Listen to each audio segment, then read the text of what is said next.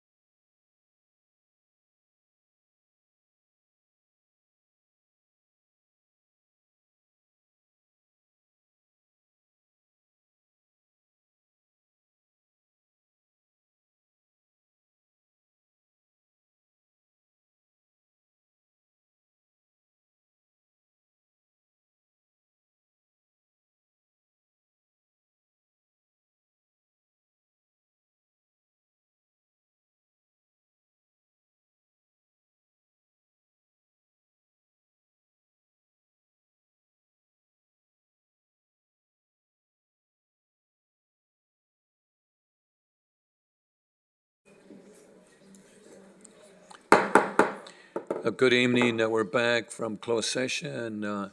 Any reports out of closed session, Mr. City Attorney? Thank you, Mayor. There are no actions to report out of closed session this evening. Thank you. So our next item is item D, an appointment item. This is subject 2023 updates of fire department statistics, accomplishments, and ongoing initiatives and priorities for 2024. We have Chief Hamilton. Welcome, Chief. Good morning, Mayor, Mayor Pro Tem and council members. Thank you for the opportunity to present in front of you today. Feels like it's been a long time since I've had a live presentation. It's nice to be back in front of you live and in person. So just wait for Diego to pull up the slides. There we go.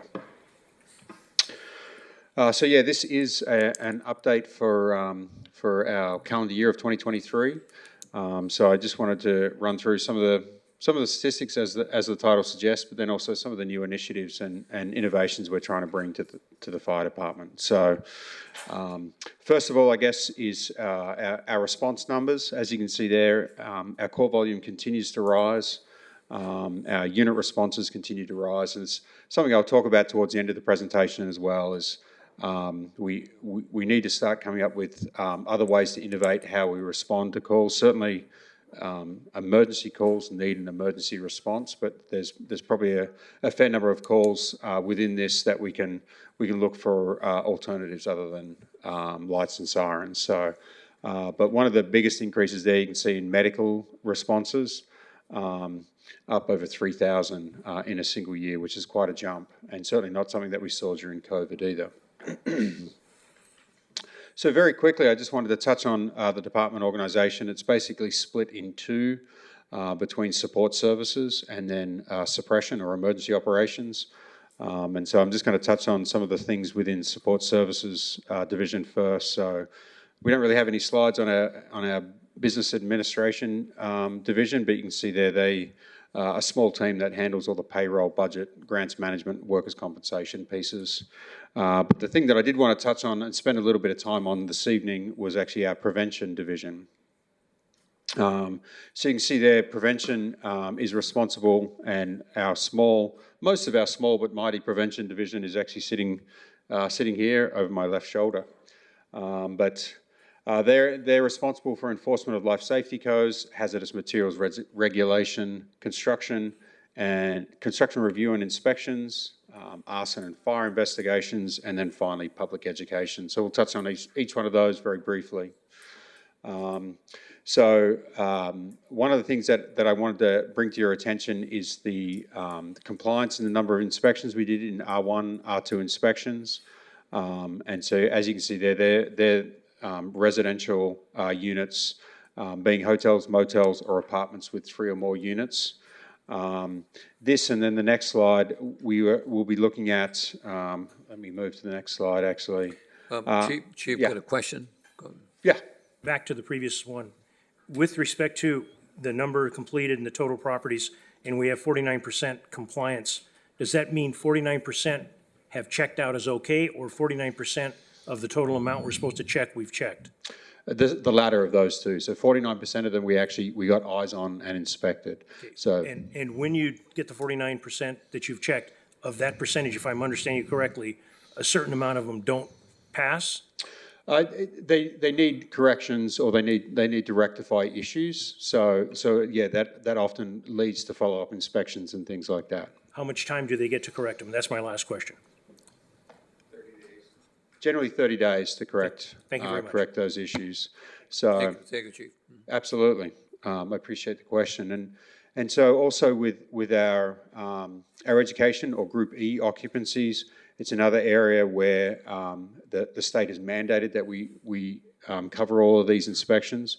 Both of these, we are looking at ways that we can innovate in the way we do these inspections, where lower risk places, maybe we only get to every 3 years, and then the highest risk places we actually get a touch on every year. But certainly with the staffing levels we have and the number of places that need inspections, we are looking at ways to innovate that, with our goal of obviously keeping the public and our residents safe. So, but in addition to those two state mandated inspections, we also enforce fire and life safety codes, And so we've identified just over 6,300 occupancies that should be getting an inspection.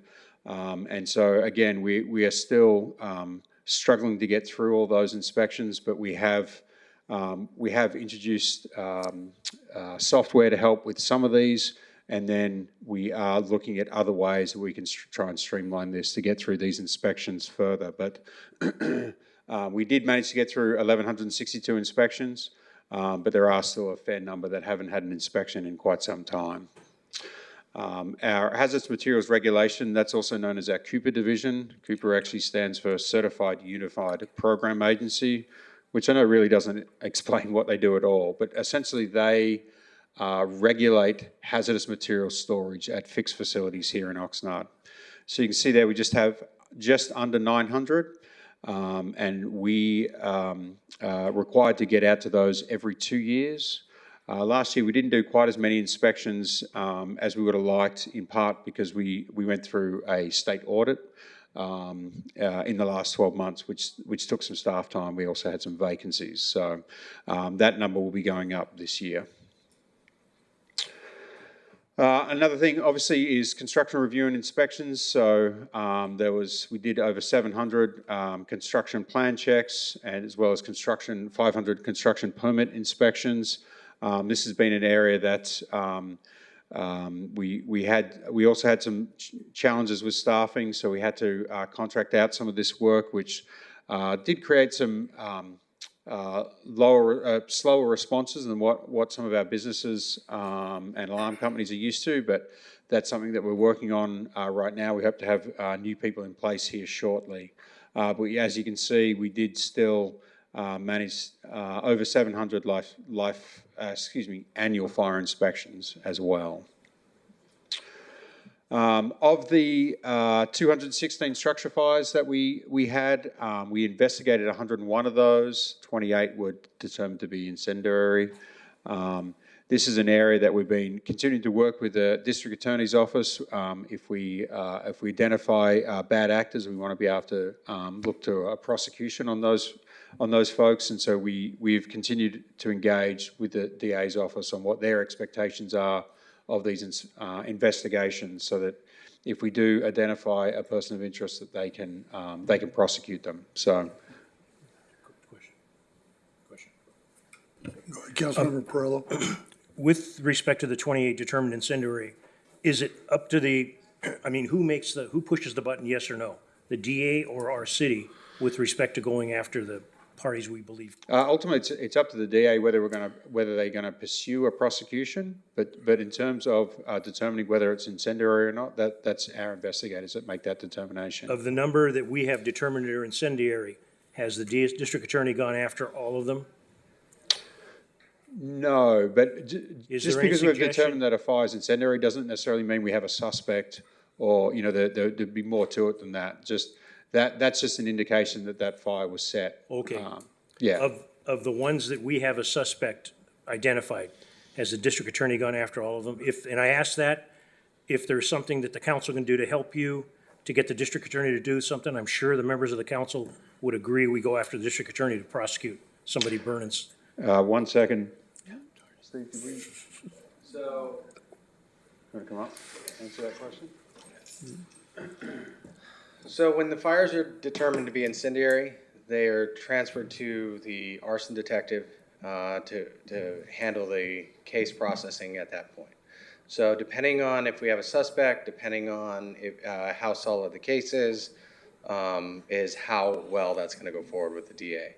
So we do have, I think it was 20 arson arrests in 2023. I don't have the number for this last year's arrests based on the statistics we have here. So that sounds like possibly it could be a high proportion that are being arrested. Actually, it's pursued the actions. We are against them. every time we have an incendiary case, we do pursue with PD. It's just a matter of how strong the case is, what witnesses we have, what suspects we have, and how we can prosecute it. Okay. So just because it doesn't lead to arrest doesn't mean we didn't take the case between fire and PD to its conclusion. And I appreciate the information. I was not implying that. I just want to No, let the firemen know that when people are putting their lives on the line to try and put these things out, and if we find somebody did something, we go after them. And if the yes. DA doesn't do it, I'm sure there's some methods of putting political pressure on the DA to do it. No, and there are cases when a case gets to that point, the DA does prosecute when we have those, when we have the ability. Thank you very much. Thank you. Thanks, Steve. Yeah, one area that we've been continuing to work with the District Attorney's Office is issues around when there's injuries or deaths in homes that don't have working smoke detectors, particularly if they're rented occupancies. That's an area that we're continuing to work with them on, and so figuring out how we can create the track record that helps with those prosecutions. So that's an ongoing dialogue, and certainly our staff are going through ongoing training for that. Finally, for prevention, we wanted to talk about community education. And so the big thing that we've been working on this last year has been smoke alarm installations. And so this slide represents the partnership that we had with the American Red Cross. We did 6 events with the American Red Cross using their Sound the Alarm campaign. And so we installed close to 2,000 smoke detectors, had over 250 volunteers, as you can see there, donated a huge number of hours, and ultimately made nearly 2,500 of our residents safer, and 689 homes were also made safer. And so, but in addition to what you see up there, there was about another 1,000 smoke detectors that were also installed by our staff outside of these Sound the Alarm events. So in the last 6 months, we've installed close to 3,000 smoke detectors, which is And fantastic. Chief, I know you brought this to committee, and this is such an important life-saving devices, that are really, really important, So I want to thank, your people and also the volunteers and the Red Cross for the good work they do with the smoke detector installation program. Thank you. Yeah, our partnership with the Red Cross continues to grow closer, and we look forward to more of these campaigns. We are submitting a grant as we speak for additional smoke alarms. So hope to hear about that before the end of September of this year. Thank you. So I wanted to switch gears a little bit and talk about the strategic plan that we created 2 years ago. And so one of the things that we try to do within the strategic plan is obviously align them with council's priorities. But we also needed to provide ourselves a little bit of a roadmap. We make sure we stay on task and accomplish some of those goals.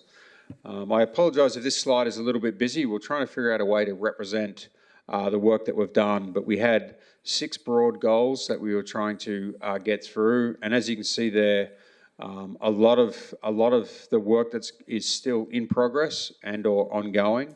And so we still have more work to do, but we are slowly working our way through that strategic plan and hope to get the vast majority of it accomplished by the end of 2025. Some of the things I wanted to touch on, as you saw in the second slide, a huge part of what we do now in the fire service is respond to emergency medical calls. So you can see that when we started, with this council's support, when we started our paramedic program back in 2018, we had 10 paramedics. We've now almost doubled the rank of our paramedics, and their ability to do life-saving interventions is a huge benefit to our residents. And so we were actually able to start a second paramedic squad in June of last year. And so you can see there the response times have continued to improve, and we've continued to get on scene more quickly.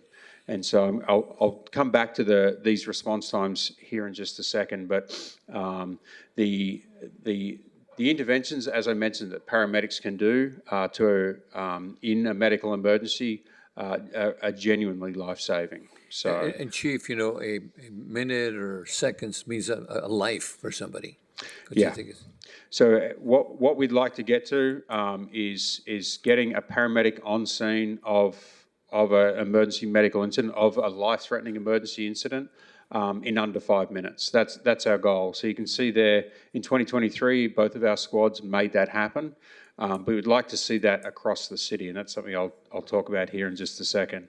So one of the other things, we actually noticed a drop, and this was countywide, this wasn't specific to Oxnard. We noticed a drop in CPR saves in this last 12 months. We're still trying to determine what the cause for that is. It certainly wasn't, like I said, wasn't specific to Oxnard, but it was a Ventura County-wide issue. But we did have 10 CPR saves, and by saves meaning those 10 individuals walked out of the hospital with minimal deficits. One of the biggest things that we had last year, though, is 3 pediatric saves. I can tell you that this is incredibly rare. Normally, if a peds patient, if their heart stops, it's incredibly rare that we get them back. And last year we managed to get three pediatric patients back. We actually recently interviewed one of the individuals that was on one of those calls for a promotional test recently, and he talked about his experience. They spent an hour working on that little peds patient before transporting to the hospital, and ultimately it was a save, which was a huge deal. A couple of other innovations that I wanted to touch on: the buprenorphine. I could never say that quite right. This is a trial that we're introducing here in the county. That it's been tried up in the Bay Area with about a 30% success rate. But this is for folks that have significant opioid addiction issues. And so what this drug does is it helps reduce the impacts of withdrawals, and it sort of tricks the brain into thinking that you actually, well, you're not getting high per se, but it tricks the brain into thinking that you have some opioids on board. So it lowers the withdrawal symptoms, and people don't feel the pain that they normally would when they're in the throes of withdrawal. And the hope is that we can get them to a point where they actually can move towards recovery. And so that's a program it's known as the Bridge program here in the county. So that's something that we're working with a couple of vendors and our local EMS agency to stand that program up and hopefully move more folks that have addiction issues into that program. Cyanokit is it's a medication that we carry. We carry that on our vehicles, and it's used for anyone that has been hit with a lot of smoke inhalation. So if we rescue somebody out of a house fire, this is a drug that we administer to reverse the effects. So one of the effects of products of smoke in a residential house fire is cyanide. So this, and they think it actually irritates the heart muscle if we don't give them this antidote. And so we've used this to great effect, and we're seeing that we're using this more and more frequently as our first responders, as our firefighters have become more comfortable with administering this medication. We are the only agency in the county that carries this medication. And we've saved 6 or 8 lives where we've pulled somebody out of a house fire, administered this medication, and seen their vital signs improve dramatically. So the other thing I wanted to touch on that was a big deal for last year is a piece of legislation known as AB 1168. Assemblymember Bennett is the author on this legislation, and so as I'm sure all of you are aware, we have been working to more closely coordinate the ambulance response with our fire resources, and so this legislation is working towards that goal. And so our hope is that if we can get this legislation over the line this year, we're going to be able to provide a much higher level of service to our residents by having much closer coordination between fire and ambulance resources. And so when I mentioned a couple of slides back about response times for ALS resources, this is going to take us a long way to that. Whereas if we can get a paramedic on scene, whether it's a fire department or an ambulance paramedic on scene within 5 minutes, we're going to dramatically change the outcome for the patients.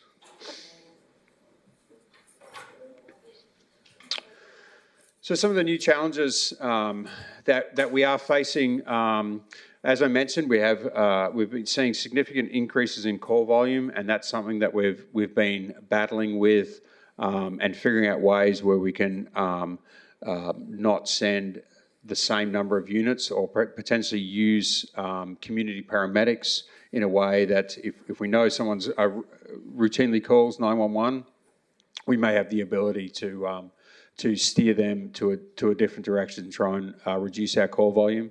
Lithium-ion batteries, I mentioned this at last year's update, continues to be a significant issue for us. The fires that they create are incredibly toxic for our firefighters, but they're also dangerous when they occur. If someone's charging an e-bike in our home, things like that can cause some pretty radical house fires. One of the other issues we have is that we have a lot of lithium-ion batteries coming through the port. The port's been very good at letting us know when those shipments are coming through. We have some really robust planning for those events, but the reality is if something goes wrong, it's going to be a significant incident for us to manage.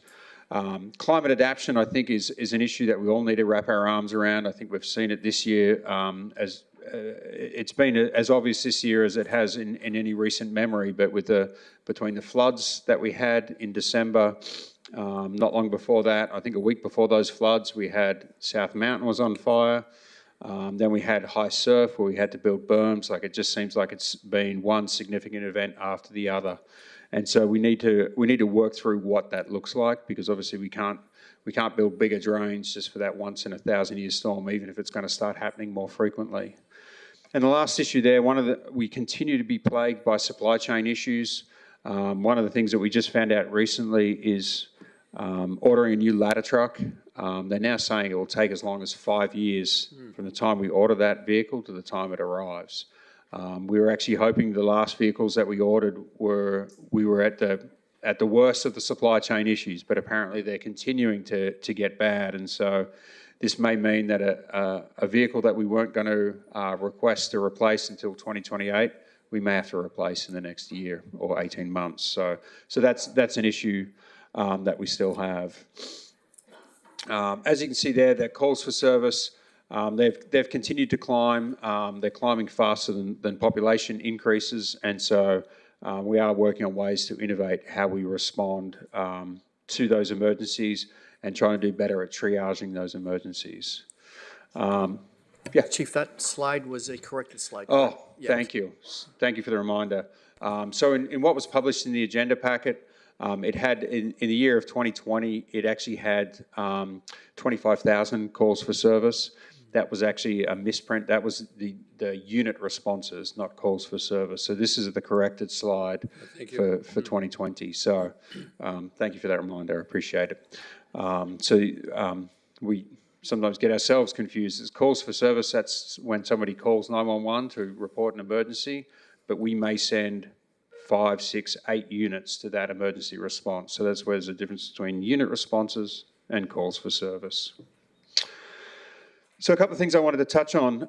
Excited for 2024 and the opportunities that are coming our way. So first tile there is AB 700, which was cancer prevention legislation, cancer research legislation passed by the state last year.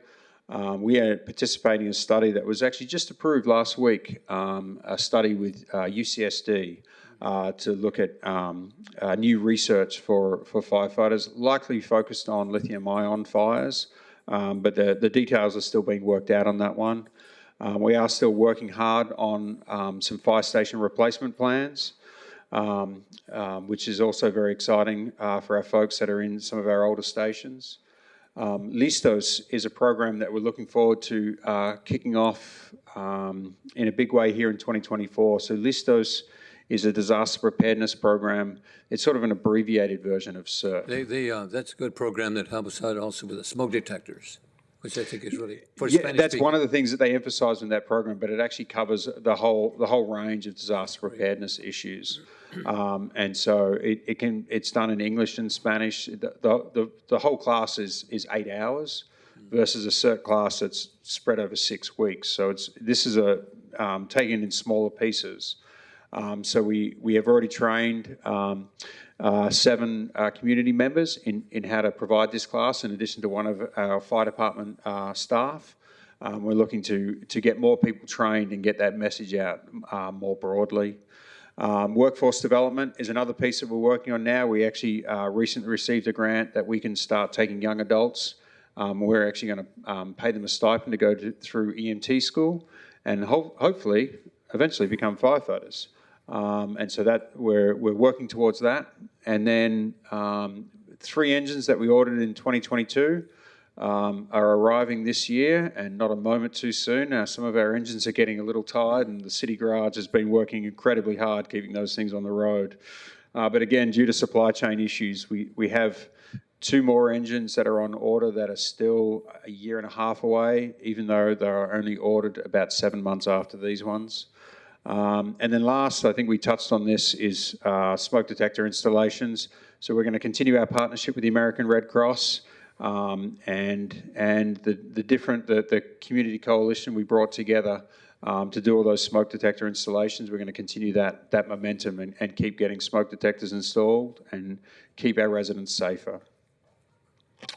And before I take any questions, the last thing I just wanted to touch on with the fire that we had last week, or was it nearly 2 weeks ago now, is just a reminder that with all the things we're trying to do and trying to innovate on, and the ways we try to provide for our community, we still need to be very proficient at fighting fire, and that's something that a job that we take very seriously and we train very hard for. So. And Chief, we want to thank you for that, and the firefighters. I think we had a mutual help, throughout the county, and that St. Kitts lemon packing house has been there forever. A lot of people worked from the Colonia. A lot of people worked. Friends of mine, in fact, my brother worked there for about 30-some years, so wow. It was really, really hard to see that whole structure go, So thank you to all the firefighters and all the folks that really helped out with that fire. Thank you so much. Thank you, Mayor. Yeah, it was a very huge team effort. Do we have any speakers on this item, Madam Clerk?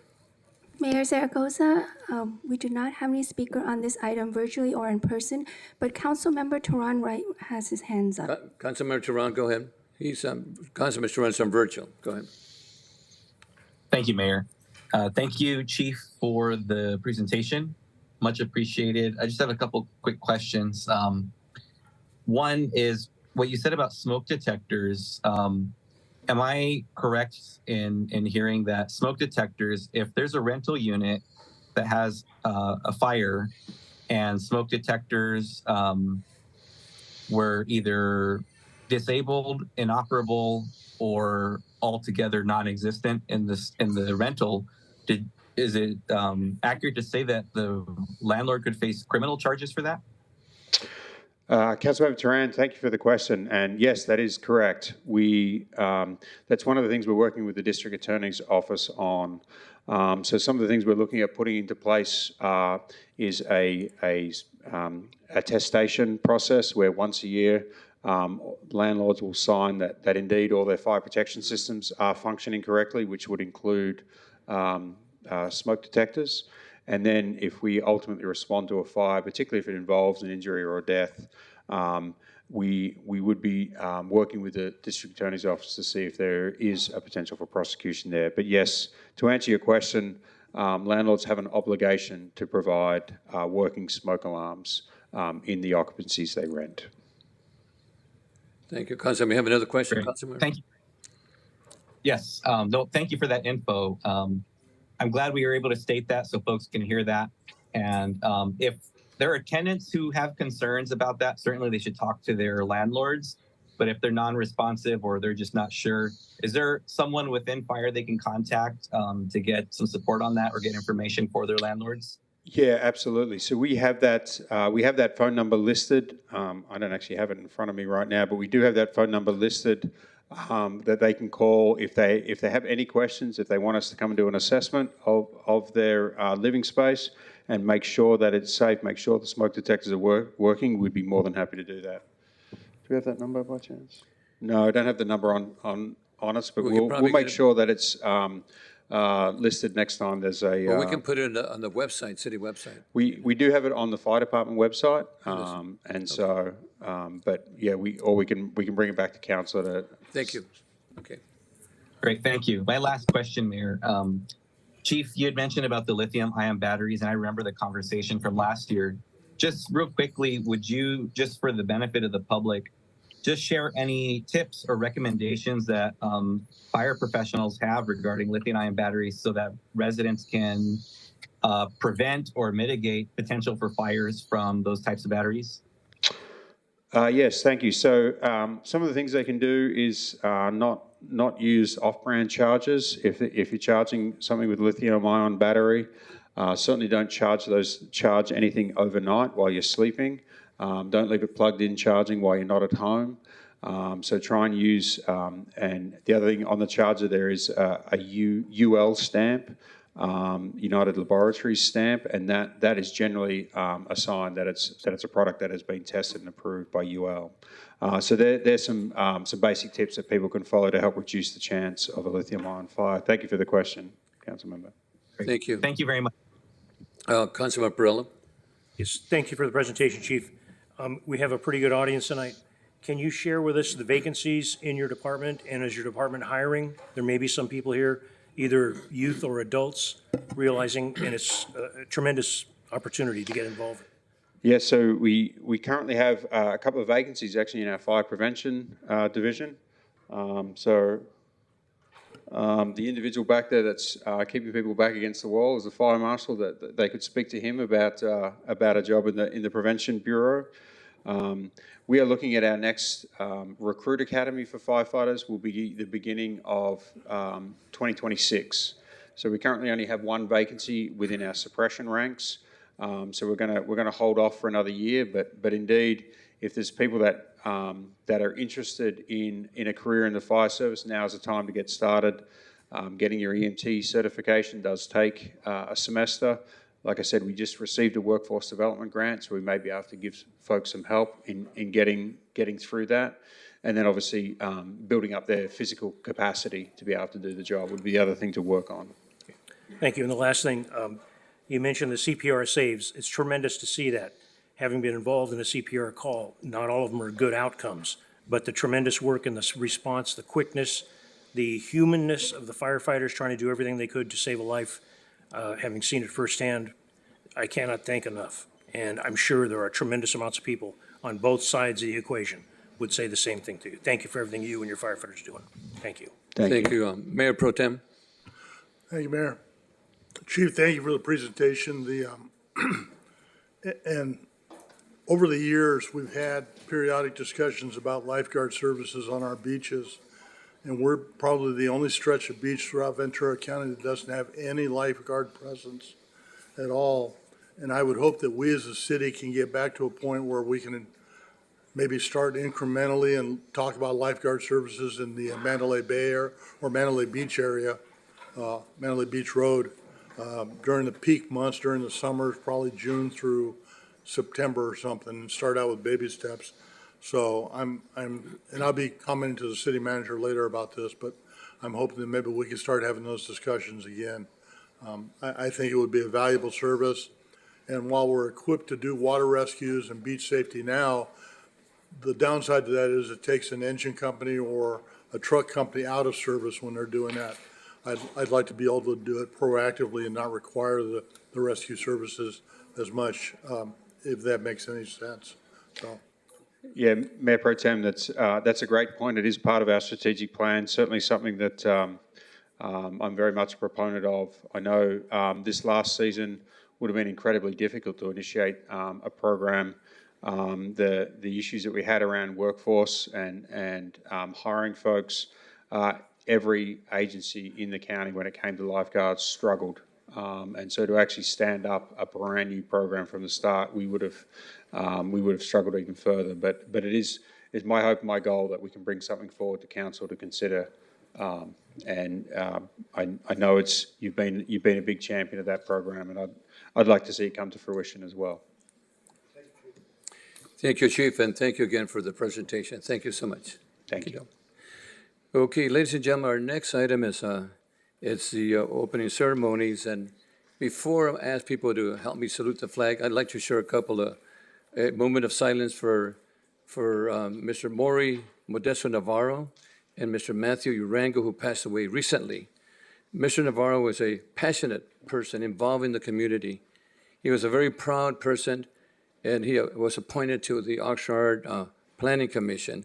He was an advocate for the people of Oxnard and spent his entire life donating time to others. So, Mr. Navarro. Additionally, a moment of silence for Matthew Matt Urango, an American musician and activist based in Oxnard, who is best known in his artist name as Cola Boy. He was been described as belonging to the disco genre. You got to have this young person tell me what it means. So anyway, please join me for the Pledge of Allegiance and a moment of silence. I pledge allegiance to the flag of the United States of America and to the republic for which it stands, one nation, under God, indivisible, with liberty and justice for all.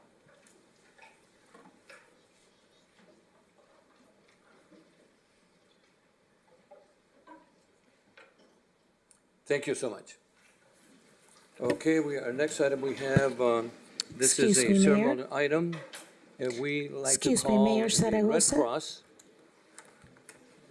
Mayor Zaragoza, I have one announcement to make before we start Okay, our go next item.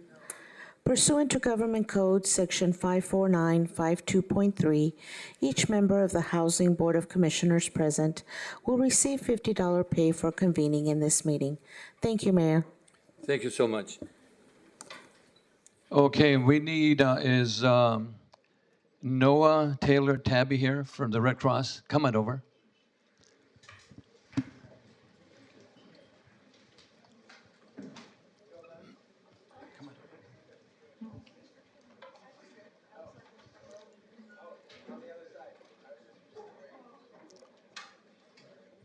No, we're just talking about the Red Cross, all the good work that you guys do. So we have proclamation, American Red Cross March 2024. March is American Red Cross Month, a special time to recognize the compassion of the people in Oxnard, to reaffirm the commitment and care for others in times of crisis.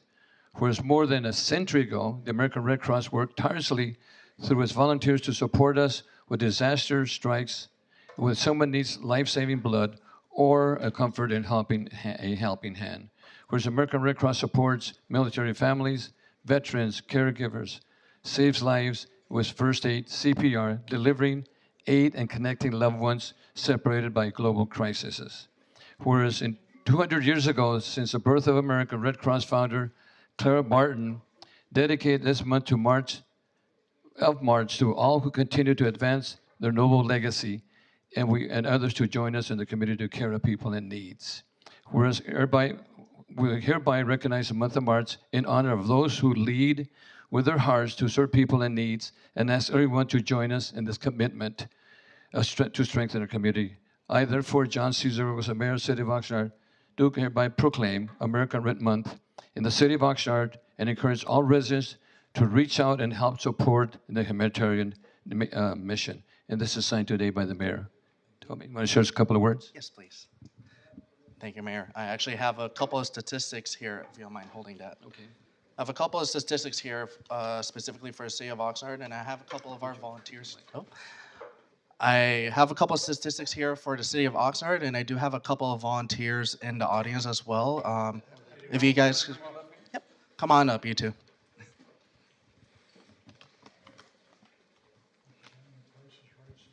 We all want to thank the volunteers coming up.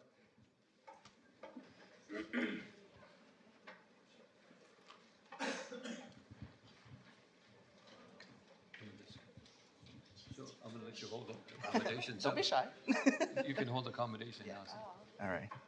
So I want to say thank you, Mayor Zaragoza, City Council, and especially citizens of Oxnard.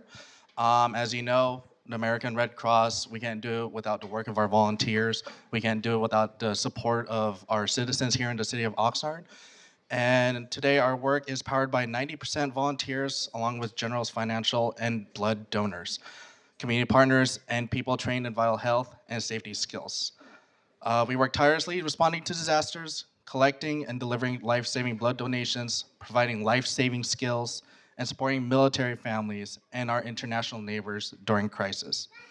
We have countless individuals and families during their darkest hours, regardless of race, religion, or citizenship. Now here's the fun part. In 2023, your Oxnard Red Cross team collected 355 pints of life-saving blood, prepared more than 600 residents to respond to a medical emergency. And with the partnership of Oxnard Fire Department, we have installed more than 3,200 free smoke alarms, along with, like I said, the City of Oxnard's Fire Department. And we have also responded to more than 40 residential home fires here in the city itself. Once again, we thank the City Council for taking the time to recognize the work of our teams, and we look forward to continuing the work set forward by our founder, Clara Barton, more than 100 years ago. So thank you once again. Thank you. You want to introduce the young lady? Oh, yes. You want to introduce yourself? Hello, my name is Olivia Zolfagari. Hi, I'm Liz Zaleski. Thank you again. Put your hands together for the Red Cross. Thank you so much. We can go ahead and go this way. Go ahead. Thank you so much again. What was said again? One of the questions was where to donate blood. A lot of churches, especially I believe the Freemasonry building, they do blood donations, and I believe also the Knights of Columbus, they also do blood donations. But if you are interested in donating life-saving blood, feel free to visit redcrossblood.org and type in the zip code, and you'll find any available blood donations around you. Any donation is helpful. Thank you so much. Very important. Thank you so much. Another hand for the Red Cross. Thank you. You can go this way. Thank you. Thank you. Thank you.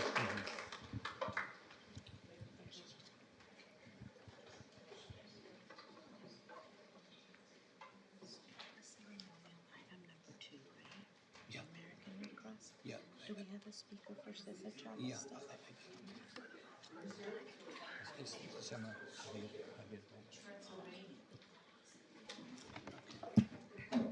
Oh, okay, our next item is a really important item. Javier Gomez, where are you? Okay, come on up, Javier. This is the Cesar Chavez. You want to bring your troops up here or put them in front?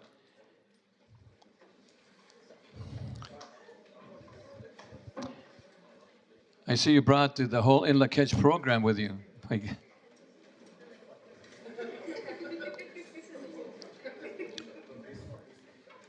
Javier has done a really good job with our children, our youth. They play music throughout the neighborhood. And how many people did you bring? A whole bus, Javier? Put right.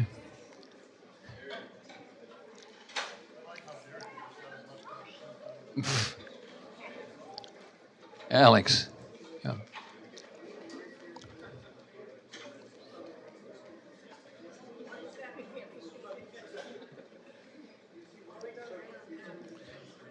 Stand right here in front. Right here, kids.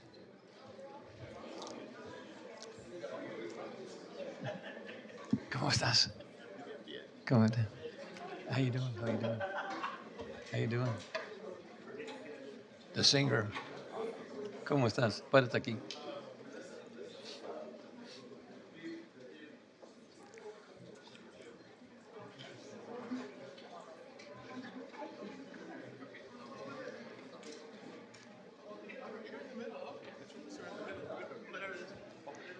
Okay, Javier, ready? Let me read this first. Okay, thank you, Javier. Javier Gomez, this is a proclamation, Cesar E. Chavez Day, March 31, 2024, where Cesar Chavez was born March 31, 2027 in a small farm that his family homesteaded near Yuma, Arizona. For Cesar Chavez is recognized as one of the national labor leaders who was committed to improving the lives of farm workers everywhere and brought their plight to national attention. Whereas on August 8, 1994, Cesar Chavez posthumously received the Presidential Medal of Freedom, the highest civilian honor in the United States of America. And whereas organizing workers, Cesar Chavez strictly adhered to the principles of nonviolent practices by Gandhi and Dr. Martin Luther King Jr. And whereas Cesar Chavez and the United Farm Workers Union, UFW, played an instrumental role in the passage of the California Agricultural Labor Relations Act, which was signed into law in 1975. This signature made our state the first in the nation to give farm workers the right to seek union representation and bargain collectively within established legal frameworks. Whereas Californians of every generation and background continue to be inspired by the leadership of Cesar Chavez and his nonviolent approach and to bringing about social change. Where activities are planned to celebrate the life and legacy of Cesar Chavez, to recognize the men and women who labor in the agricultural fields and produce the food to serve our nation's tables. Now, therefore, I, John Cesar Gosa, Mayor, City of Oxnard, do proclaim the March 31 as Cesar Chavez Day in the City of Oxnard and encourage all residents to appreciate and learn more about the contributions made to our community by Cesar Chavez. As this is signed today, we have this young man, Javier Gomez, who's done a lot of work for us in the past. Javier, you want to say a couple of words? In the immortal words of Cesar Chavez, our future, it depends on the education of our children. To be empowered, to be inspired, to be given the opportunity to dream the impossible dream, to realize their full potential and take on the leadership of our community. They are the future, the foundation of what Cesar Chavez believed very strongly, that children like these young men and women that I have with me are sons and daughters of farm workers who toil in the fields of Oxnard and continue to feed our nation and the world. Cesar Chavez believed very strongly that if a child learned to sing their songs, learn to dance their dances, learn to express themselves bilingually, that they will be empowered and nothing can tear them down. And one day, they in turn will become the next mayor like John Zaragoza, who stands behind me, and all the other people that represent the ethnicity of what our community is all about. Oxnard is a very unique city and holds a treasured belief that we can empower people. This is where Cesar Chavez began his dream of helping our laborers, all the farm workers, to stand up and be counted and be given equal rights and given the dignity and self-respect, saying, yo soy un campesino, I am a campesino, I work in the fields. And so, does their job matter more than an attorney? No.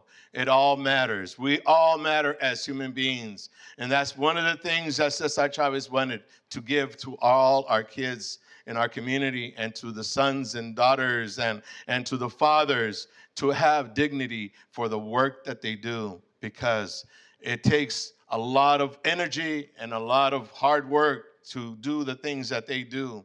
And all of us, regardless of who we are, have a dream. We want our children to be the best. And that is what Cesar Chavez wanted to do. To see that we have a chief of police by the name of Mr. Benitez. To see that, I know he was there. I was wondering if he knew. And to see that we have people that are taking on important roles and taking on that responsibility of really looking for the welfare of all of us as human beings. And that is my challenge, and that's what the NLACH logo in our center represents. It represents the love and the self-respect that we want to give. So you have a couple of songs for us? And we have a couple of songs, yes. Because Cesar Chavez always believed that if you're going to have a meeting and gathering of people, let's inspire them. And how do you inspire people? Is by singing a song. And he sang this particular song because he believed that the world is made of many colors. Para todos ustedes, for all of you, de colores.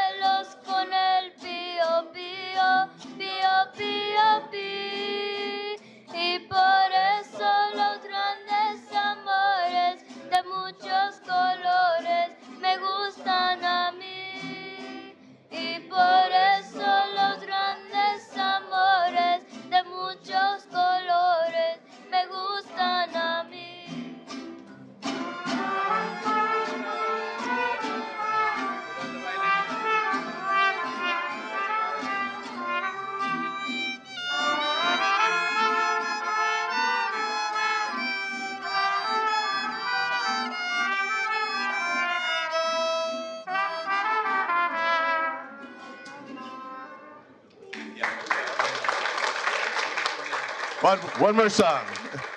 Also, I want to let you know that thanks to the Port of Huenemi's support, we have Drew from the Port of Hueneme that is representing our committee and the efforts that the Port of Hueneme has extended to making sure that we had food to distribute to all the essential workers in our community on that day. So thank you to the Port of Hueneme. One more song. All right, one more song. I forgot to tell you, sometimes my kids peter in because their parents were working out in the fields. Para todos ustedes, aquí les va una canción linda de Dolores Huerta, but composed by one of our own residents, Carmen Peralta Moraza. This song that she composed was to honor the legacy and the importance of Dolores Huerta and the power that she brought forth, and that is to give a voice to women in our community. For all of you, aquí les va. Si se puede. 1, 2, 3, 1.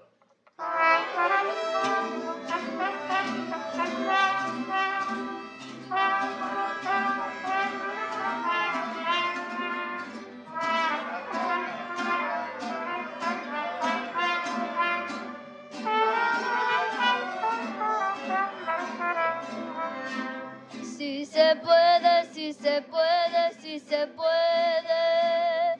Si lo dices muchas veces lo crearás. Que si se puede, si se puede, si se puede. Si obediencia nuestro pueblo triunfará. Si tiene una meta o deseo, algo que quisieras alcanzar, dale ganas con certeza y confianza, y por tu esfuerzo todo lo lograrás.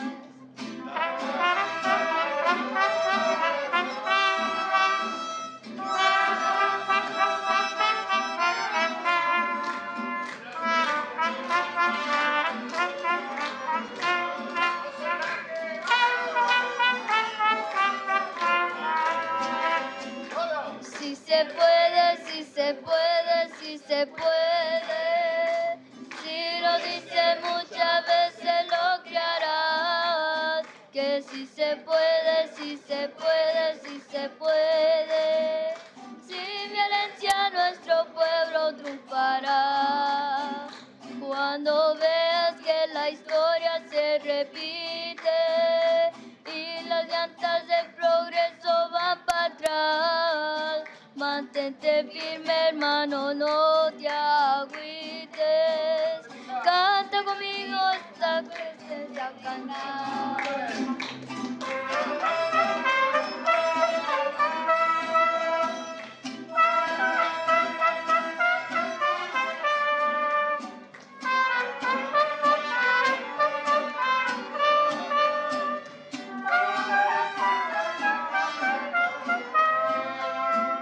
Si se puede, si se puede, si se puede. Si lo dices muchas veces lo crearás. Que si se puede, si se puede, si se puede. Sin violencia nuestro pueblo triunfará. Cesar Chavez desde el cielo lo ve todo, con los ángeles, la Virgen y con Dios. Desde allá nos mandan inspiraciones y también cantan con gusto esta canción.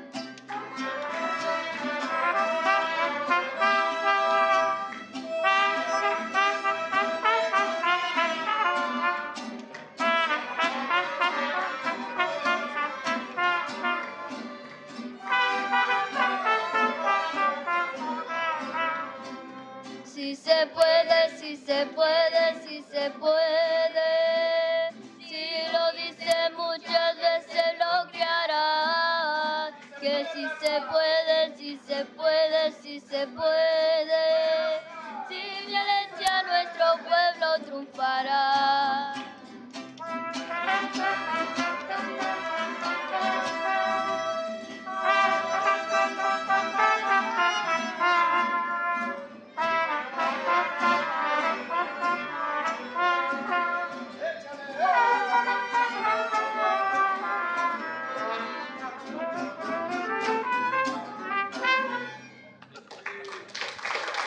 Thank you so much. Javier, thank you again. In La Quech, and I understand we're going to have a march over in Colonia next Saturday, the 30th? The 30th over at Cesar Chavez. Thank you again, in La Quech. Put your hands together for him. Thank you so much. And all the children that we have here. Thank you. Thank you. Okay. Thank you, guys. Thank you so much. Good night. Okay. Thank you, kids. Thank you so much. Good job. Good job.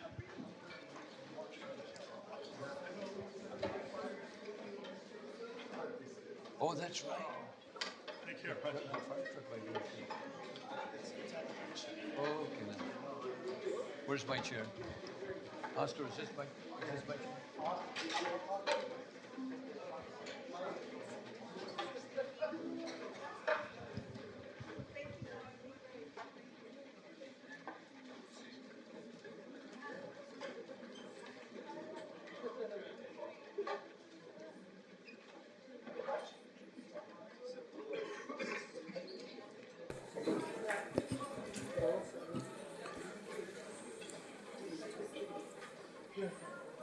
Yeah, let me.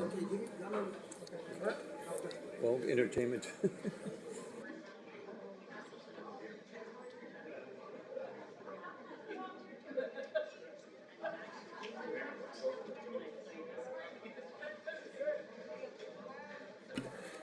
Okay, thank you so much. We have some entertainment here at the City Council, and I hope you guys enjoyed it. You know, Javier has done an excellent job with the children. He's been doing that for the last 50 years. So at this time now we have item G. This is public comments on items not on the agenda. And at this time, we're going to give 3 minutes to the speakers. And the first speaker that I have here on my list is Lulu Gonzalez. Is she virtual or in person? Mayor Zaragoza, Lulu is currently not available virtually or in person. She's not available? That's correct. Okay. So then our next speaker is going to be P.W. Robinson. Mr. Robinson.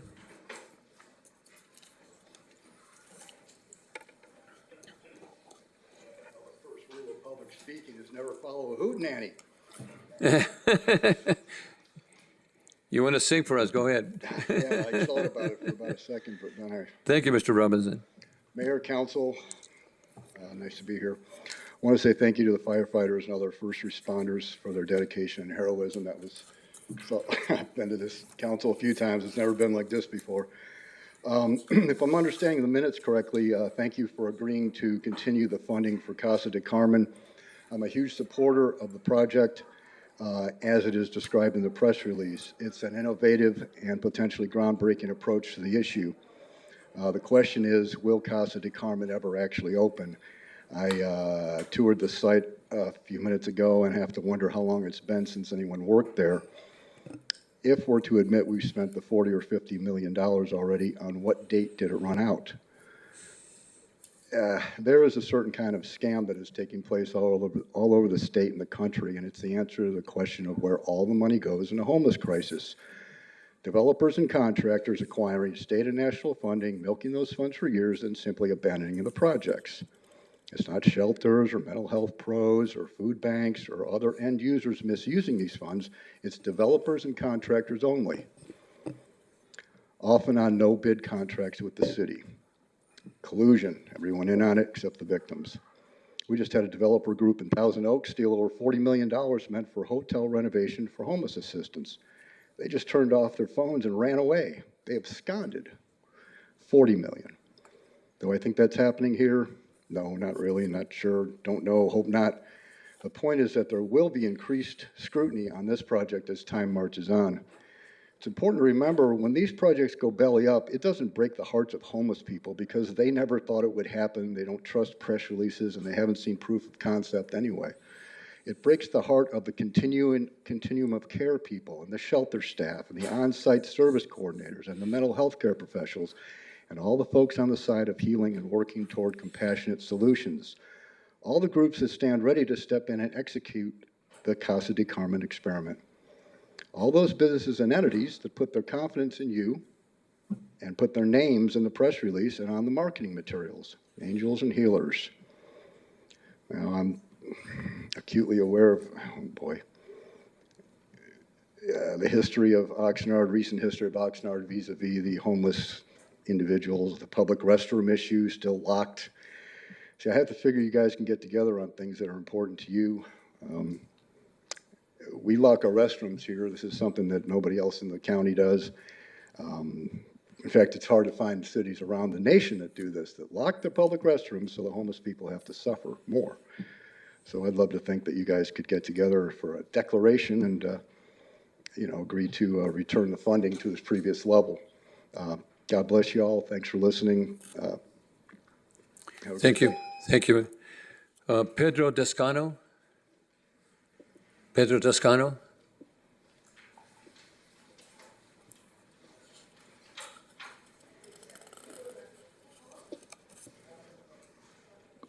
Good evening, Mayor, Good Councilman. How you guys doing? Thank you for your time and allowing us to come and communicate our message. This is our yearly message. We carry on a campaign for tax fraud, and we're just bringing awareness to everybody in the community. Tax fraud is harming some working families. When employers shift their tax burden on their employees, employees must then pay their employers' employment taxes out of their pockets, which places a huge financial burden on the working families. Also, when employees aren't on the books, they're on the hook. If they get sick or injured on the job and cannot work, no health benefits, no workers' comp. This April 13th through the 19th, Western States Carpenters Regional Council and Local 805 and the United Brotherhood of Carpenters are taking part in a National Tax Fraud Days of Action, a weeks-long series of events to raise awareness about construction industry tax fraud. The prevalence of construction industry tax fraud has reached crisis levels as bad actor employers are preying on vulnerable workers. From taking advantage of our immigrant populations to undercutting the competition, these bad actors, employers, are defrauding our working families and our communities by doing business that only fattens their wallets. Thank you for your time. Appreciate it. Thank you, Pedro. Okay, next speaker is, excuse me. No clapping, please. Thank you. No clapping in the, our next speaker is from the Youth Coalition of Oxnard is Miguel Sacado. Miguel.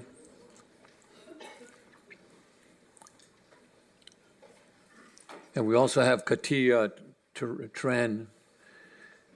Miguel? Yes. Go ahead. Okay. Sorry. Good evening, City Council. My name is Miguel Salcido. I am a current junior at Pacifica High School and the president of my school's YCO club. I am here representing the Youth Coalition of Oxnard.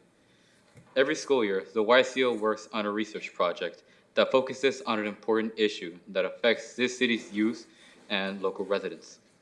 This year, the YCO worked on the importance of drug prevention and the effects that youth-targeted advertising has in leading youth towards the dangers of drug use.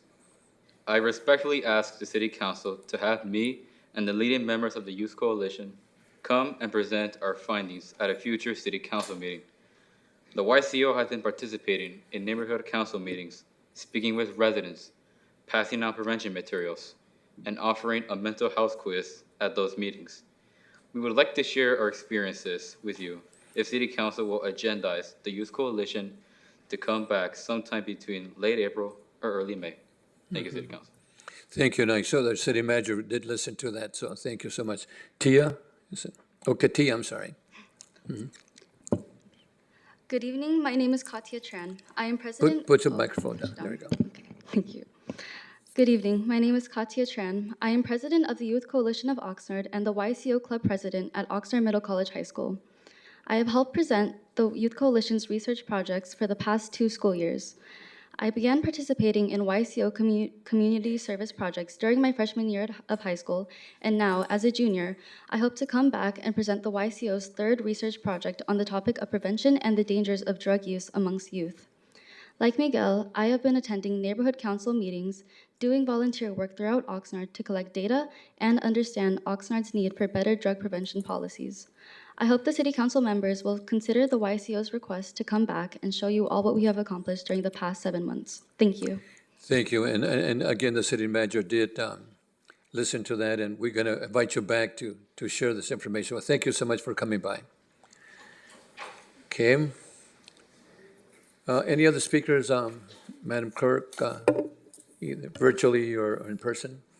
Mayor Zaragoza, there's no additional speakers virtually or in person for this item. Thank you so much. And again, our next item is item H. This is the report of the city manager. City manager is subject of severe storm emergency action. Mr. City Manager? Yes, fortunately, we don't have any actions to take this week on that topic, but we will at the next meeting. And that's all I have tonight. Thank you. Thank you so much. So no speakers on this item either? That's correct, Mayor Zaragoza. Okay. Our next item is, this is the city council and council members that have any items they'd like to bring about their activities, and also to have any items placed in future agendas. And we have 3 minutes, and we'll start off with Arthur Valenzuela. Thank you, Mayor Zaragoza. This past Sunday, I was able to attend the Japanese Mexican Labor Association event that they held at Oxnard College, hosted by the Central Coast Labor Council, several unions, and other community organizations. It was a very educational event with professors coming out as far as Sacramento and plenty of community members. I wish more people were aware of the first biracial labor union that was started here in Oxnard at a time when folks of API descent were not given fair rights here in the United States. And the other thing I wanted to state, just share a couple of words about Cola boy Matt Urengo. It's very saddening to hear this news on Sunday evening. I had a chance this afternoon to visit his memorial at 411 North A Street from friends and family. I had a chance to know Matt through Kern Elementary when I attended there years ago in Fremont, and it's just saw him throughout attending some family parties where he was there, and very sad to see him go. His music was very inspirational, and his leftist politics. Thank you. Thank you, Councilor Perella. Thank you. Pleasure to have it's tremendous to have an audience in the council. I hope we can get back to we have more people in the council. Thank you for coming. I'd like to report on a couple of things. The organization of the Channel Islands Harbor Water Quality Group would like to make a presentation. I've seen the presentation. I believe it's worthwhile for the entire council to see it. They'd like to get it on the agenda. This last week, I had an opportunity to go to the Ventura County Organization of Governments, and there was a presentation by the leadership of the Ventura County Probation Department. I am suggesting that the city of Oxnard have those individuals come here. The city of Oxnard, the largest city in the county, most likely the largest number of people in the probation system. The information that was given was tremendous. One of the biggest things that surprised me, the leadership of the juvenile justice system informed me that juvenile justice now is 25 and under. I thought it was 18, but now it's 25 years in housed with children, some 13 of age. I've had a question, and I've spoken to the city manager about it, as far as the staff reports being available online when the neighborhood packet goes out, the weekly packet. There have been some complaints. Just recently, to the good graces of a gentleman who's in the neighborhood of River Ridge, Windsor North, who pays tremendous amount of attention to water issues in the county. His name is Steve Nash. He sent me a photograph of United Water Conservation District showing damage to the levee, SCR1, just north of River Park. I had an opportunity to go up and take a look at it, take some photographs. I'll share them with the council. I hope that the residents do not forget the river can do what she wants to do when she wants to do it. The assault that was taken this place February 4th through 6th on the levee was extremely eye-opening to me. I was very unhappy that the county didn't tell the residents of Oxnard or the leadership of Oxnard what had happened.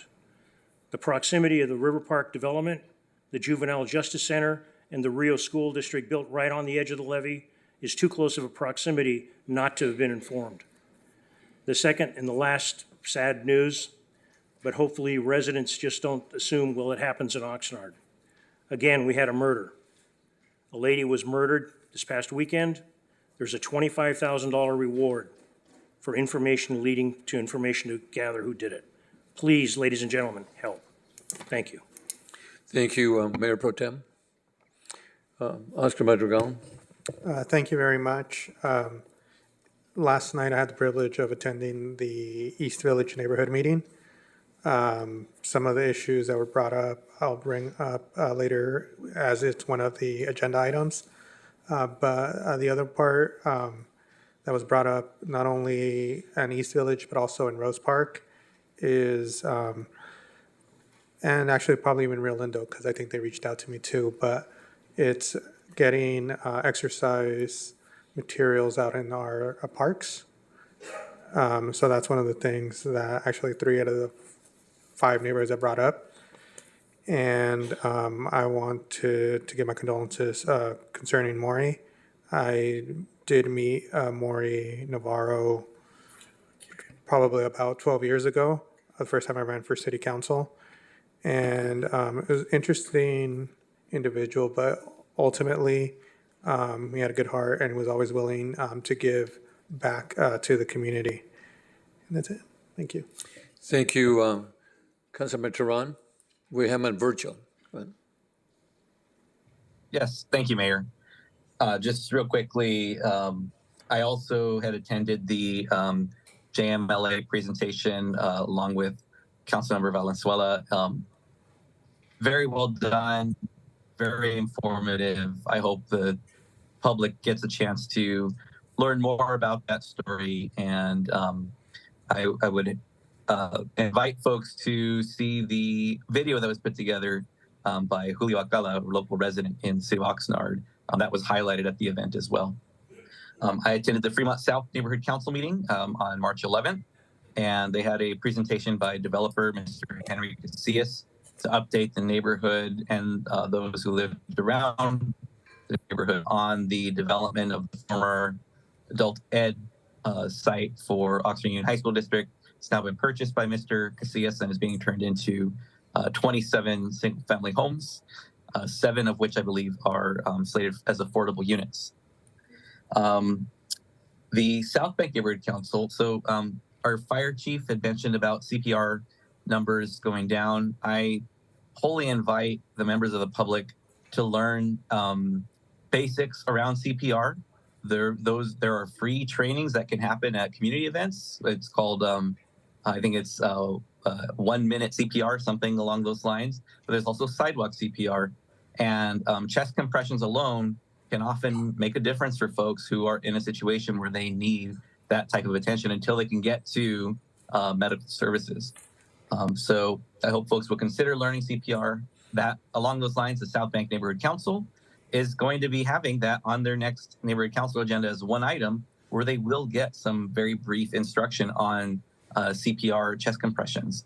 And so full credit to the leadership of the South Bank Neighborhood Council for having that thought and the idea to bring that to the residents. So another opportunity to do so. I also want to send my condolences to the families of Mr. Navarro and Mr. Urango, who recently passed away.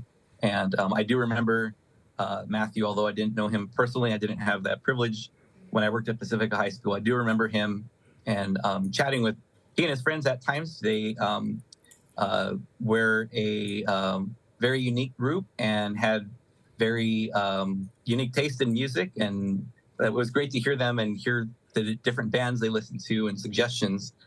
They were groups I hadn't heard of, most of them. And so I do send my condolences to his family, friends, and loved ones, as well as those of Mr. Navarro. Those are my, excuse me. I know it was already stated and the city manager heard it, but I do want to also request that we have the Youth Coalition of Oxnard do a presentation as they had requested. They've come each of the previous school years, as they mentioned, they always have really great information on their service projects and the research they've done. So hoping we can get that agendized in the coming meetings. Thank you. Thank you. And all I have to, Arthur, go ahead, Arthur. I'm sorry, Mayor Zaragoza, I forgot to mention one more thing in my report. On next Wednesday, March 27th, from 6 to 7:30, there is going to be an Oxnard Town Hall hosted by Coast through the county, dealing with the fentanyl crisis. If folks would like to register for that, they can go to fentanylforum-oxnard.eventbrite.com, and the event is free, and there's Spanish and ASL interpretation available there. And the event is at Pacifica High School from 6 to 7:30 p.m. next Wednesday, March 27th. Thank you. Thank you, Councilman. All I had to say, and I hope that my grandson is looking at the television, just I want to congratulate him because he ran the marathon, 26 point some miles in LA. And I understand when he was on the 13 miles, he said, what in the world am I doing here? But after seeing the family there cheering him on, he finished, I think it was, Jacob, I hope you don't get mad at me, 5 hours and 40 minutes. So, but congratulations to Jacob Zaragoza for running the LA Marathon. Mayor Pro Tem says he's still be in the hospital. Well, thank you so much. Our next item is I-1, this is City Manager Department. Subjects appointment of voting delegate and alternate for the Southern California Association of Governments General Assembly. Recommendation, City Council appoint Councilmember Arthur Valenzuela Zavala as a city voting delegate to attend the Southern California Association of Government, SCAG, 59th Annual Regional Conference and General Assembly Business Meeting scheduled for May 2nd and through May 3rd in Palm Desert, California, and appoint an alternate delegate. So we have a motion to, any speakers on this item? Mayor Zaragoza, there's no speakers virtually or in person for this item. So need a motion? Moved by Mayor Pro Tem, second by Councilor and Bert. And the alternate. An alternate. I can't. Alternate. I can't. Oscar, well, hopefully, okay. Gabby, well, anyway. So Do we need to? I don't believe it's necessary. We don't, okay, let's go ahead. So we have first and a second by Mayor Pro Tem, second by Bert Perello. Please vote. And of course, this is a voicemail, and because we have Councilman Turan and virtual. Yes, thank you, Mayor Zaragoza. I have a motion by Mayor Pro Tem McDonald. We have a second by Councilmember Perello. Councilmember Turan? Mayor, before we vote, just to confirm, I want to make sure that I heard correctly because the sound was a little quiet on this end. Are we not going to be appointing an alternate? Well, my understanding that according to our staff that we don't need that. I don't believe it's necessary, but you certainly could. You want to be the alternate? Well, I knew that was a risk of me asking. So you're the alternate. So then, is a motion? Is that okay with the maker of the Mr. Mayor, I motion? would amend my motion to designate Councilmember Tran as the alternate. So with that amendment, the alternate would be Councilmember Turan. That's what happens when you call from, where are you, in San Francisco? Sacramento, Mayor. Please vote. Councilmember Turan, may I please have your vote? Yes, and that's what I get for asking. Thank you. Thank you. Mayor Zaragoza? Yes. Mayor Pro Tem McDonald? Yes. Councilmember Madrigal? Aye. Councilmember Perello? Yes. Councilmember Valenzuela? Aye. Thank you. Motion carries 6-0. Thank you so much. Our next item is item K. This is the information consent agenda item, and we have 9 items, and we have 1 speaker for this item, and this is Mr. Jessica Reven. Is that correct? Virtually, Madam Clerk. Mayor Zaragoza, Jessica. For N7. Yeah, Jessica is for N7, not for this item. Okay, very good. Council members? What item? What? I have questions on 3, 4, 6, and 8. 3, 4, 6, and 8. Go ahead. Item 6, The mic. On item 6, it has to do with the Oxnard Peace Officers Association side letter of agreement. And the question, this was discussed in closed session before it's come here. I want to make sure that it's understood. All funds that will be used in this are not going to be included in pensionable future earnings for the employees. That's my question. Good evening, Councilman Perola. That is correct. Okay. And the second, for the council and for management, with this item, as short-lived as it will be, I believe we're setting a policy, and I hope that we stick with this policy for any other organization in the city of Oxnard. That's number 4, right? That we need to come up and do something. I wanted to share that. So thank you, Mr. Naveau. Is 6? Number 4. Oh, I'm sorry, go ahead. Number 4 on page 54 and 55 of the. Your mic. I beg your pardon, on item 4, page 54 and 55 of the agenda, there are going to be issues needed because of surveillance and the seriousness of the surveillance on this particular item, because it has to do with the city's potable water system and ultimately the water served to our customers. That's right out of the staff report. I know that we most likely probably can't tell where the weaknesses are, but in the opinion of the staff, this is very necessary to go forward with this item and the expenses incurred. Mayor, Mayor Pro Tem, City Council. My name is Tim Beeman. I'm the Interim Assistant Director of Public Works. And yes, it is. We do have a national standard, the AWWA standard and the ASCE standard for protecting potable water systems that we base this design on. And part of that does include surveillance. And part of, we have to look at things holistically outside of the utilities and try to make things uniform across the city. So we don't want to be maintaining different systems or different software throughout the entire, with each division or each department.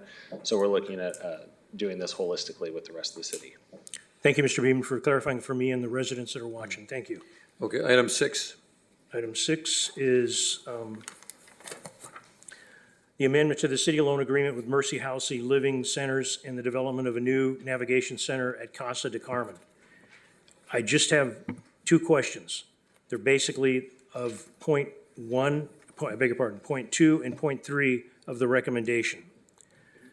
One is to execute a First Amendment for Measure O loan agreement 323-00146 between the city and Mercy Housing. The second is item number 3. That was item 2. This is item 3. They're all in the recommendation of staff. It says to approve a budget appropriation of $537,567 for a PLHA grant fund, Funds 220, to increase the loan amount agreement between city and Mercy Housing from $347,000 and change to $885,000 and change. My question is, will this be something the city of Oxnard needs to look forward to every year? And if we do, it's a 2-part question. If we have to look forward to it every year, with Measure O going to expire in the future, what is the intentions to handle that? Thank you, Councilman Emilio Ramirez, Housing Director. Relative to item number 6, these 2 expenses are one-time expenses. They are for the development of the Casa de Carmen project. So the answer is they're only one-time expenses that will not be coming back the following year for a similar charge, as we know, as you understand it. Relative to the development of the Casa de Carmen in item number 6, yes. Okay. Okay, thank you. Thank you very much. Item number 8. And number 8. I understand this, and it makes sense if we have people that are working below the person next door doing the same job. This needs to be straightened out. This is very needed in the city. But when it comes to the financial impact, I'm reading directly. The cost of implementing this resolution will be determined by those instances in which the review process results in an increase in employees' pay rates and will be part of the department's personal budget. And that's all it says. Do we have an idea of how many people are involved in this and what the range is that we could be looking at? $1,000, $100,000, $1 million? What, do you have an idea? Yeah, good evening, Councilman Perola. This policy was put in place because there have been instances in the past where a lot of this has to do with market conditions as the job market's tightened and competitive salaries have gone up, some of our employees, where they're at in that range, we needed to increase those salaries to remain competitive. So and it's within the salary range. So in order for us to then be able to attract talent coming into the organization. So there's that, and then there's also a factor of just looking across the organization at pay equity to ensure that we're paying equally within our classifications based on gender, ethnicity, that type of thing. We don't have any of those issues at this point in time, but this gives us the tools so that in the future, if we come across that, we're able to take action to make sure we correct it immediately, as we're required to by law. As far as market goes, there's a few pockets here and there within the organization that we're looking at. They're not significant increases, and they would be within the published salary range for employees. So this is not something where, a whole group of employees would get $30,000, increases per year. It's not that. This is not that type of a fix. Okay. Thank you very much. Thank you for answering my questions. Thank you, Mr. Newell. Thank you. Arthur? Yes, I would also like to pull item 3 on here, but also because I would like to vote differently as well on it. Item 3, go ahead. Yes, so right now would be the time to give my comments? I'm sorry. Right now would be the time for me to give my comments? Yes. Okay, excellent. So first of all, I just want to kind of state that I understand that the city of Oxnard has a staffing shortage on police, and all cities are trying to have the best staff, and that's why we're bringing this forward right here. The issue I have with this amendment, with the memorandum of understanding with the OPOA, is because of the $3,000 recruitment incentive to current employees that fall under the OPOA contract. And then, for me, it seems like this $3,000 incentive to current employees, because current employees that fall under OPOA, that means employees that fall under the firefighters, operating engineers, SEIU, so environmental resources employees, housing, or other administrative staff aren't able to get that benefit of the $3,000 recruitment. And I think for me, I wish we'd offered this to other employees and open up that discussion with the other unions, because we say we want to recruit more police officers here, but I feel like we're kind of casting a small net versus a larger net, because I believe we have plenty of employees here that have worked for other public agencies, and they have probably worked with some quality police officers there. And I feel like we should have opened that up for other employees, because they could have also bought other good employees, especially when some employees aren't making 6 figures. This $3,000 can go quite a long way for them and their families. Thank you. So my understanding is that one of the other items is that we're looking to incentivize the more police officers that we need desperately. Is that correct, Steve? Yes. So there's two pieces in this item. One is a hiring incentive to bring laterals, to try to get laterals from other agencies to come here, because there's a cost savings to the city to do that. The other item is to have employees, police officers, dispatchers, employees that are in the OPOA assist with recruiting efforts, because generally speaking, those folks come into contact with others who have interests in that profession. They have a sense of what it takes to do that job, what it takes to get through the background process, all those requirements, and that's why that's been put out there, is to have that. And just to add a little bit more, that Councilmember, I think also we don't have that problem with other departments, hiring departments. Correct. So. And specifically with the police officers, to share with the public, this may be distasteful to discuss, but the sheriff's department has been poaching our employees. Is that correct? Are we, Chief? I'll let the chief. Okay, because my understanding is, my understanding is, and Chief, I appreciate, I'm not trying to put you on the spot, but the public needs to know why we would be paying more money to bring somebody in. And it started with another governmental entity enticing our employees to go to work for them, because apparently they have topped out on a pension thing and they can't make any more money for their pensions. And it was the sheriff's department. I'm aware of this because in discussions with members of the Santa Paula Police, Santa Paula Council, similar thing happened where it pretty much eviscerated their police department. And what I understand, the sheriff's department has been the one that's recruiting our employees. Is that correct? We've had a couple of employees leave for the sheriff's department in the past year. But I think in terms of this issue, it's more of a statewide, if not I was gonna say. nationwide issue. It is not uncommon for police agencies outside of this county, outside of this region even, to have vacancy rates that are approaching 20%. Across the board, agencies are not getting the applicants that they did. There are some agencies that are resorting to recruiting tactics through things such as the lateral incentive bonuses to the tune of up to $75,000 in some agencies. And, I think the city of Long Beach is doing that. yes, Long Beach, I believe they have one. Alameda has a significant one. There's some other cities, I'm not going to advertise for them, but they do offer these things. And so this has really become agencies across the state competing kind of amongst with each other. And this is one of our efforts to try to maintain parity with that competition. And Mayor, the reason I'm supporting this is because exactly as the chief is describing, they're not going after rookies. They're going after people that have experience, that have been serving us well, that are experienced officers that can hit the ground running. That's correct. Okay, thank you. And to point out that those officers are trained faster and they're onboarded faster, so we would have paid those costs putting somebody through the academy plus.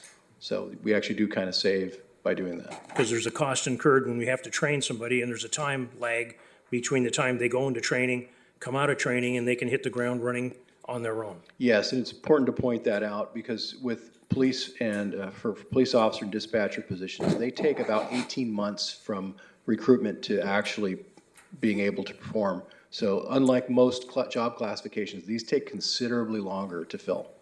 Okay, thank you for that. I think that's important for the public to understand. I hope they're listening. Thank you. Thank you. Councilmember, okay now. Okay, Mayor Pro Tem. Thank you, Chief. I think the chief would have preferred to be the alternate to SCAG. City Manager, you're next after the Mayor Pro Tem. Go ahead. Okay. And just a quick question. It used to be that the standard for when you go through the recruitment process for police officer and look at the background training, academy, field training and all that for every 100 applicants we get for a police officer position, to get one through that entire process and be out on the street as a productive person is about 1%, correct? It's varied. I've seen it as low as 1. I've seen it at about 4%, but it's a very tight range and very low percentage. So starting out with 100 folks, we end up with between 1 and 4 that are out there in about 2 years being productive. That is correct. Thank you. Thank you, Mr. City Manager. Yes, I just wanted to address Chief, I don't need you for this. Thank you. I just want to address the comments about poaching because I want to put it in the proper context. All organizations do it. We do it. I've done it. And it's because the labor market is so tight, and it's always interesting. It's always the best employees can go wherever they want because remember, the labor market, even the public sector labor market, is open and free, right? No one is beholden to stay where they are. Anyone can go to anywhere else where they can get a job that they believe is better for them and or for their families. So there's real competition even in the public sector within the labor market. So I want to be fair to the Sheriff's Department in the sense that they have a certain packages that they're offering that may be appealing to some of our folks or anyone else's employees. And you can today, if you ever leave the city of Oxnard, drive down some of the highways and you'll see billboards that are advertising $60,000 signing bonuses to join a certain police department. You won't see that from us anytime soon, but it is happening. And again, the public sector labor market is open and free, and people are free to move about as they, as they please, and B, as they're able to. Thank you. Thank you. Mayor, just one last question.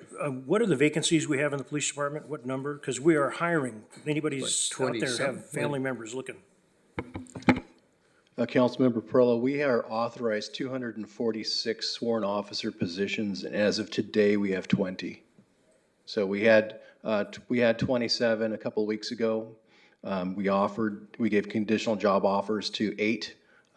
Those 8 put us at 19 vacancies. We had 1 resign today, prior to being hired. And you have quite a few retirements and also Correct. Generally, injury. we last year, I believe we had 13 service retirements, and those are officers that are here for a considerable period of time and retire out. Some of which do go into other departments in different retirement systems, which does include our sheriff's department. Thank you. Councilman Tehran, any questions? Yes, before the chief walks away from the podium. Just a quick question, Chief, and I apologize if this data isn't available off the top of your head. You had alluded to the cost of onboarding someone from the academy who's new to the profession. Do we have a ballpark figure on what that typically costs or would cost the department for new onboarding of a new officer? Are you saying comparing a lateral officer to an entry-level officer? Correct. If we have this lateral incentive that proposed $20,000, I'm just curious what our costs are for beginning to end of recruiting a new person go through the academy, go through field training, and then be ready as a police officer on patrol. Approximately $31,000 in difference. Thanks, Steve. Okay, thank you. Thank you. Okay, so council members, we have items 1 through 9. What's the pleasure of the board? Recommended action. Moved by Mayor Pro Tem, second by Mayor Farella? Zaragoza, there's no public speakers virtually or in person for You this beat me item. to it. Thank you. Okay, first by Mayor Pro Tem, second by, Okay, first. first by Perello, second by Mayor Pro Tem. Excuse me, Mayor Zaragoza, are we able to vote on this items 1, 2, and 4 through the rest of it, and then I can do my other vote, or are we just going to vote all together? Well, you want to separate what Yes. items? Just number 3. Well, you can do it when you vote. All right, thank you. Okay, let's go ahead and please vote.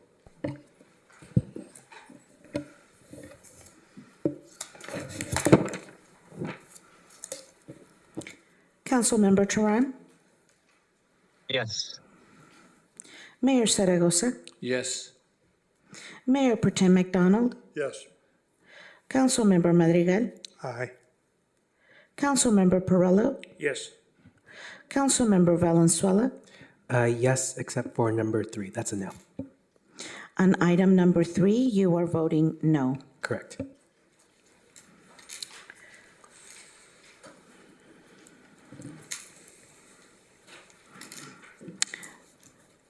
We have a motion that carries as a yes for all items on consent except for item number 3.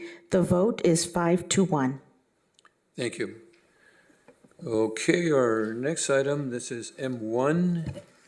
This is a public hearing on an ordinance to establish solid waste rates and fees. This is a time and place for the public hearing relating to the establishment of solid waste rates and fees. I would like to go over the ground rules and order of business for this item. The city clerk is receiving written solid waste protests and speaker cards at the desk here in the city council chambers.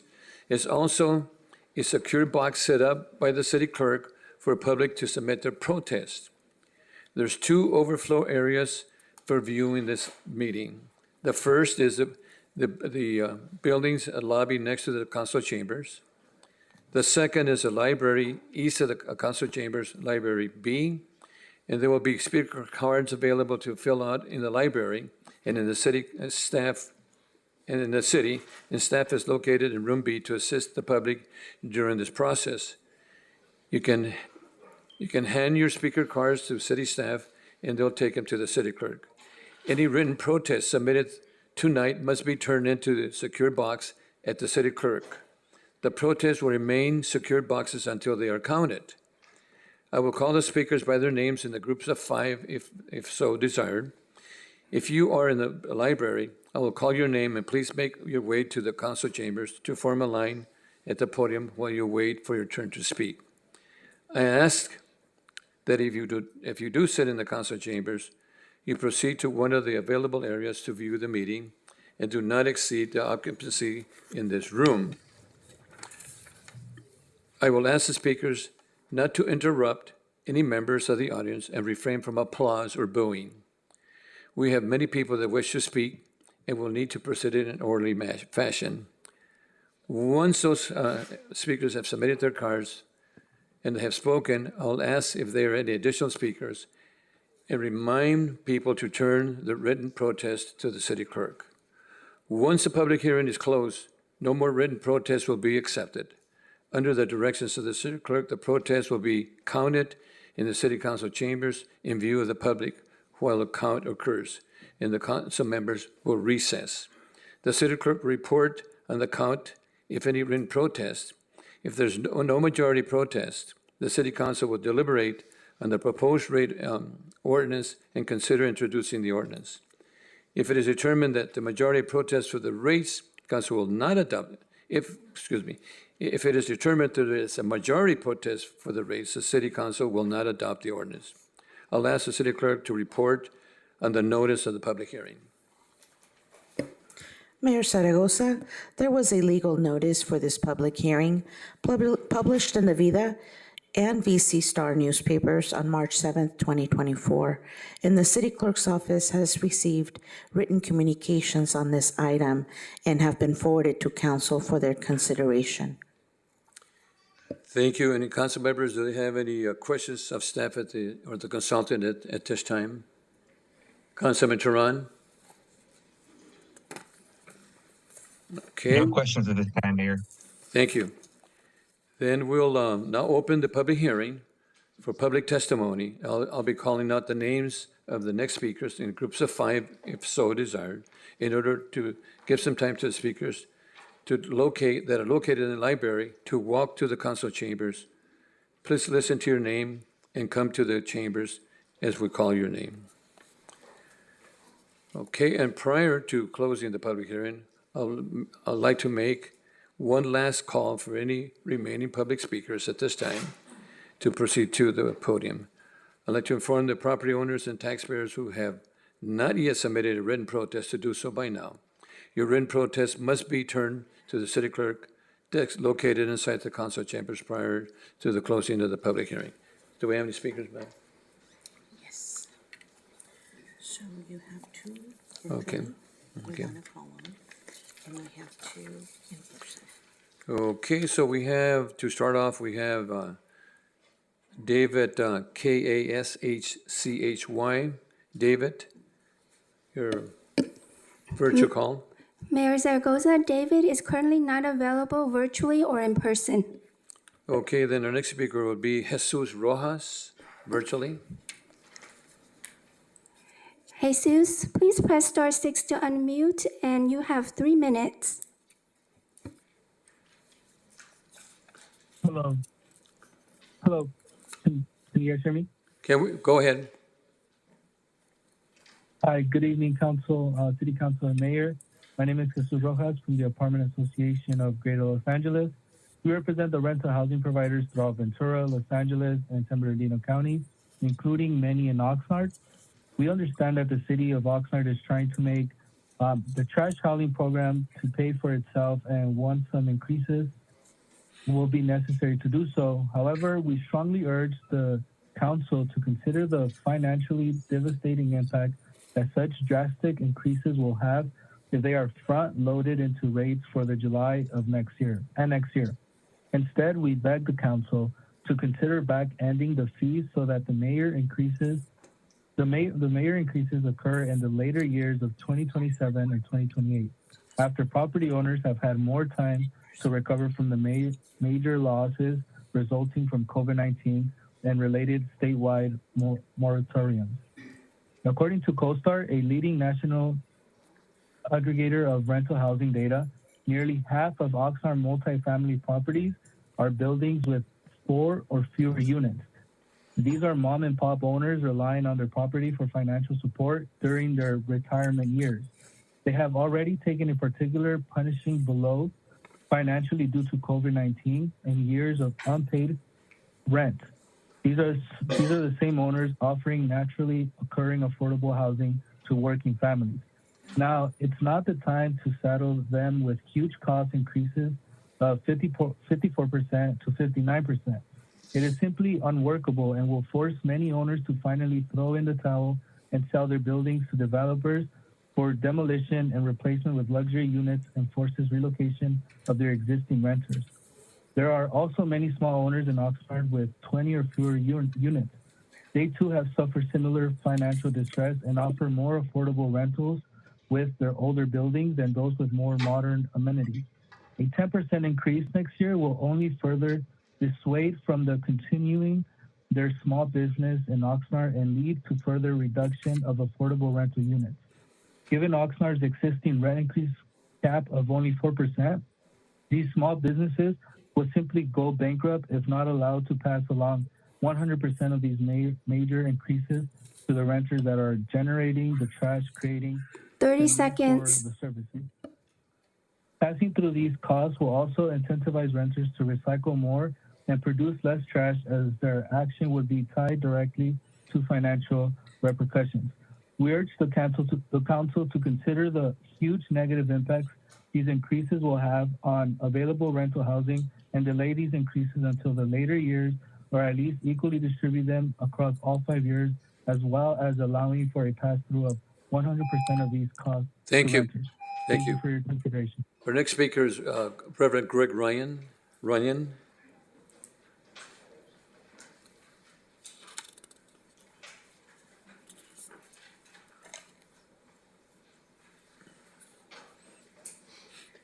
Good evening, Mayor and Council. I didn't realize it was going to be second. I wanted to hear what other people had to say. So, rate hikes are always tough.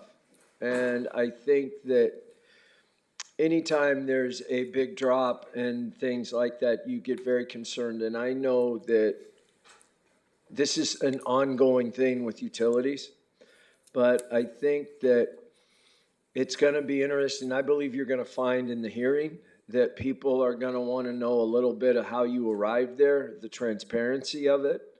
All those things I think people need to hear, because this has been an ongoing thing where it's here, it's here, it's here, it's here. And money matters. I'm a renter. I don't own a home. And we passed a rental control thing. And that was great, except my landlord no longer pays the water. We have to pay the water. Now, I don't know if that's legal. I don't care. We have to pay the water, and we have to pay the sewer. And those costs get passed along. And you just heard someone say that as things get more and more expensive, whether that's meant to be, you start to price people not out of a market, but out of a home.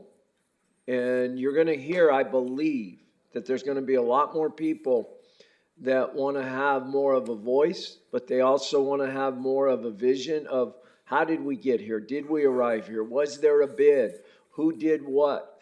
And when you don't arrive at things in a way that is transparent, and I do commend you. I hope you all know I don't always get up here critical of you, but I think the thing that happens is you've tried to be more transparent.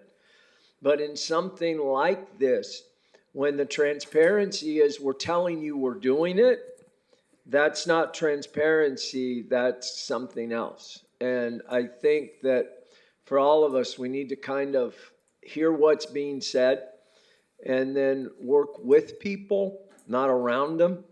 And, it's not just about the wallet, it's about respect.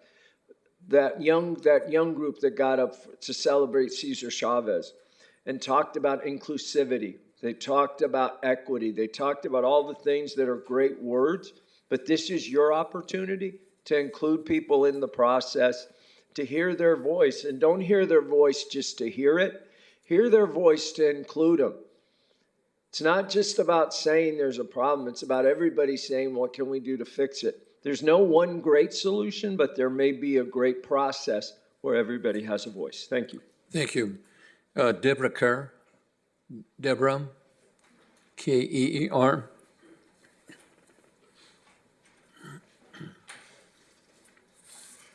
Good evening. Thank you for my voice. I came to represent myself and my community, which is Oxnard Shores. I've lived there for 25 years, and I've always had good service from the city. I wanted to ask, and it's similar from the city manager, in your statement that you set out, you quoted it was done by a study by some, I'm sure, a reputable company. But in there, they never said anything about saving costs or cutting costs in order to not have an increase. So did you do any study like that? Thank you for the question, and we will have staff and the consultant answer that exact question when they make their presentation. Okay, good, because that's what we care about. That's right. And, you know, if you ask us, we might say, why don't you cut back on one day of carrying, instead of 3 trash trucks collecting 3 bins, maybe you could do 1 every other week Right. or once a month. That was I understand, and we will address that. Thank you, All right. ma'am. Great, thank you. Thank you. Thank you so much. We'll answer the question once we've finished. Okay, Barbara Mackey-Ortiz.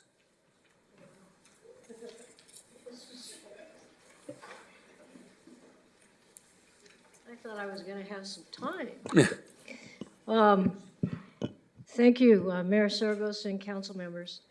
I am for this increase, and I'll tell you why. First of all, you know, I laid out all my utility bills from 2004 and looked at those for solid waste, and they haven't been increased. And since I changed to a smaller bin, it hasn't changed. So if people are concerned about their trash bills, go to the smaller container, which would be good for both our environment and the other. You know, if we start learning how to keep track of our organics and do what we need to do, that's gonna bode well for the future. If we don't do that, then it's gonna be worse because we'll keep getting fines. But I wanted to bring everybody to where we're at today. I don't know, a lot of you may not remember, our trash didn't used to be handled by our city people. And when Carmen Ramirez was elected, she fought for a good while to get that switched. And there were those naysayers that said, our city employees can't do anything. And they were all trying to badmouth it because the contract company was making a killing on the recycles. In fact, after we had it under our roof for 1 year, we had a savings of $1 million based on just those recycles. And I have to commend our staff. They've done a remarkable job. And my council member, Gabriel Teran, had been talking about the lids, putting the lids down, and the lids were breaking, and that causes a lot of problems. And he worked out a deal, I guess, with the division there, that when they go through a neighborhood, if they find these broken trash lids, they're replacing them. And I heard this at a meeting. We had a Monday meeting for our neighborhood, and then the next day I brought out my trash can, and by the end of the day, I had a new lid. So I'm really, really pleased with our division, and we should give some recognition to our employees because it's really, really been good. You know, I think it's about, you know, I have gotten in my cable bill over the same period of time a 400% increase. And in terms of our bill here, it's just minuscule. You know, I was going to do the math, but I didn't have time because you called me too quickly. But I could sit down because I brought some of those bills, and they go back to 2004. We have been very good about saving money. Thank you, Barbara. I think we should credit and then move forward. We got to do the organics. Thank you. Madam Clerk, any other speakers on this item? How about David? Is he? Mayor Zaragoza, David is still currently not available, Okay. and we have no additional speakers virtually or in person for this item. Okay, before I go to, I'd like to have Mr. City Manager, do you want to speak? before our staff or? Yes, just a few quick comments. First of all, I want to thank Ms. Macker-Ortiz for making her comments, especially regarding the small trash cans. I changed ours as well not long after living here almost 6 years ago. And then I get to tell my mom we can only go shopping so much because our trash can is only that small. So with regard to the comments we've received, there's a few in particular, and I don't know, is Reverend Grunion here? Yes, so I'm sorry to say this because I rarely ever disagree with Reverend Grunion, but I really disagree with him tonight with regard to transparency, because it assumes that we're dropping this bomb on the community tonight, and nothing could be further from the truth. So, and it's related to the missive that the council received from the Ventura County Taxpayers Association that make a similar claim. And it's unfortunate that the letter they sent to all of you, which I'm guessing they sent to their regular mailing list, it's unfortunate that almost all of it, almost every single paragraph, every single sentence is incorrect, wrong, or an outright lie. So it begins by saying that we've recently announced this, that we're just springing this on everyone. We have had no more than, or no fewer than 8 public meetings going all the way back to the middle of November of 2023.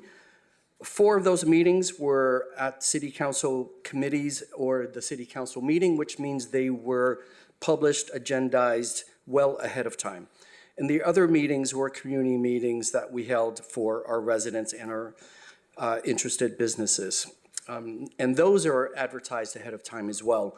Not to mention the usual social media and newspaper outlets that we utilize to announce all of these meetings. So this is certainly not something that we're springing on people after the clock strikes midnight. They claim that there's no rational explanation. Okay, just read the study. You can disagree with the facts and the findings, but at least read the study to disagree with facts and findings. Please. Their whole issue is about open bidding or the lack thereof, and they compare it to a process that the county underwent. But again, read what the county did and the outcomes of those costs for service as compared to ours. And there are a few examples I can give. I'm not going to name cities because there's no interest in that, but I can tell you, for example, in one of the other cities in our county, an example for a 2-yard trash once a week pickup, they're being charged $147 compared to our rate of $115. In another, and a third city for that same service, it's currently $164 compared to our $115. 2-yard recycle once a week in another city's $88 as compared to ours, which is $54. And our 3-yard service is $104 as compared to ours, which is $88. There's change, 88 and 82 cents, but I'm just summarizing that. They claim that in our recommendation, and by the way, they also claim that we've done this. We haven't done this. This is the purpose of a public hearing. So, but they claim that our recommendation does not include money available to upgrade our infrastructure in the future. Well, again, incorrect and false. If you look at the documentation, the rates do include estimates for future infrastructure costs, such as vehicles, sorters, buildings, and so on. It's also interesting, people are talking about the cost squeezing everybody. We understand that. Now the difference is with this service, not only do we only get to do the cost recovery, there's no motive for profit here. It's only we can get the cost for recovery. Now, if you look at the bidding process that they allude to by the county, I think, again, if you read that documentation, you may be surprised to find out that they did not have to go through a Prop 218 process. So for those bids for private contractors, no public process in terms of a Prop 218 cost for service study, which makes sense. Private contractors, they have a different motive, which I understand and respect. And then with regard to all the utilities, there was one public protest that I read some of the protests that we received today, and one of them made a very good point, which is, why haven't you done this in the last 12 years? And that's a damn good question. But that's an answer I will have for another time, because unfortunately, it's not relevant here. But people rightly so are concerned about their pocketbooks. But I'm telling you, for us to go through this Prop 218 process in public through 8 meetings with a study that has been published, with rationale, with numbers, with projections, with forecasts, that now we're making a recommendation, I appreciate that people can come here or send in the complaints, because you can't do that really when it comes to your Southern California gas bills, your Edison bills, your Verizon bills, your AT&T bills, your Spectrum bills. I get Spectrum, I would like to complain. But we have a formal process. It is transparent, it is open, and all you need to do, if you're concerned, at least read it, and then refute the findings, the study, the formulas. But this kind of letter from the Ventura County Taxpayers Association, this epitomizes the problem we're having in this whole country, is political ideology interfering with good governance. Okay, you can have your opinions, but you can't make up your own facts. Thank you very much. Thank you. Before Brian, no clapping, please. Brian, before Brian comes up, I'd just like you also share that the last time that the city council had an adjustment was approximately maybe 10, 12 years ago on this item. And just to remind our audience that the ER department is a self-supporting enterprise, just runs just like a business. And I think it's important that people understand that we have thousands and thousands of tons of refuse that's collected every single day and week, and also that some of that, we have a collection 6 times a week. We do sorting, and we have transportation, and we have the items that are mandated. Those are mandated items that we have to take care of. To me, it's more of a health and safety program. And one of the things that staff put together that I think is really important is this has to be a dependable, efficient solid waste service that plays a crucial role in the safety and public health and safety of the community. Can you imagine if we did not have any collection, if we didn't empty any of those containers? Have you seen those white little things that move around called little maggots? It's a health and safety issue. And our guys do a really good job. And I believe that our solid waste department, our ER department, we are the balance. We balance the competition. If we didn't have that, and you have other companies, private companies, I can tell you that after a while, if they eliminate our refuse department, they have freehold on how they set rates and so forth. But I believe that our ER department is doing an excellent job. We have to take care of our transfer station. We have to put a new roof. We have to put a new floor. And also we have equipment, heavy equipment that we need to work with. But I believe that this is our plant, our refuse department that we need to take care of. So Brian, let's go ahead and share some information. Good evening, Mayor. Brian Llanos, Assistant Public Works Director. I'm going to address, why didn't we look at cost savings while we're doing this process? Environmental Resources House employs 180 employees, and we probably had about that same amount for at least 5 years plus. We've do an annual budget that we make cuts, we reduce, we either add here and there, but it's pretty much been the same for quite some time in order to operate and do what we do. So annually, we look at our budget, we bring our budget to City Council, it's adopted. That's every year. That budget's reviewed throughout the year to make sure our expenses are on target. We're not going out of line or over budget on some of these line items. We seek grants, we receive grants, we get grants for operations, for education, outreach. We also look for partnerships. We deal with partnerships to help with our operations. We go off to bid. We seek solicitation and look for the lowest bidders. Someone mentioned carts and lids today, so we do that every couple of years to get the best price to provide us with new containers, new lids, new 4-yard bins, new 2-yard bins. So we do go out for solicitation. We've also, throughout the years, have changed our vehicles from diesel to CNG. So you look at diesel costs today, $5 a gallon. CNG right now is approximately $2.20.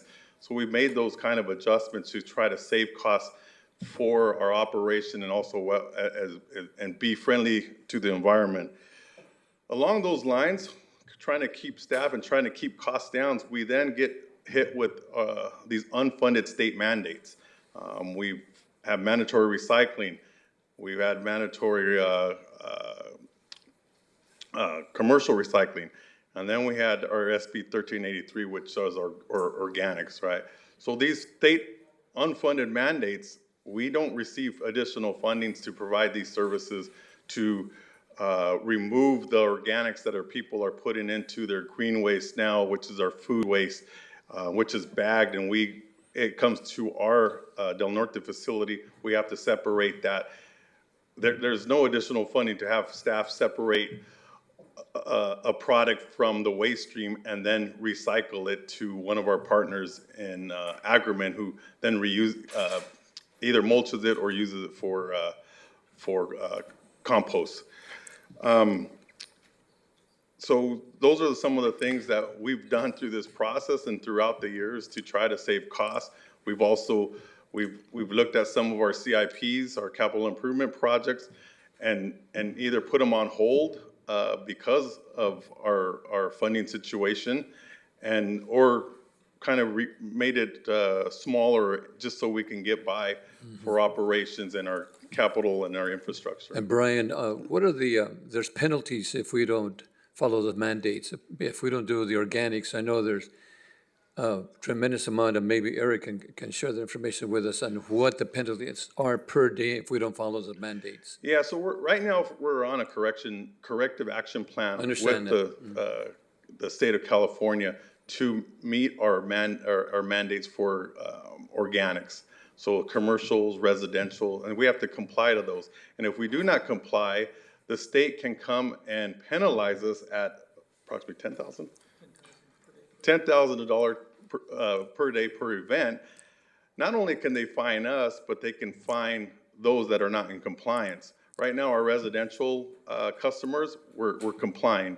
Our commercial customers, we are not at 100% compliance, but we have to get there, right? So so those penalties can not only be faced by us, but also those commercial businesses. And can I also share something, maybe Eric can explain this?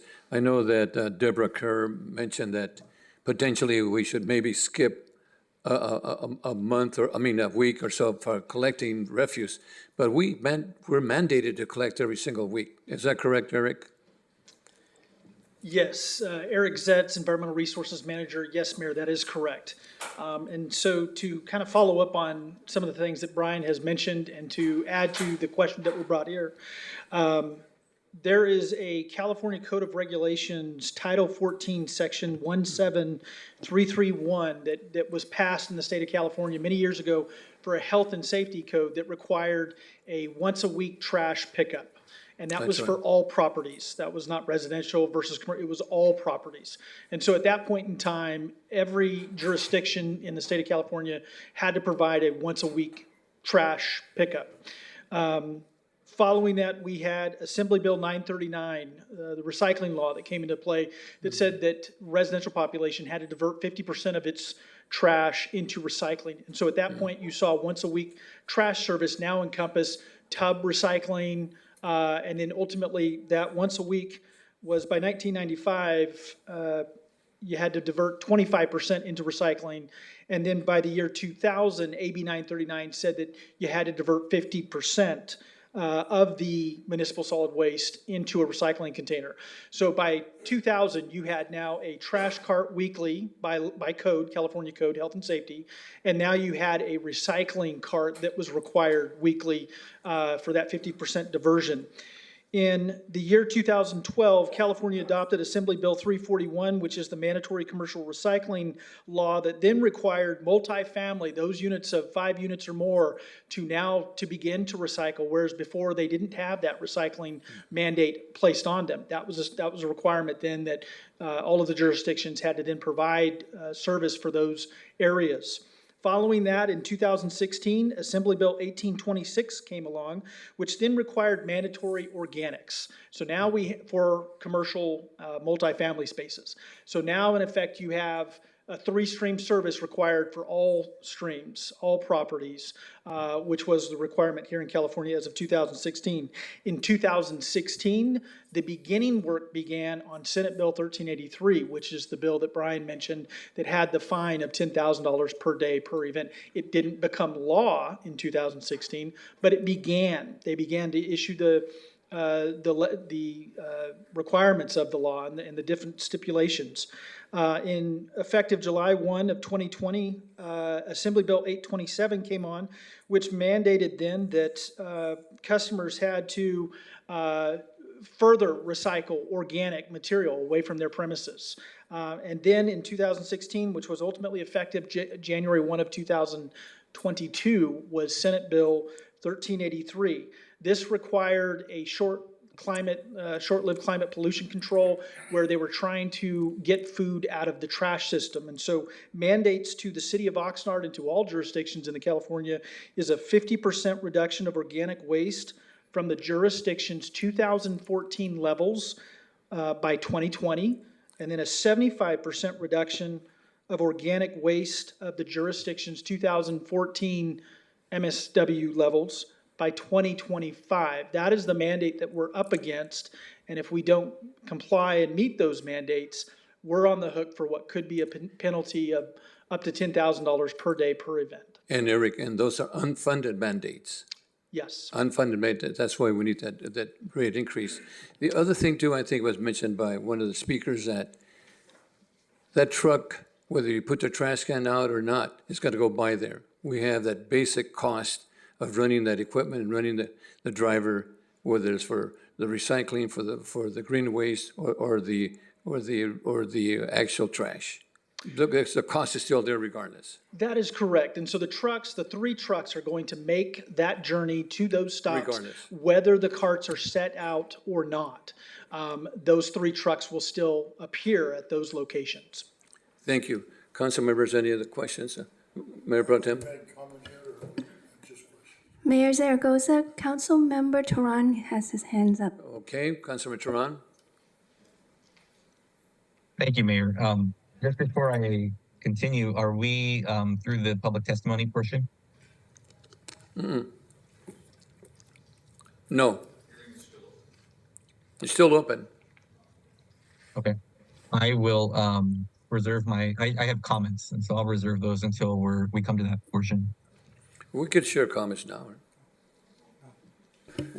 So if you'd like to move on to discussion phase, then I would ask you to pick up on the script about one last call for public speakers. Prior to the closing, don't we have any other speakers that made me ask that question? Mayor Zaragoza, yes, we have one virtual speaker. Okay, and then we'll go to before the closing. Yes, and again, with the advisement that if anybody has any protests to submit, that's their last opportunity prior to closing the public hearing. We'll do that. We'll take that one speaker. Caller with phone number ending in 4978, please press star 6 to unmute and introduce yourself if you like, and you have 3 minutes.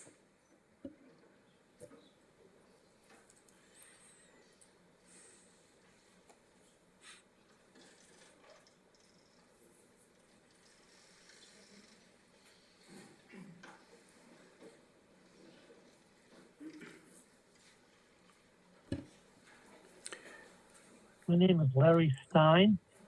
I've been following Oxnard financial issues for 3 decades as a private citizen. While I am concerned that the rates are going to go up, one needs to ask, if the rates were so low 10 years ago, there's no need for rate increase. Where is there a rate increase now? Staff says costs have gone up, but has it really gone up that much to justify a rate increase when we didn't have a rate increase for 10 years? We've had multiple increases for water and wastewater. We've not had an increase of solid waste. I concur that solid waste costs have gone up, but there's a certain amount of lack of transparency when it comes to public works. For example, in 2010, Public Works said we need a bond issue to make the wastewater water program potable for the city and to make the backbone of the recycled water program essential for city services. For 3 years, between 2007 and 2010, the Assistant Public Works Director, Robert Shani, negotiating with Pleasant Valley farmers for rate increases to build a recycled water center. Bonds are passed, but the intention of bonds being used to build the wells for the recycled water program. Bond needs were passed, bond money was raised, money was spent, the wells were not spent. We have 40,000 people paying for services on bond debt that was supposed to be paid for by the recycled water program. I'm wondering to what level of transparency and honesty is occurring at this point in time with Public Works raising their rates for solid waste. We have a solid waste facility in another county where we're able to dispose of our solid waste for organic waste that was shut down. To whose benefit? Again, I wonder about the transparency of our Public Works Department and the truthfulness of the Public Works Department when it comes to the public. Thank you very much for your time. Thank you. Okay, so I'm going to go to the next item here on the agenda. Mayor Zaragoza? Yes, ma'am. We have no additional speakers virtually or in person for this item. Thank you. So I'm going to share this information. Prior to closing the public hearing, I'd like to make one last call for any remaining public speakers at this time. Please proceed to the podium if you do have them at this time. I'd like to inform the property owners and ratepayers who have not yet submitted a written protest to do so now. Your written protest must be turned to the city clerk's desk located inside the council chambers prior to closing the public hearing. Is there anybody that'd like to come in and submit their protest at this time? So, Mayor, I have been informed that the overflow room that was provided was not needed to be used. So there is no overflow crowd. So the people who are here that would be getting up to put in those slips, they will have had that opportunity now. So I believe you can proceed. Okay, then council members, we have Council Mayor Pro Tem. I'd like to share some before I continue. Okay, then a motion to close the public hearing. So second. Okay, moved by, first by Mayor Pro Tem, second by Alexander. Please vote. Arthur, excuse me.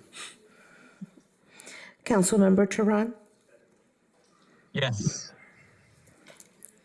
Mayor Zaragoza, Yes. Mayor Pro Tem McDonald, Yes. Councilmember Madrigal, Yes.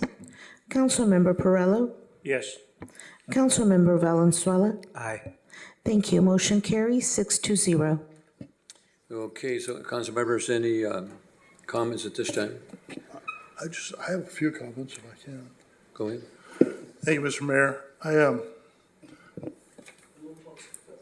thought you were coughing or something. Okay. How's this?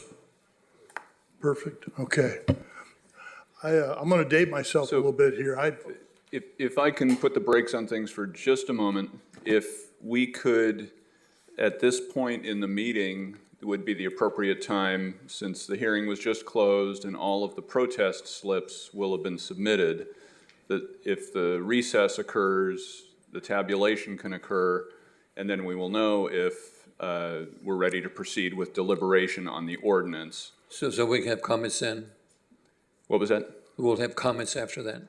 Correct. Okay. So now's the time. Now's the time for just a motion for a recess to conduct the tabulation. So then the public hearing is now closed.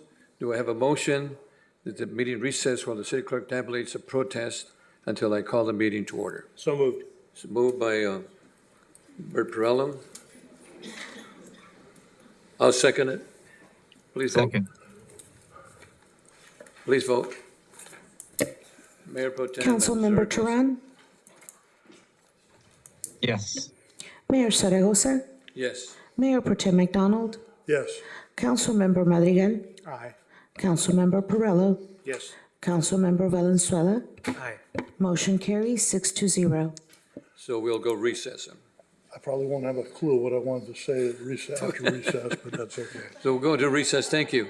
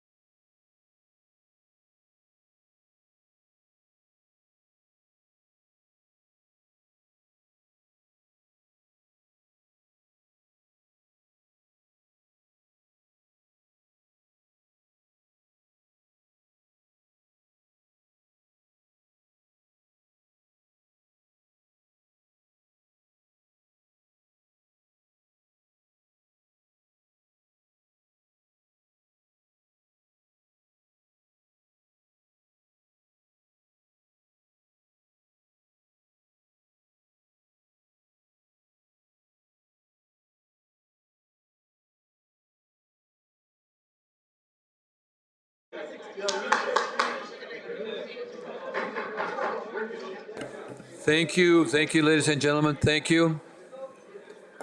Calling the meeting back to order. The initial count of written protests is complete. Will the city clerk please report the tabulation of the protest?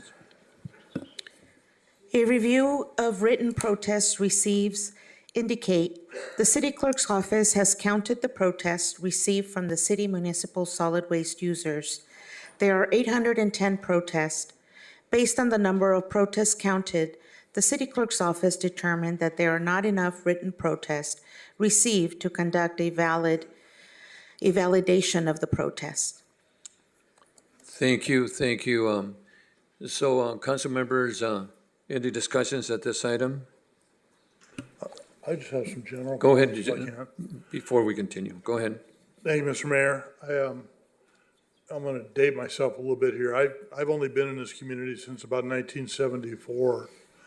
And when I first got here, we had one trash receptacle. We call it a trash can. Now they call them carts. I'm not quite sure, but, and everything went into that one bucket and got set out on your trash day. Then over the years, the state of California has improved and made wise choices to help streamline our collection system. So we don't have what we call 3 carts: solid waste, recyclables, and green waste. And I don't know about anyone else, but my alley has a regular path of people that come through it on collection day. And any recyclables that go into my recycle cart that could be used by the city to recoup some of the loss are gone. They disappear. I don't know what the truck empties out of it when it comes by. And we have to have 3 vehicles to do this because you can't commingle the stuff. And then the state got to the point of, oh, we're gonna have you recycle food waste too. And so I have to take what food waste I don't eat, put it in a bag, put it in the green waste container so somebody can collect it. And so my solution to that was, I'll just eat everything. And it's had a detrimental effect on my physique, but I don't have any food waste, so, it's just, and I recycle it, I just do it in another process other than what the state of California mandates. So, it's just frustrating. Where's code compliance? Yeah. It's frustrating that the state of California passes down all these rules for us. And in my humble opinion, it's not our fault. Most of them just don't work. But it is what it is. We're stuck with it. We have to do it. We have to do the process. We're going through this. And I'm not quite 100 years old like the mayor is, but but I'm close. But, watching the system that we have now is just, God bless everybody's efforts trying to be socially conscious. I don't disagree with that. I think we should be socially conscious, and ecologically conscious. But I think there's better ways that we could do it than what's been handed down to us as unfunded mandates. And the bottom line is, do we have to increase the rates? In my humble opinion, the answer is yes. And everything else is getting more and more expensive. It's not just us. I don't know if you saw the news the other day, but McDonald's has gone to a system where a lot of their ordering now is done by a board inside their stores, all run by computers. Well, they had a minor computer glitch that wiped out all their stores in the northern half of the world, England, everywhere else. People were going in, they couldn't buy food. And that's because McDonald's had to raise wages so much, they couldn't afford to have real people there.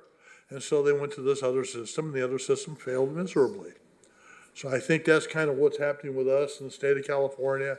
The state's trying to do all these beneficial, wonderful things, and they say, do this.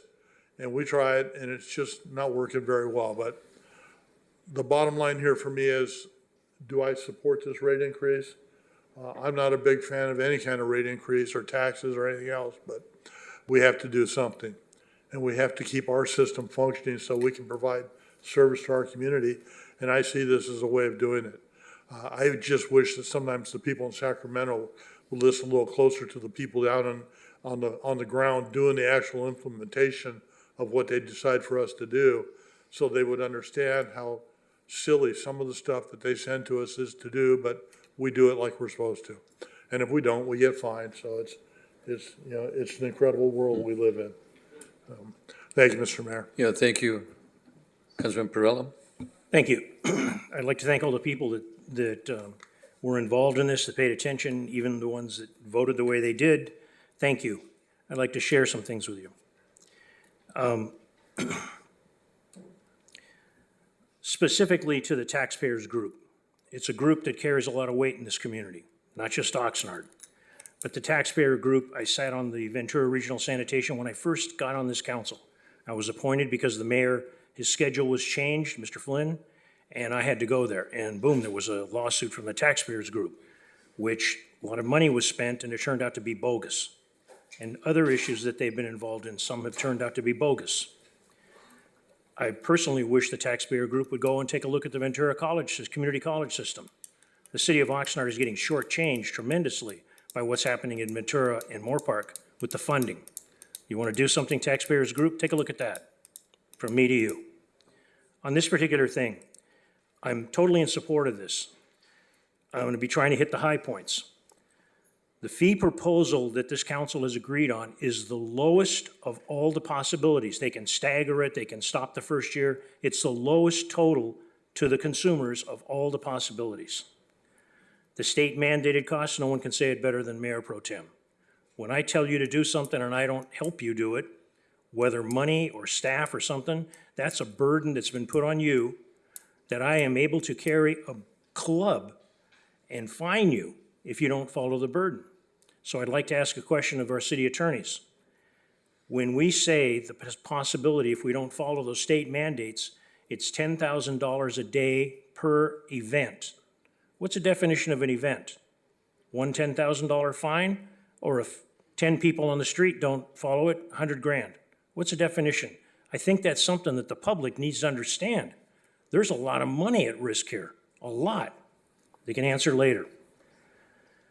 The state number, and I'm sorry that she's left, the representative from Oxnard Shores. Good to see somebody here. She looked apparently a man and woman. She brought up some excellent questions.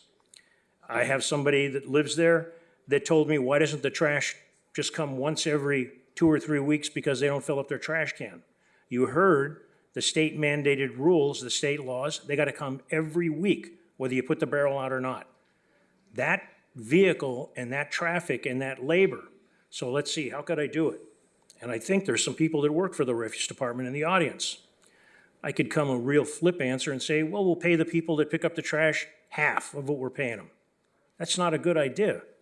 You need to have people that do a good job, take care of us. As the mayor has said, health, safety, and welfare matters in this city.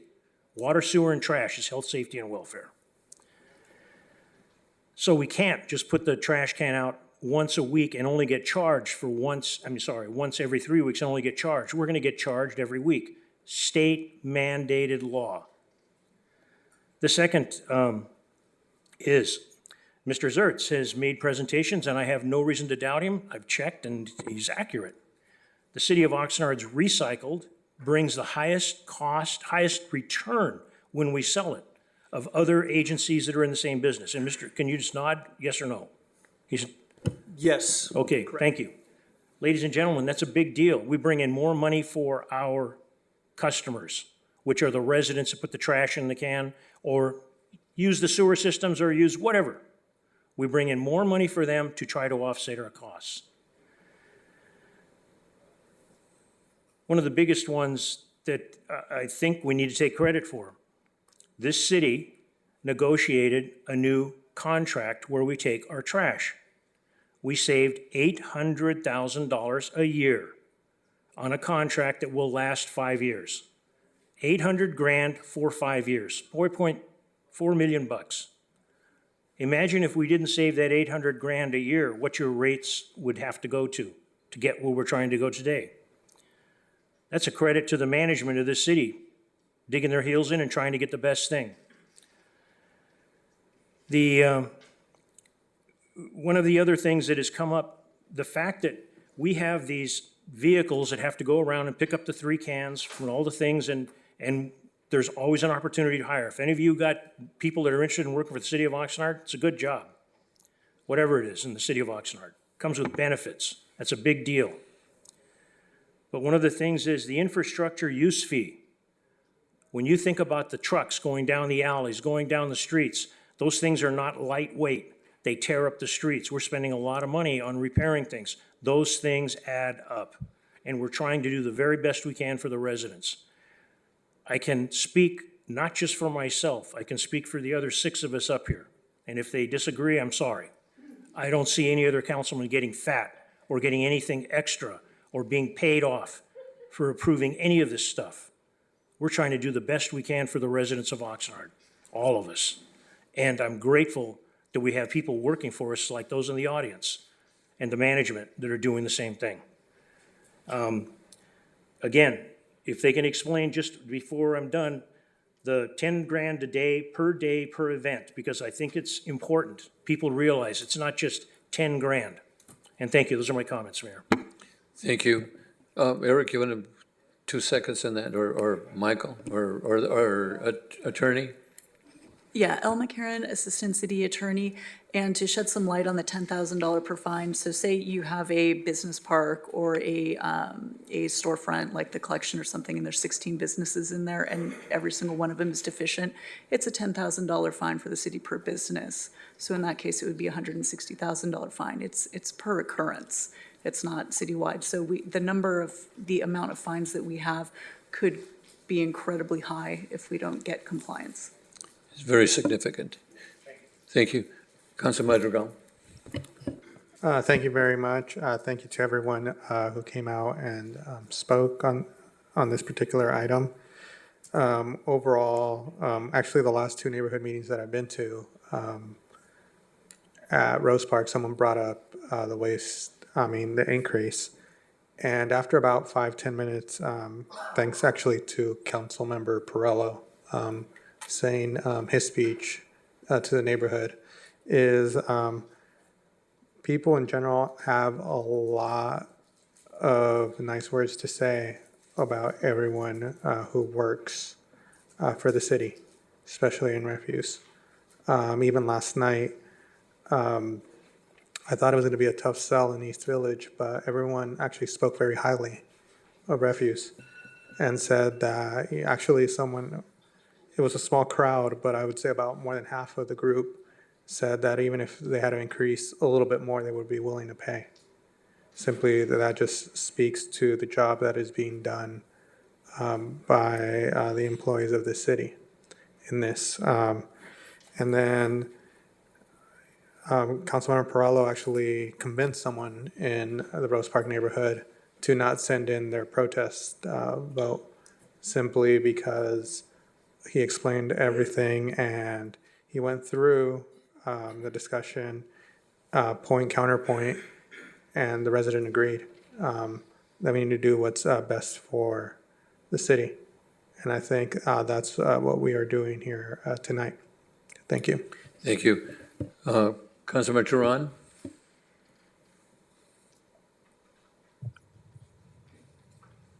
Yes, thank you, Mayor. Can you hear me okay? Yes. All right, thank you. First and foremost, I do want to thank Ms. Macri-Ortiz. I do want to just add one clarification that the lid replacement was happening prior to my efforts I'm working on with our solid waste folks to do lid replacement with a specific focus on District 2. They've been doing a great job at noting which residences have needed new lids and containers. We're doing a specific effort for District 2 that'll enhance that effort. So just wanted to clarify that. That wasn't my idea. All the credit goes to our solid waste folks for doing that proactively.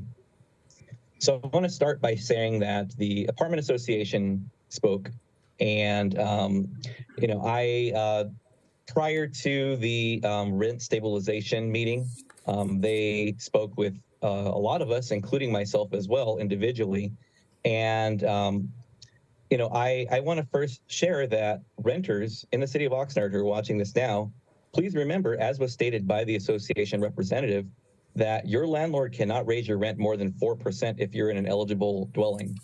And so the cost being passed on through rent is limited. And so keep that in mind. The major apartment associations that requested meetings with us during the rent stabilization made some of the same points that were made tonight about small mom and pop apartment owners.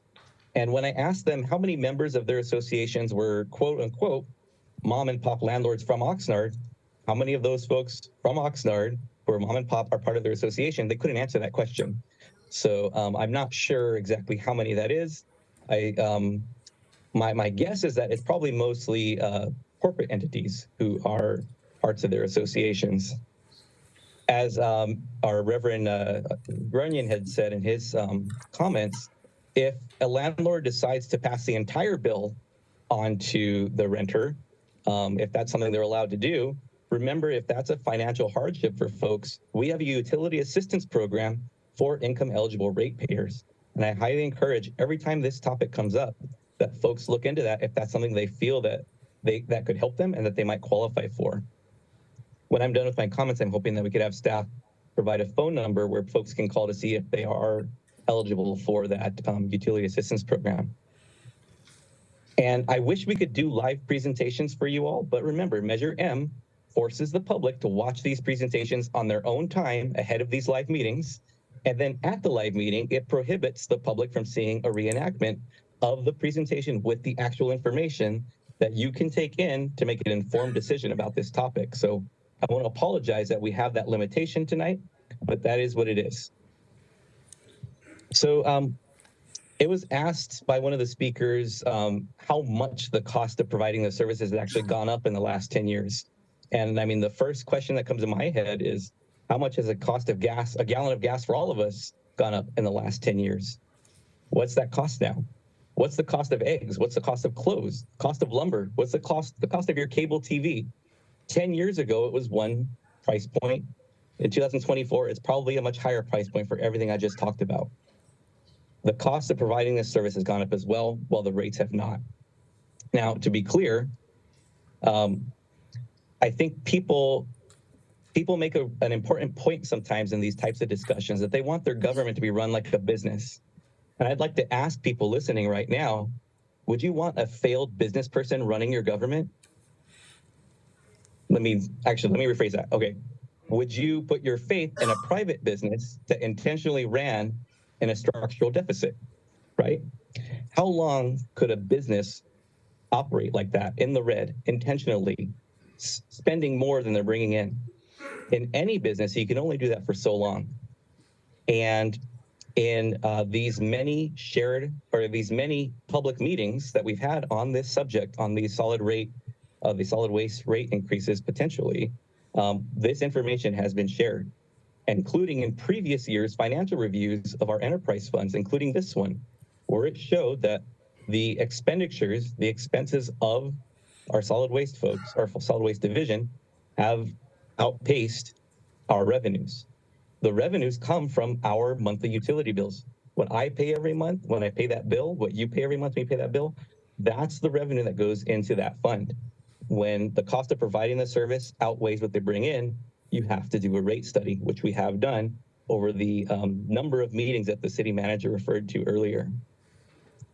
And as was shared in these public meetings, my bill, your bill, this operation has to charge at least enough to cover the costs of providing the service and maintaining this whole system. We can't operate in the red, or we shouldn't be. And in order to get into the black, nobody's getting rich off this. We aren't Spectrum. Nobody in the city is getting a 7-figure bonus because we've increased rates for customers and increased our profits by 0.25%. No, this is to cover the cost of providing this service. And so I hope folks understand that. In private industry, that's not the case. In public, right now with this enterprise fund, the rates have to match the cost of the service and maintaining that system. And I do see that we have some of our environmental resources staff in the chambers today, and I want to thank them for coming out, but I want to thank them to the service they provide to our community. They have an important and often unsung role in our community and in our society.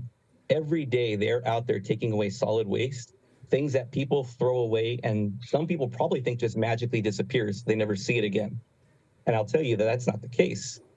It's picked up and it goes into a whole other set of multiple waste streams and dozens of other processes after it leaves your hands and into that cart. And their service, part of what they do for us, for our community, is keeping our community free of like rotting organics or things that our consumerist society just no longer wants anymore. And this happens every single day, every single week.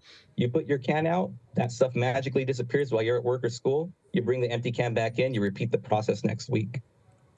And know that there are actual people who make that happen for us every week. So it was already stated we can't go to every other week model, as was stated by Mr. Yanez and Councilmember Perlo. So lastly, remember that we are raising the rates on ourselves as well. Council members, the mayor, if we vote to do this, I don't get a discount on my utility bill. I am voting whether I want to raise my own rates as well. And I'm going to pay it just as much as my neighbor is, just as much as everybody listening to this right now who lives in Oxnard is one of the ratepayers. And it's not an opinion, it's an objective fact that this system needs to be sustainable. And as for contracting with other agencies, first of all, our employees, again, who are in the room tonight, they serve our community proudly, and they deserve, just like anybody else, opportunities for good jobs, wages, and benefits. And so we owe that to them to be able to continue to provide that for them. And I think they've continued to serve our community well, knowing that that's available to them. And last, look at the slide from the presentation. Again, the presentation you're not allowed to see tonight because of Measure M, but look back on it, and you'll see that there's a slide that lists the different cities, as the city manager mentioned, and their rates that they're paying for contracted services. The city of Oxnard provides its own trash service as a city, where the others are contracted on that slide. And you'll see that on that slide, not only we're paying less than those contracted cities, but as the city manager pointed out, even after this rate increase that's proposed, we're still going to be lower in specific services. So all this has been done, the rate study, the documentation, it's all done, it's there, it's transparent, it's there for your review. It's been there for your review since last fall. So I appreciate the opportunity to have this few minutes here, and I want to thank all the speakers and everybody who was able to get the information and make an informed decision on whether they wanted to go ahead with this or if they wanted to protest it. And I thank everyone for taking part in that democratic process. Thank you, Mayor. Those are my comments. Thank you. Council Valenzuela. No comments. Okay, I just, again, I don't want to reiterate everything that was said because it was said very well by our council members. And again, I want to thank, all the folks that are here today, all the speakers and all the refuse personnel that we have, Brian and Eric and our Public Works Director and all the good work that you folks do. And like I said, it's a self-supporting enterprise, and I think it's important. It's our refuse department, it's our transfer station, it's our people that are doing this, not contractors, but city employees that I'm very, very proud of. And I just want to end with what was said in the report, that the ER division provides dependable and efficient solid waste service that play a crucial role in the safeguarding of public health and safety for the overall welfare of the Oxnard community. And I really mean that. And thank you so much, Brian. I'd like to share anything else. Mayor, council members, Brian Young is Assistant Public Works Director. Councilman Turan asked for a phone number for our Project Assist program. That is 805-200-2202. Let me do that again. 805-200-2202. We also have an email address, project.assist@oxnard.org. We can answer people's question. It's a year-round program. Anybody can sign up at any time that qualifies for that, and we can assist people with those qualifications. And it's $25 per utility bill, and that's all three utilities, not each and every one. It's $25 for your total bill that they can get a credit for being part of the Project Assist program. And that's very important for the people in Oxnard that need that service. Thank you so much. So at this time, I want to thank you. And do I have a motion to introduce the solid waste rate fee ordinance? And I'd like to have our city attorney reiterate that ordinance, 1, 2, 3. Go ahead. Oh, okay. Well, I was just going to do it for him, but that's okay. Go ahead. Well, I was going to move that we approve the first reading by title only and waive any further reading of an ordinance titled, an ordinance of the City Council of the City of Oxnard to establish new solid waste rates and fees for customer use and service from the city's Environmental Resources Division, and that we find that the California Environmental Quality Act, CEQA, does not apply to the ordinance that modifies the city's solid waste, parentheses, refuse rates, according to Public Resource Code sections 21080 paren B, paren 8, and 21083, in conjunction with the exemption listed in Title 14, California Code of Regulations, Section 15273. Thank you, and I'll Mr. Fisher, second. I'm looking for your job. And I'll second that. Okay? That would be my motion, Mr. Mayor. Okay, the motion by Mayor Pro Tem, second by Mayor Zaragoza. Please vote. I have a motion by Mayor Pro Tem McDonald and a second by Mayor Zaragoza. Councilmember Turan? Yes. Mayor Zaragoza? Yes. Mayor Pro Tem McDonald? Yes. Councilmember Madrigal? Aye. Councilmember Perillo? Yes. Councilmember Valenzuela? Aye. Thank you. Motion passes 6-0. Thank you so much, and thank you to all the speakers, and thank you for all that were here today. Thank you so much. Now we're going to go to the next item. No rest here, brother. This is a time and place set for the public hearing. Let me go ahead and we'll 1 minute so we can let our folks go on.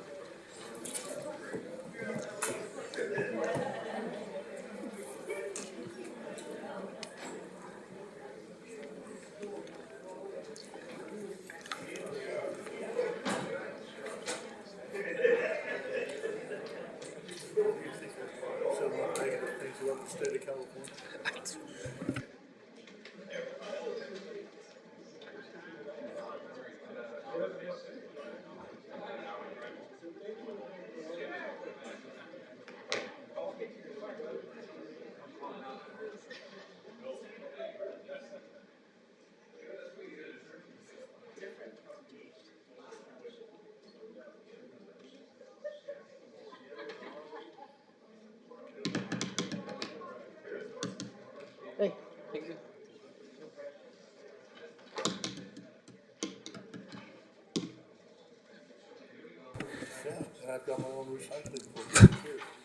Okay, now, this is time and place for a public hearing on item M2. Subject is a five-year public housing agency plan, 2020-2025, annual agency plan and capital fund program, 5-year action plan for low-rent public housing. The recommendation is that the Housing Authority Board of Commissioners, 1, hold a United States Department of Housing and Urban Development HUD public hearing to receive comments concerning the 5th year of the 5-year public housing agency plan, the 2024 capital fund budget for capital fund 5-year action plan, to adopt a resolution, A, approving 2024 annual agency plan 5-year housing agency PH plan for the Housing Authority of the City of Oxnard. B, authorize directing the chairman to execute a HUD Public Housing Agency Certification Compliance Form, certifying the Housing Authority compliance with the federal policies and procedures. And C, authorize the housing director to execute and submit all reports, documents, and all other certification requirements to comply with the policies and procedures of HUD regarding the annual housing plan and the 5-year PH plan. And D, approving the 2024 capital fund budget and capital 5-year plan. And let me see.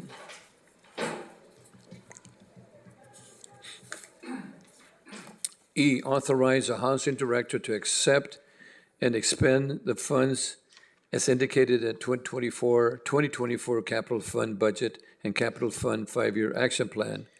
We start off with the secretary designate, city clerk, certification of publications, any written communications, if any. Madam Secretary. Chair, there was a legal notice for this public hearing published in the Vida newspaper on March 7th, 2024. The Secretary's office has not received written communications on this item. Thank you, Madam Secretary. Do any commissioners have any ex parte communication or any disclosures regarding this matter to state for the record? I have none. Council Brown? Mayor Pro Tem? None for myself. Councilman Turan? None to report. Thank you.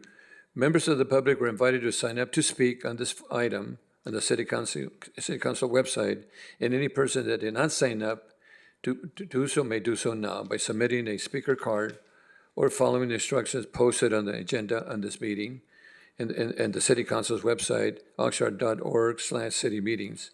Housing Director Emilio Ramirez posted a video presentation regarding this item and is available to answer any brief clarifying question commissioners may have before we take public testimony on this item. Commissioner will then deliberate after the public hearing has been closed. Do any commissioners have any questions at this time? Okay, if none, thank you. Now I'm going to open the public hearing testimony portion of this public. Do we have any speakers? Do we have any speakers at this time? Chair Zaragoza, we do not have any public speakers so far for this public hearing. Okay, so we have no speakers at this item. Then I'm going to close the public hearing. And do any commissioners wish to make any comments at this time? Councilman Turan? Or Commissioner Turan? Chair Zaragoza, we have one virtual caller that just raised their hand. Okay, let's go ahead and hear them. Thank you. But okay, go ahead.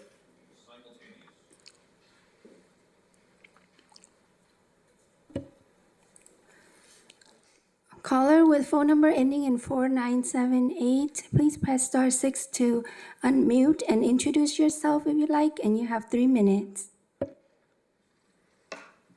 This is Larry Stein calling. One of the concerns I hear by many people about housing has gotten to the point where it's astronomical in Southern California, especially Southern California cities close to the beach. The fact that people are spending $3,000, $4,000 per month on housing, so they're making $25 an hour, seems rather incredulous because the housing is not affordable. In order to make housing affordable, what the city needs to do is acquire land, build homes, and charge affordable rates. Rates of $1,000, $1,200 per unit for affordable housing is actually affordable. And the only way that can happen is public housing involved. The city owns the land and builds housing. When you have projects that go up, are privately owned, investors have to make money. They have to recover their costs. A city entity does not have to recover its costs. It'd be nice to, but it's not necessary. If the city or the public or the city government decides to make housing affordable, the only way they can make housing affordable in this community is for the city to own the land and own the buildings. It costs more now to build housing at $300, $400 per square foot, but that doesn't mean the city can't build the housing and charge rates what you paid 20 years ago. What is necessary for this action to take place is to revise the budget, have funds allocated from the general fund for these projects. The city council has expressed little desire to use public funds to benefit the public instead of benefiting the public service units within the city. The city needs to start considering the residents who live here have a hard time living here, being forced out of their homes due to the high cost of housing and other expenses. Please put this in consideration for the next round of budgets, the next series of 5-year plans for housing. 30 seconds. The other question we have to answer is how are we paying for the water for low residents? Housing and water costs have gone up so much. I'm a private resident, but I'm paying over $7,000 per acre foot of water while farmers are paying $300 per acre for water. The city needs to change its evaluation of pricing of utilities. Thank you much for your time. Thank you. Are there any additional speakers, Madam Clerk, on this item?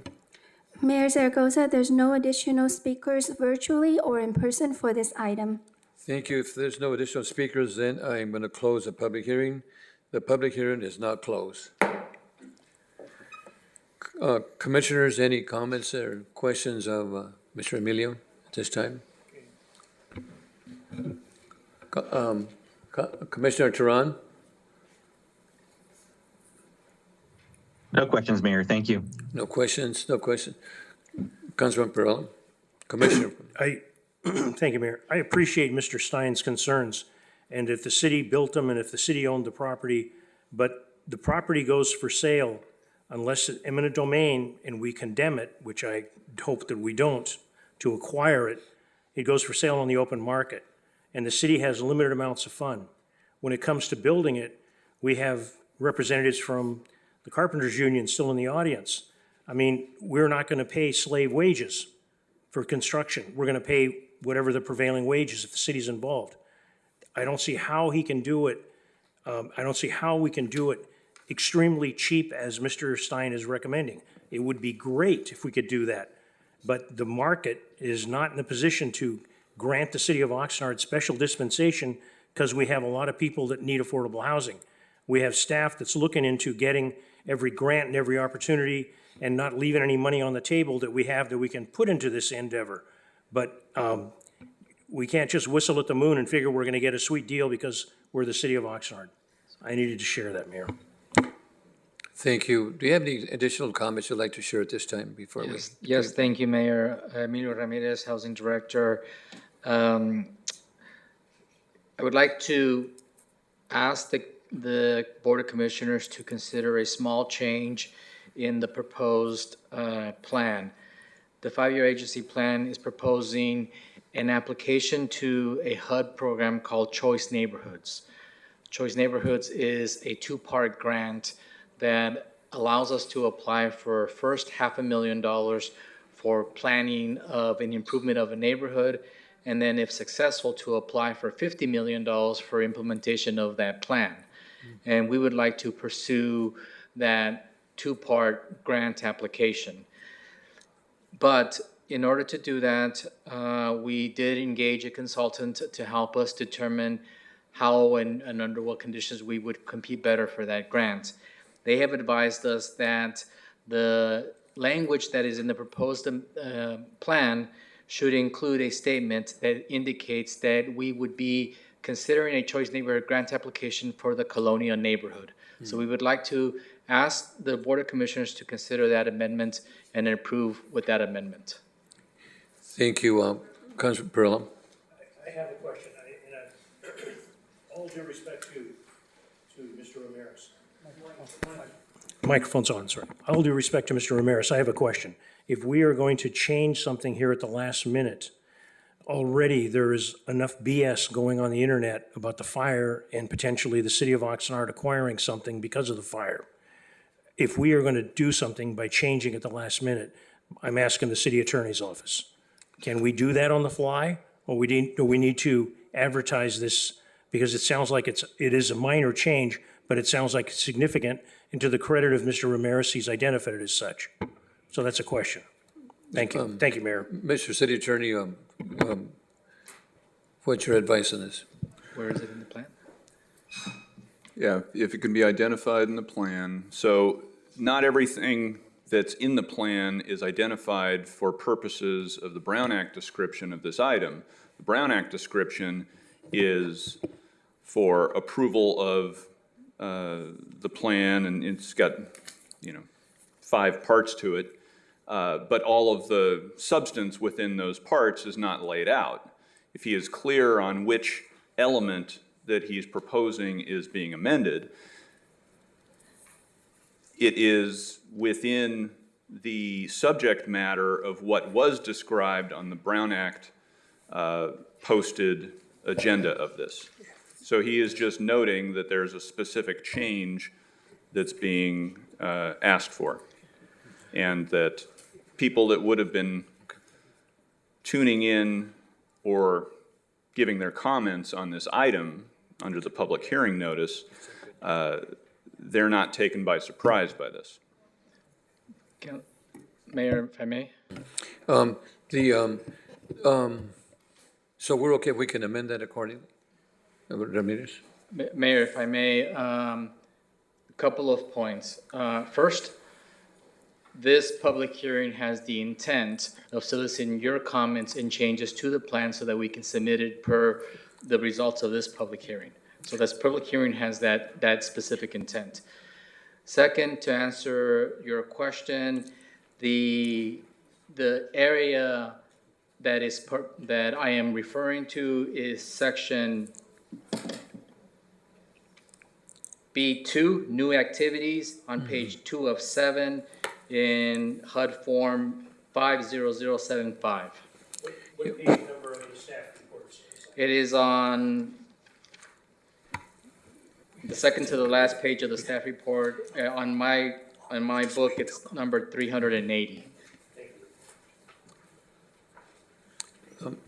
While he's looking at that, go ahead, Madrigal, Councilman Madrigal. Yeah, real quickly, I know this came to committee, and I know that the mayor did ask the question concerning this, and I know that Mr. Ramirez answered he wasn't sure if it was going to be either Southwinds or Colonia, depending on scores or things that, were going to be based on getting that better score, higher probability of getting the grant. And we did discuss it in committee, yeah. We did this, correct. Councilman Madrigal is correct. And between the committee and today, we did engage the consultant that had the kickoff meeting, and we toured both the Wainimi neighborhood and the Colonia neighborhood. And they scored and advised as such. Right. Councilman Perella, what do you think? I appreciate the information. I'm very grateful to Councilman Madrigal for sharing the information, and the mayor also. Thank you. Thank you. I believe that puts my questions aside. Correct, City Attorney? Correct. Thank you. Thank you very much. Thank you. So we look for a motion with the amendment. Moved by Mayor Pro Tem, second by Madrigal, Councilman Madrigal. Please vote.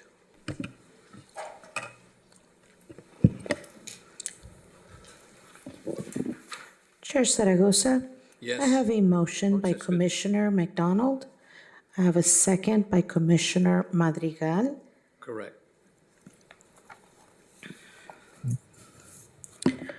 Councilmember Turan? Yes. Chair Zaragoza? Yes. Commissioner McDonald? Yes. Commissioner Madrigal? Aye. Commissioner Perello? Yes. Commissioner Valenzuela? Aye. Thank you. Motion carries 6-0. Okay, thank you. Thank you. Our next item is reports N1. This is the Finance Department. Subject is fiscal year 22-23 annual comprehensive financial report and summary presentation.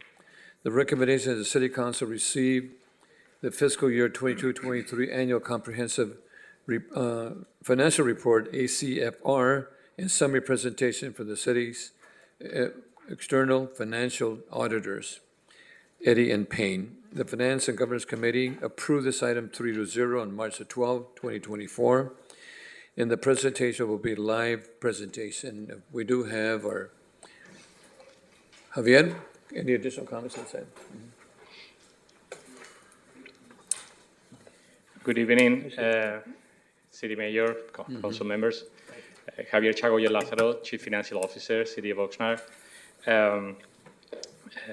Today we have the city auditors, Irene Casareno, ready to present the highlights for the fiscal year 22-23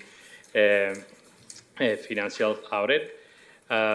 Before I let Irene go through her presentation, I want to introduce Beth Bo, our Assistant CFO, and Cesar Perfecto, our Controller. And I also want to extend appreciation to the finance staff and also all the staff for all the other city departments that helped to complete the the audit. Just a second ago, you have received a standalone page. There's a correction in one of the pages of the annual financial statement. I concretely is page 13 of the management discussion and analysis. Staff identified a correction after the agenda was published. The correction doesn't have an impact on, and it's not relevant to the fiscal year 22-23. It's just a comparative for fiscal year 22. And it doesn't have, as I mentioned, impact on fiscal year 23. Does it change anything? And the opinion of the auditors stays the same. Thank you. With that, I'll just introduce Eden again, so she can just take the presentation. Eden, you're on. Good evening, Mayor Zaragoza, members of the City Council. Can you hear me well? Yes, go ahead. Yes, it's my pleasure to present to you tonight our audit report for the fiscal year ended June 30, 2023. My name is Eden Casareno, audit partner at EDN Payne. I wanted to confirm, first of all, the statement by Javier that the change in, actually it was on page 13 of the management's discussion and analysis that was provided to you in a separate page, does not really impact the financial statements for fiscal year 2023 in any way. Our audit opinion is not changed because of it.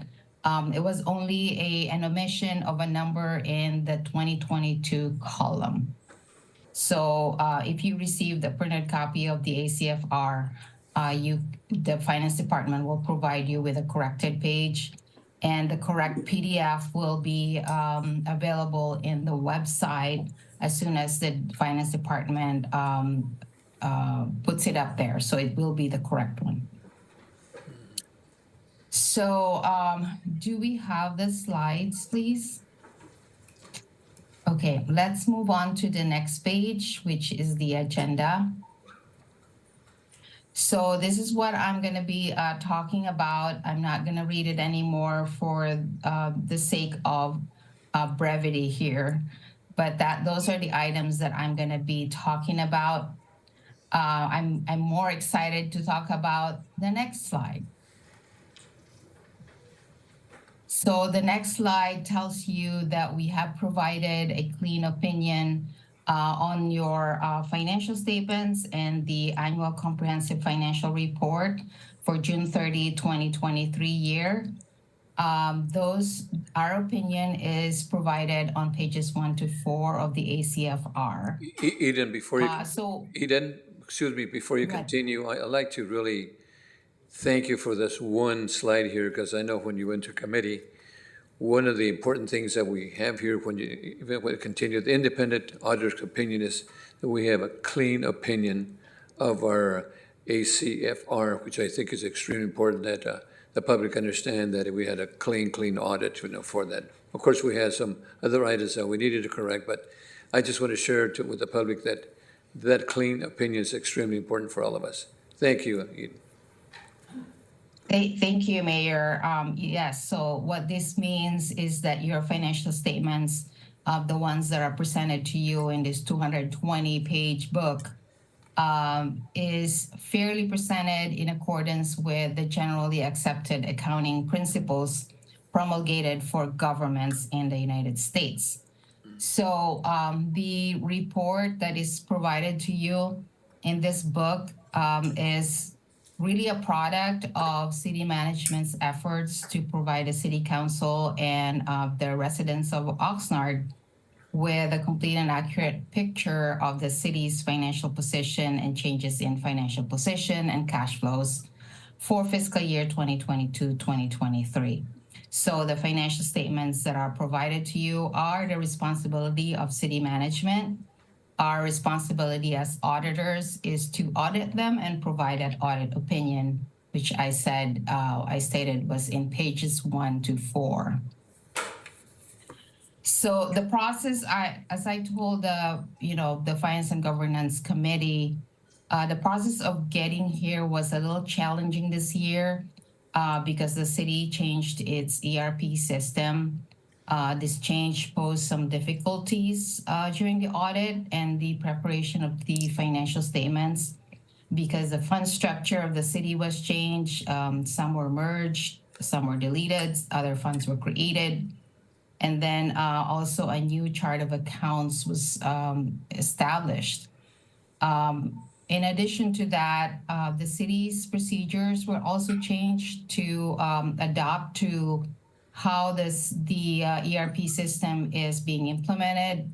And so we had to design new audit procedures, and the city also had to change its audit schedules. However, even though we encountered some challenges there, the new ERP system allowed the city to streamline its funds and chart of accounts. So we're still happy that you changed your ERP system.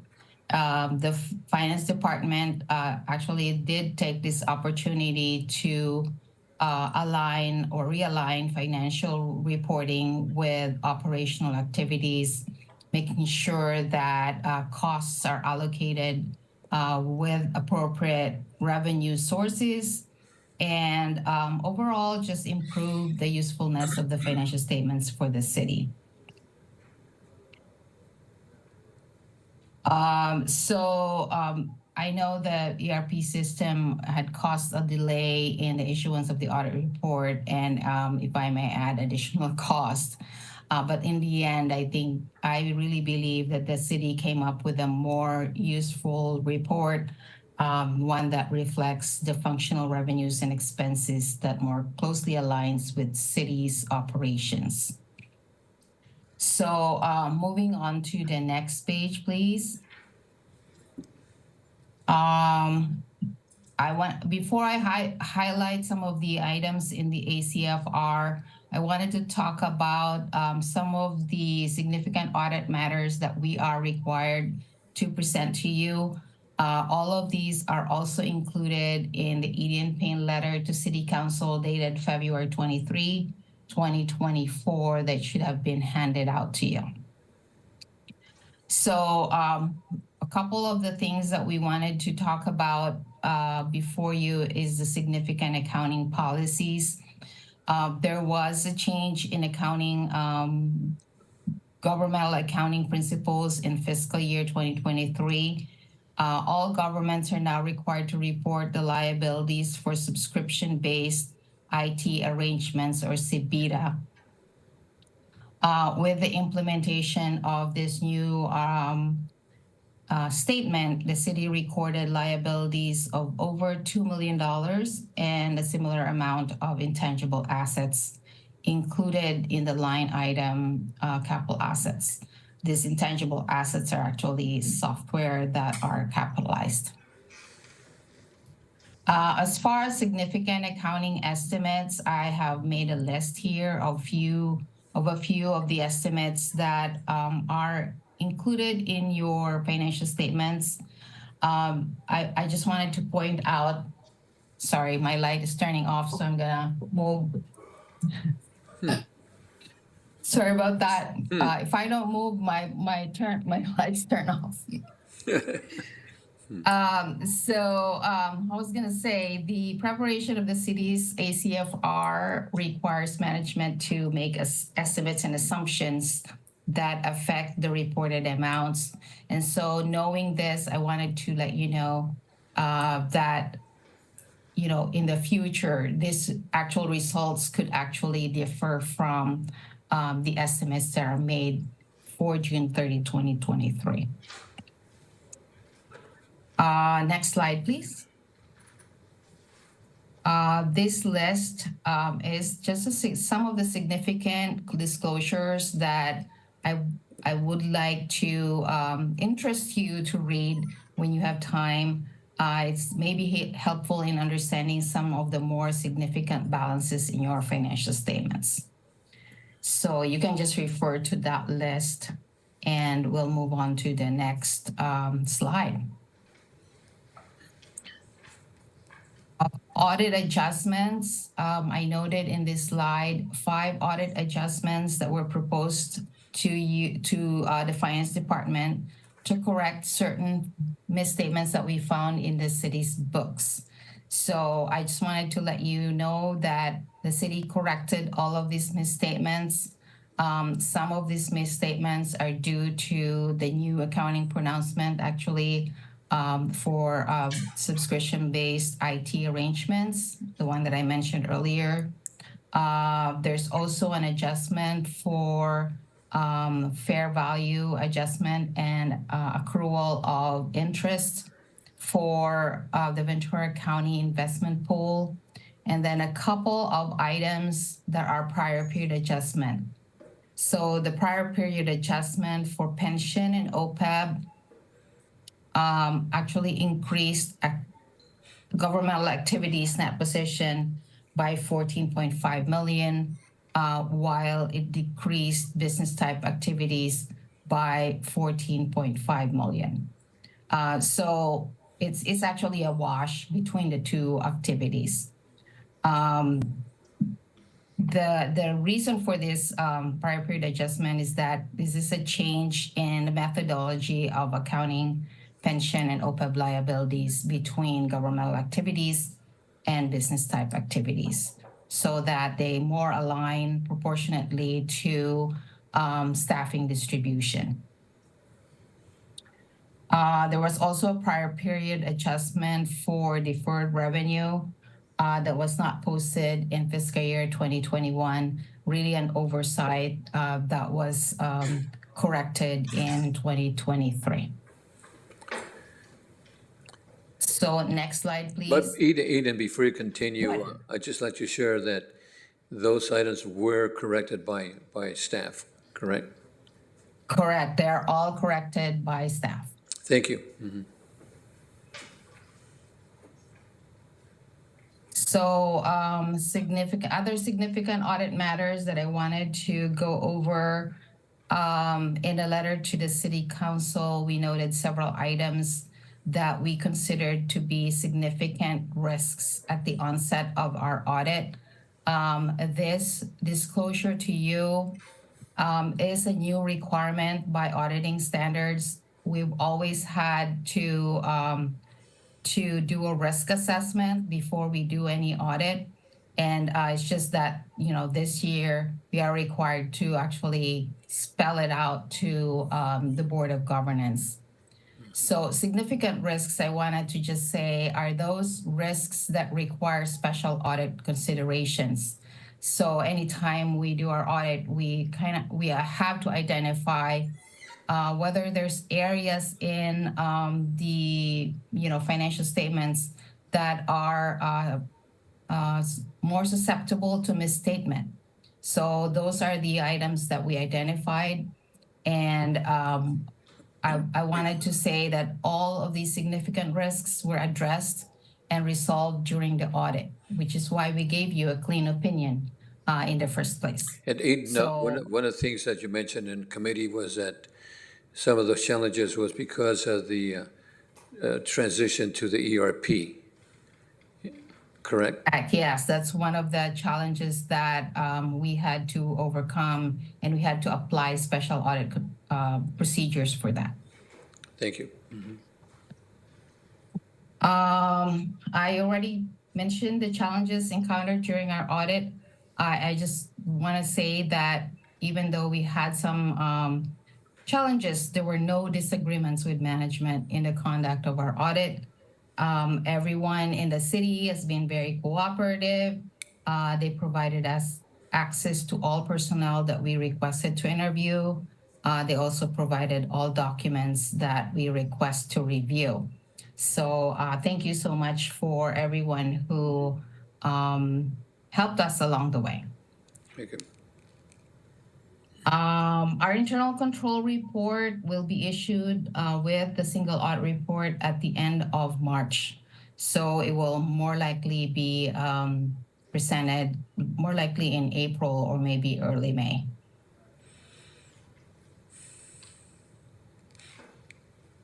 So let's move on to the ACFR highlights.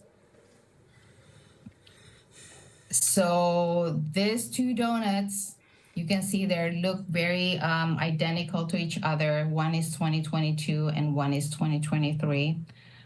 This represent the proportion of assets and deferred outflows to liabilities and deferred inflows versus your net position.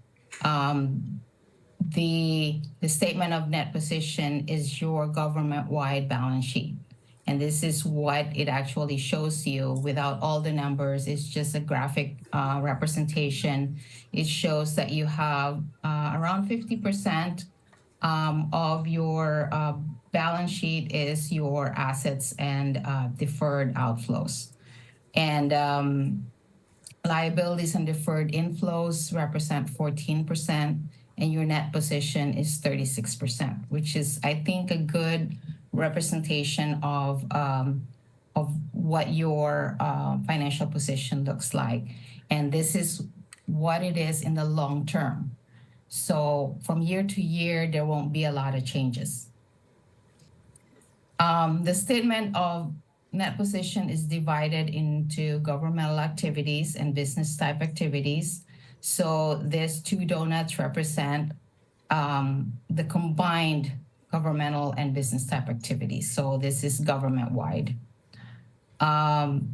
What is not on this slide, but I wanted to make you aware, and if you look at the 2023 side, there's $2.3 million in your net position, right? That $2.3 million, it consists mainly of about 95 to 96% of net investment in capital assets. Capital assets are used to provide services to the city residents, and they are not available for spending. So even though you have $2.3 million in that position, you cannot spend those. Also, net investment in capital assets is reported net of related debt. But to repay the debt, the city has to look to other sources because capital assets will not be liquidated to pay those debts. What remains in your, after you take the net investment in capital assets, is only $138 million. And all of that actually is restricted to debt service, grants, infrastructure, and other items. And it leaves a deficit of around $40 million. The $40 million deficit is mainly due to obligations that are meant to be liquidated with revenues that will be received in future years. And those obligations include pension, OPEB, and claims payable. So moving on to the next slide for revenues. The blue bars here will show is 2023, and the green bar is 2022. So the blue bars that are higher means that the revenues for 2023 exceeds the revenue from 2022. As you can see, most of them are actually blue bars higher than green bar. That means that your revenue actually exceeded last year's revenues for charges of services, as well as operating grants and contributions, as well as taxes. Taxes actually increased by a lot. It's like $12 million. And that is mainly due to increase in sales tax. We'll talk a little bit more about revenues when we talk about the general fund, because that has like a big impact on it. So let's go down to expenses.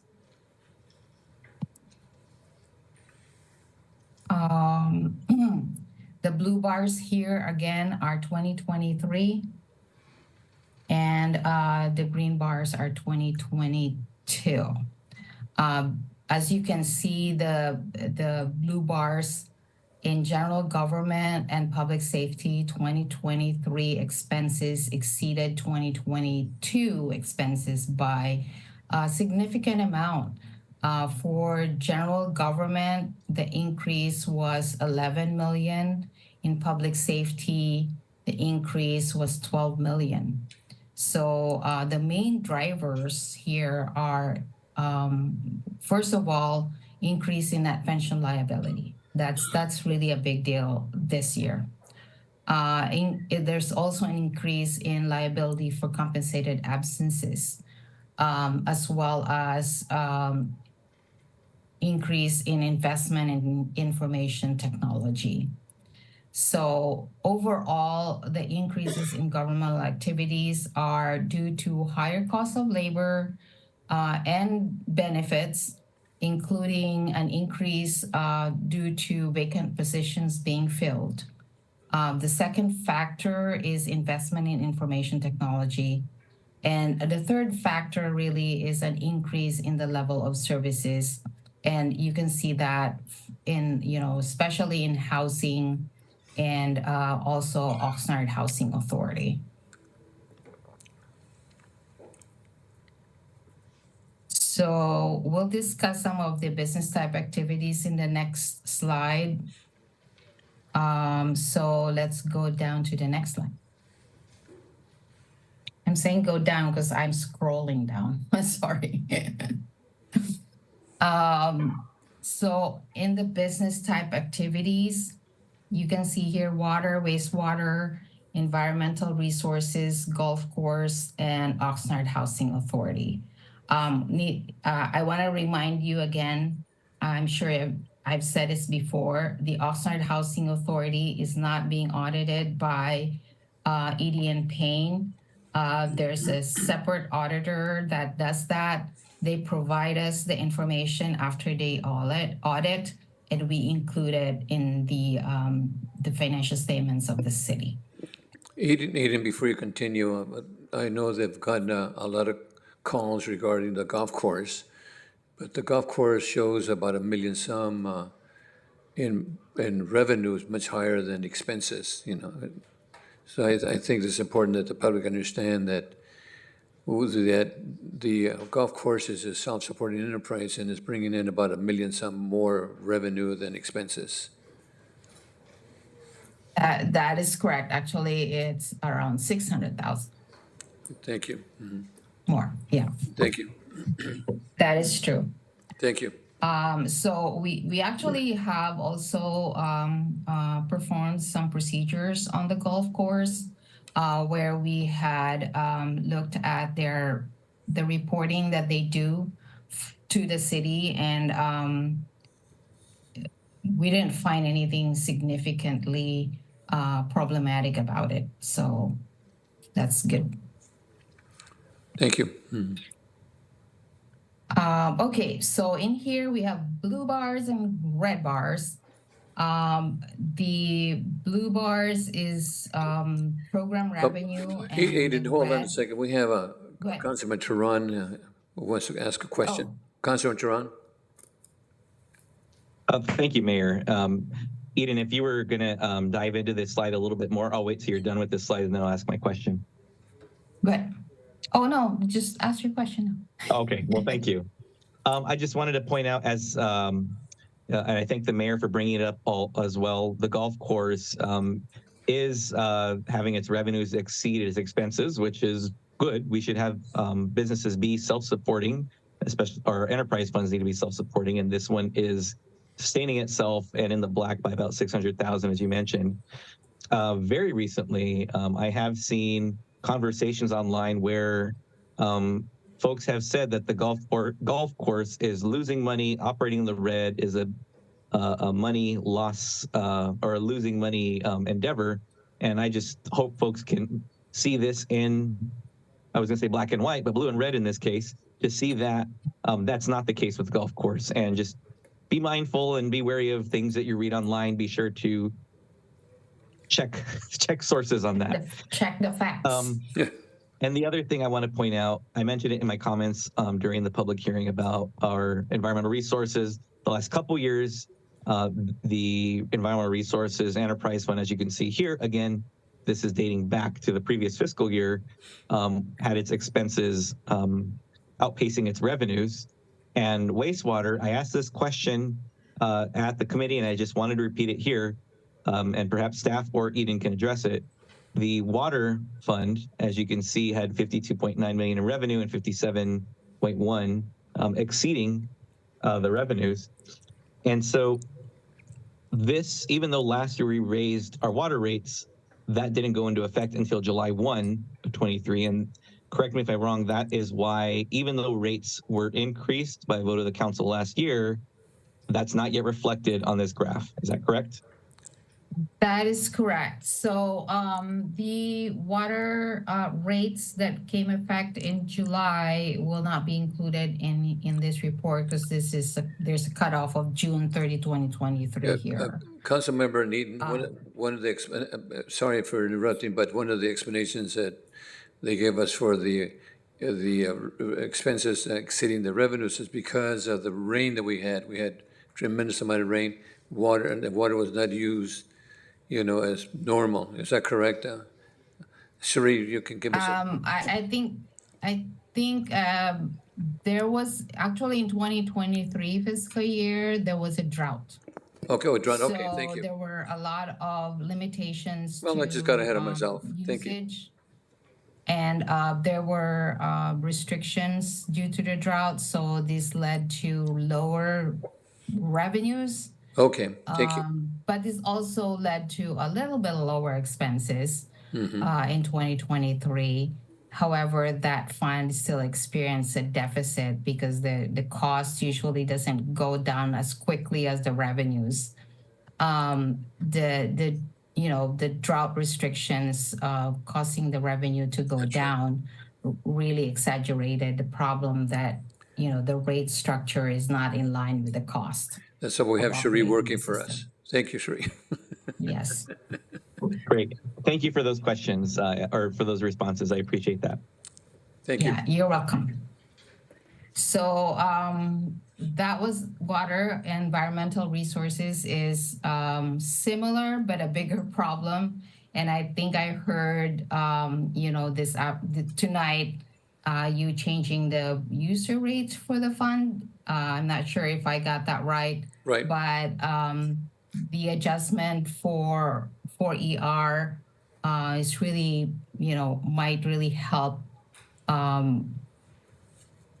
reduce this problem in the future. Thank you, Eden.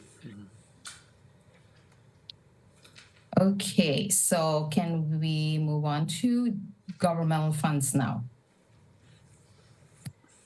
So governmental funds, this is the governmental funds fund balance. What stands out here is you can see the total governmental funds in 2022 is 189 million. In 2023, it was 206 million. That's a whopping 17 million up, about 9% of the prior year fund balance. So the positive change in fund balance came mainly from three sources. There's increase in sales tax, property tax, and also increase in miscellaneous revenues. What I'd like to point out though here is the classification of fund balance. So here you can see the orange is restricted fund balance. Restricted fund balance is when there are restrictions imposed by outside parties, like grantors or lenders of your bondholders, and also by state or federal laws and regulations, like grants that can only be spent on certain purposes. So those are all restricted, and the city, it is not in the control of the city to spend those.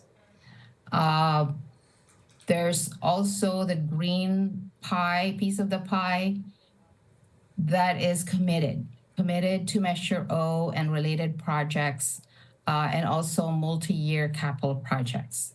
Those are already committed to be spent in the near future.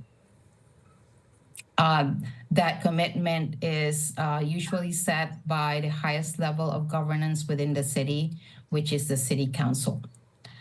Another 14% is assigned to operating reserves. That's the purple. Notice that in 2022, you don't have purple. You were not able to assign operating reserves last year because there wasn't enough money to go around. The improvement in fund balance at the end of 2023 allowed the city to assign 14% of its fund balance to operating reserves. And I think this is the first year since the city adopted the reserve policy that this assignment was actually And possible. Eden, I think it's important that we compliment our staff for having reserves, it's putting it for your personal budget. It's like spending money for all the necessities and having money in the bank, which I think is really important for items that are unforeseen. Yes, you said it precisely, Mr. Mayor, because, when we have like extra money, we think, oh, I can spend on this or that. I can, hire more people or do some of these projects that I couldn't spend before. But before you do any of that, and I'm sure you all know about this, just remember that your unassigned fund balance is your savings, so to speak, and it is essential that the city maintain adequate levels of fund balances to mitigate current and future risks, such as revenue shortfall later on or unanticipated expenditures. Thank you. So let's move on to revenues and expenditures in the general fund group. The next slide. So this just shows you the general fund group, which includes Fund 101 and 104. During the year, revenues exceeded expenditures and other financing sources and uses by 34 million. Last year, it exceeded by 38 million. So let's take a look at the actual revenues and expenses in the next slides. So the next one is revenue.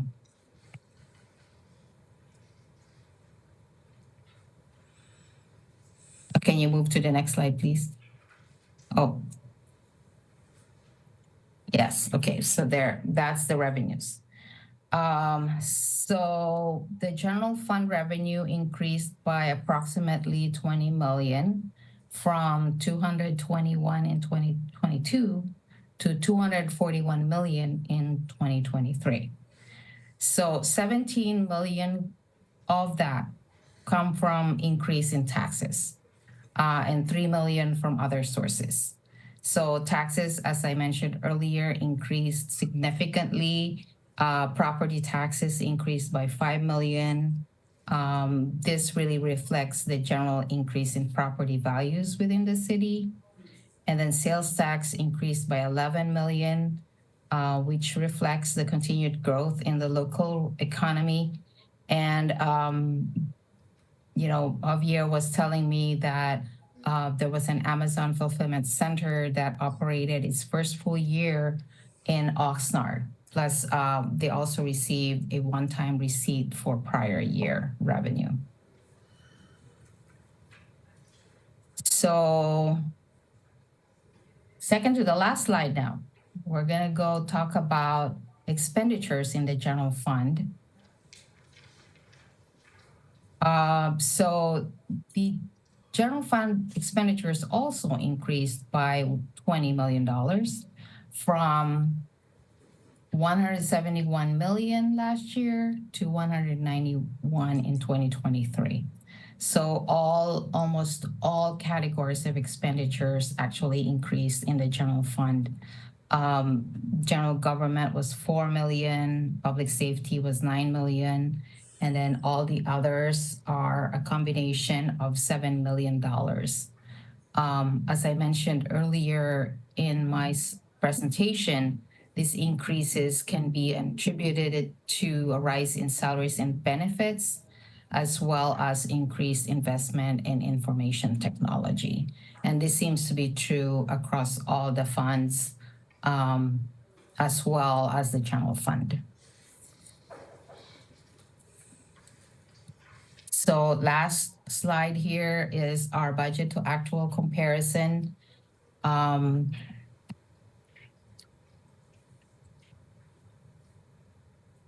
So the most of the categories in revenues actually exceeded budget, which is great, right? So if you didn't anticipate the increase in tax revenues, now you can save it.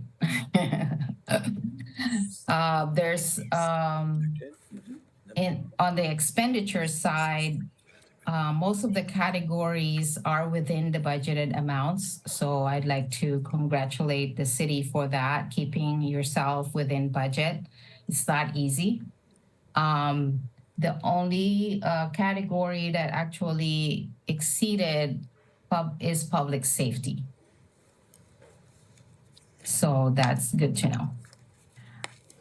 To summarize, before I end, I just wanted to communicate again how, these new financial statements that you have here is a product that came from, this is the first financial report that was prepared from the new ERP system, and it reflects a more streamlined fund structure and chart of accounts, and it's made more useful because it more accurately reflects the sources and uses of financial resources by the city's main operating units. So I'd like to acknowledge the efforts of your finance department in designing the ERP system and spending a lot of time and effort into its implementation. And of course, all the other departments should share with that on the credit, because they also have to implement it. Number two, I wanted to point out the significant changes in governmental activities revenue between prior year and current year was from sales taxes. And then the significant increase in expenses and expenditures was mainly due to personnel costs and investment in information technology.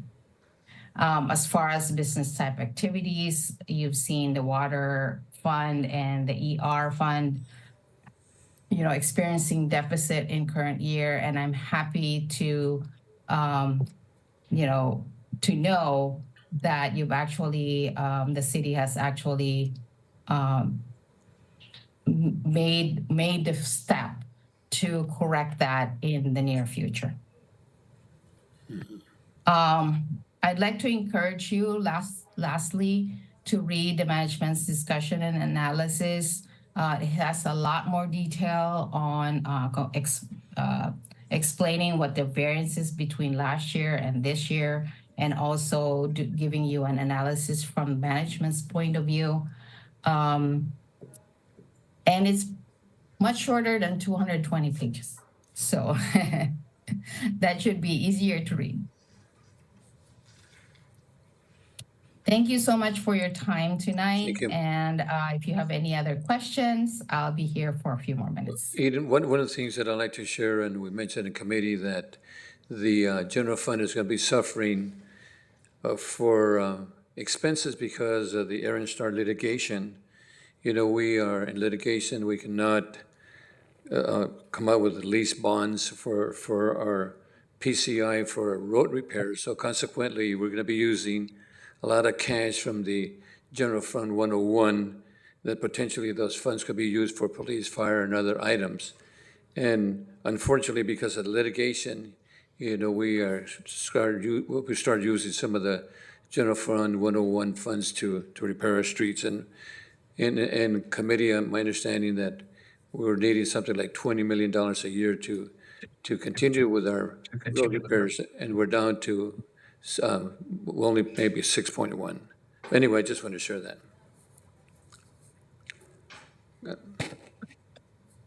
Thank you. Gabe? Councilman Tehran?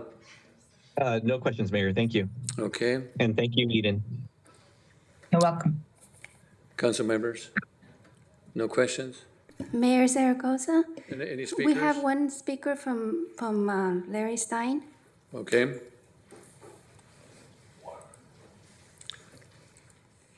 Larry, please press star 6 to unmute, and you have 3 minutes.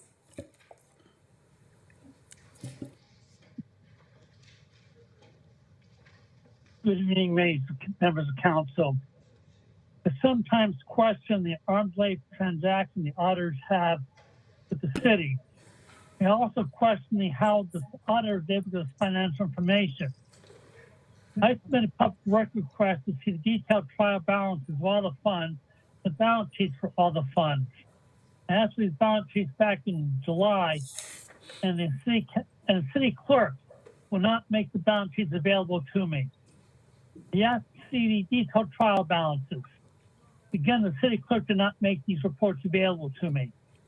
So how is it that the auditor was able to complete an audit without the balance sheets and detailed trial balances? That's a question I like to know, because these are public records I asked for, and it's still not been made available to me. We've had this auditor for over 5 years, if not 10 years. There's supposed to be a length of time we have an auditor, and this timeline seems to have expired by government standards. I question the arm's length transaction the auditor has with the city. It may not be as much arm's length as the hands in your pocket. Again, I find that questionable. In the audit report, it appears to show that public safety takes 2/3 of the general fund budget now. 2/3. Our revenues go up. We increase our sales tax revenue. The last sales tax increase by $40 million a year. But our streets aren't getting fixed. Our parks aren't being fixed. I still don't have a pool at College Park that was promised to us back 20 years ago.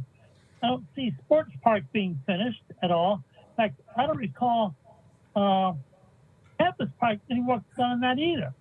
These park master plans will take 20 years. It's been 20 years for the College Park to be finished. Sports Park hasn't been finished. Sports Park got started in 1992. Land was acquired in 2005. How come we can't go to park? Keeping the money public safety, and money's not going to the general public. The residents of Oxnard are paying all these taxes, but not getting any direct benefits for our streets, our parks, and services that we're entitled to. Again, I really question the arm's length transaction. At what point in time will a new auditing 30 audit seconds. company be hired? Again, my biggest concern is this auditing relationship going on too long. The new auditing firm should be hired. Thank you very much. Thank you. I just want to thank Eddie and Payne, and also our finance department, Javier, and all the financial people that worked, all the department heads, our city manager, for an excellent report, and it was a clean opinion, which I think is extremely important that our residents understand that we're running a transparent financial statement that it really helps us, with the 22-23 annual comprehensive report and summary presentation this evening. So thank you so much. Councilman Perello. Mayor Zaragoza, just want to say that there's no additional speakers virtually or in person for this item. Thank you. Hello, Mayor. I'm wondering if staff can address some of the concerns Mr. Stein has raised, specifically that he can't get information. So if I could address that, I would have to look at specific requests, when they came in. We're not required to create records for Mr. Stein when he submits requests. And it could be that he asked for certain documents before they were created in the regular course of business. Thank you very much. Thank you. Okay, and this was a receive and file. Thank you so much to staff and the report. Mr. Mayor, You go ahead, well, I was just going to comment, I think it's highly unlikely we're going to be done by 10. and I was going to just share that. So do we need a motion to go motion beyond to 10? continue? Yes, you do. A motion by Councilman Perillo, second by Mayor Pro Tem. Please vote. So we're going to go past 10 o'clock. Councilmember Turan, Yes. Mayor Zaragoza, Yes. Mayor Pro Tem McDonald, If I say no, can we go home at 10 or? Yes. Councilmember Madrigal, Yes. Councilmember Perillo, Yes. Councilmember Valenzuela. Aye. Thank you. Motion carries 6-0. Thank you. So our next item is Public Works Department General Fund reimbursement for services charged to special districts. Recommendation that City Council approve and authorize the city manager to approve a transfer amount of $168,247.67 for reimbursement of sidewalk service charges, including interest to 21 landscape maintenance districts, Fund 120, from the General Fund 101, with the corresponding budget appropriation adjustments.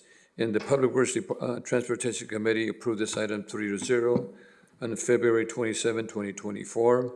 And there was a pre-recorded item on Measure M, and we do have our Public Works Director for any additional comments. Councilman Perillo. And Mayor, I'd just like to say, I do not live in any of the districts on this item.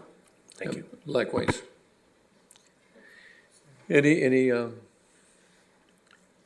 no? Any additional comments, Michael? None? No, Mr. Mayor. So, Councilman Perron, any,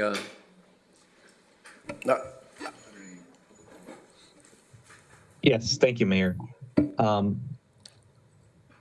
Again, because of the limitations placed on this body and on the public by Measure M, the public record is not going to be able to show exactly what this is, what we're talking about, and how this came to be. And I'm hoping that either Mr. Wolf or the city manager can just briefly summarize what we have in front of us and why we're doing this refund back to these special districts. Mr. City Manager? Yes, thank you. I wanted to quickly acknowledge a member of our community, Mr. Raymond Blattel, who pointed out to us that we made an error in charging for areas adjacent to landscape maintenance districts for certain work, improperly charged it to the districts. So we, upon his question, we did the research and determined indeed he's correct. He had talked to us about his particular neighborhood, but we explored all of them, and that results in what you have here before you. Now, this is just the initial refund amount. We are still working to figure out what the back interest is that would be owed, and that'll come back at a later point. But again, want to acknowledge and thank Mr. Raymond Blattel for pointing this out to city staff. Thank you. Mr. Mayor, if I can just add, Go ahead. there is some interest income on this version right here. Just there's a bigger discussion about earned interest that would coming back to the council. Okay, thank you. Councilman Perillo?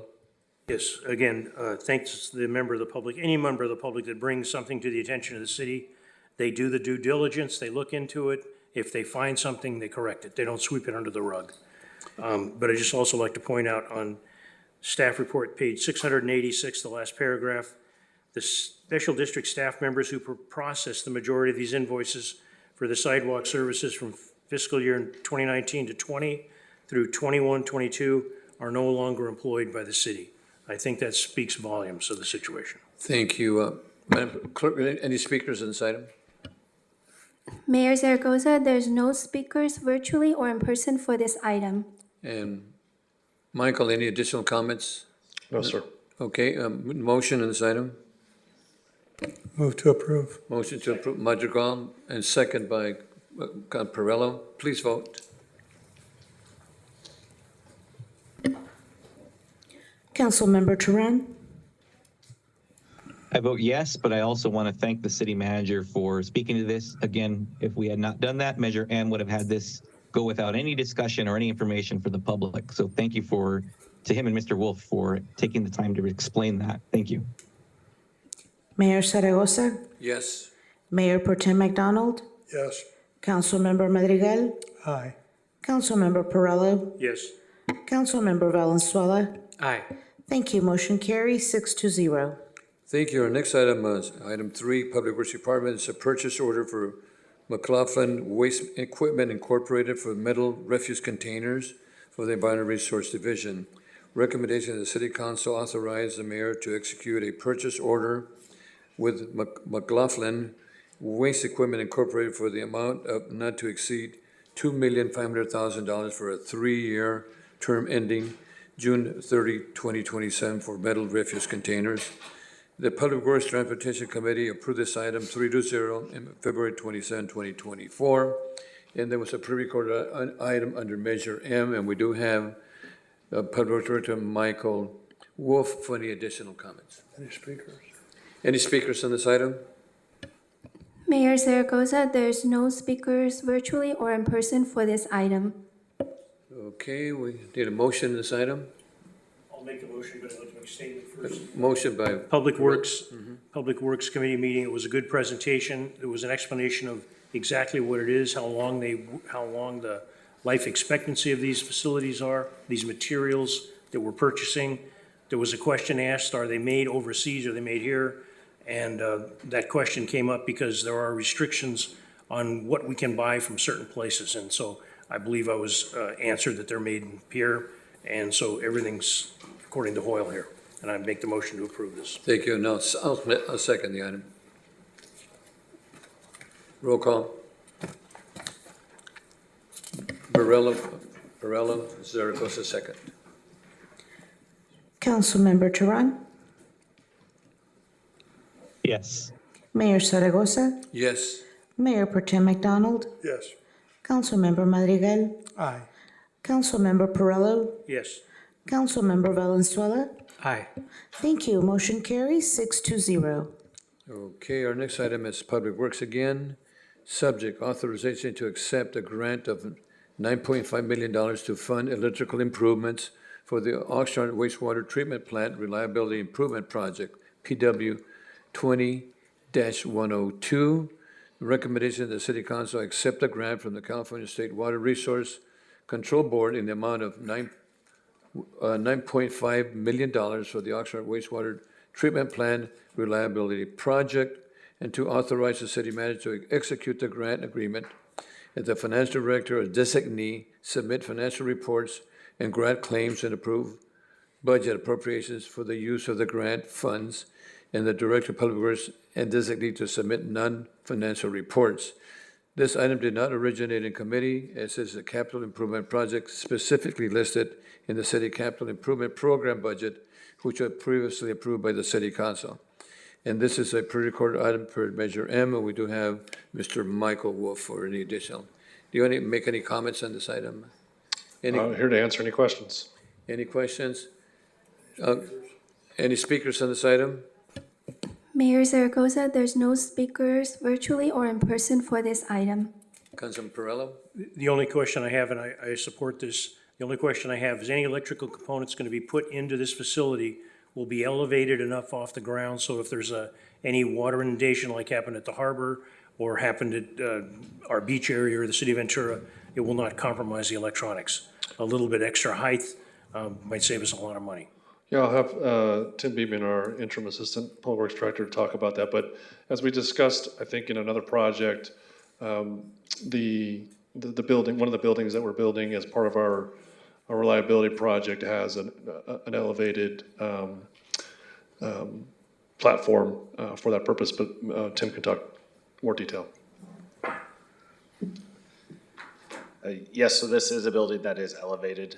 If you were able to watch the presentation, this one in particular, you could see a substantial amount of foundation work being done in the pictures that I put through the slides. I kind of did early stages to where we're at now.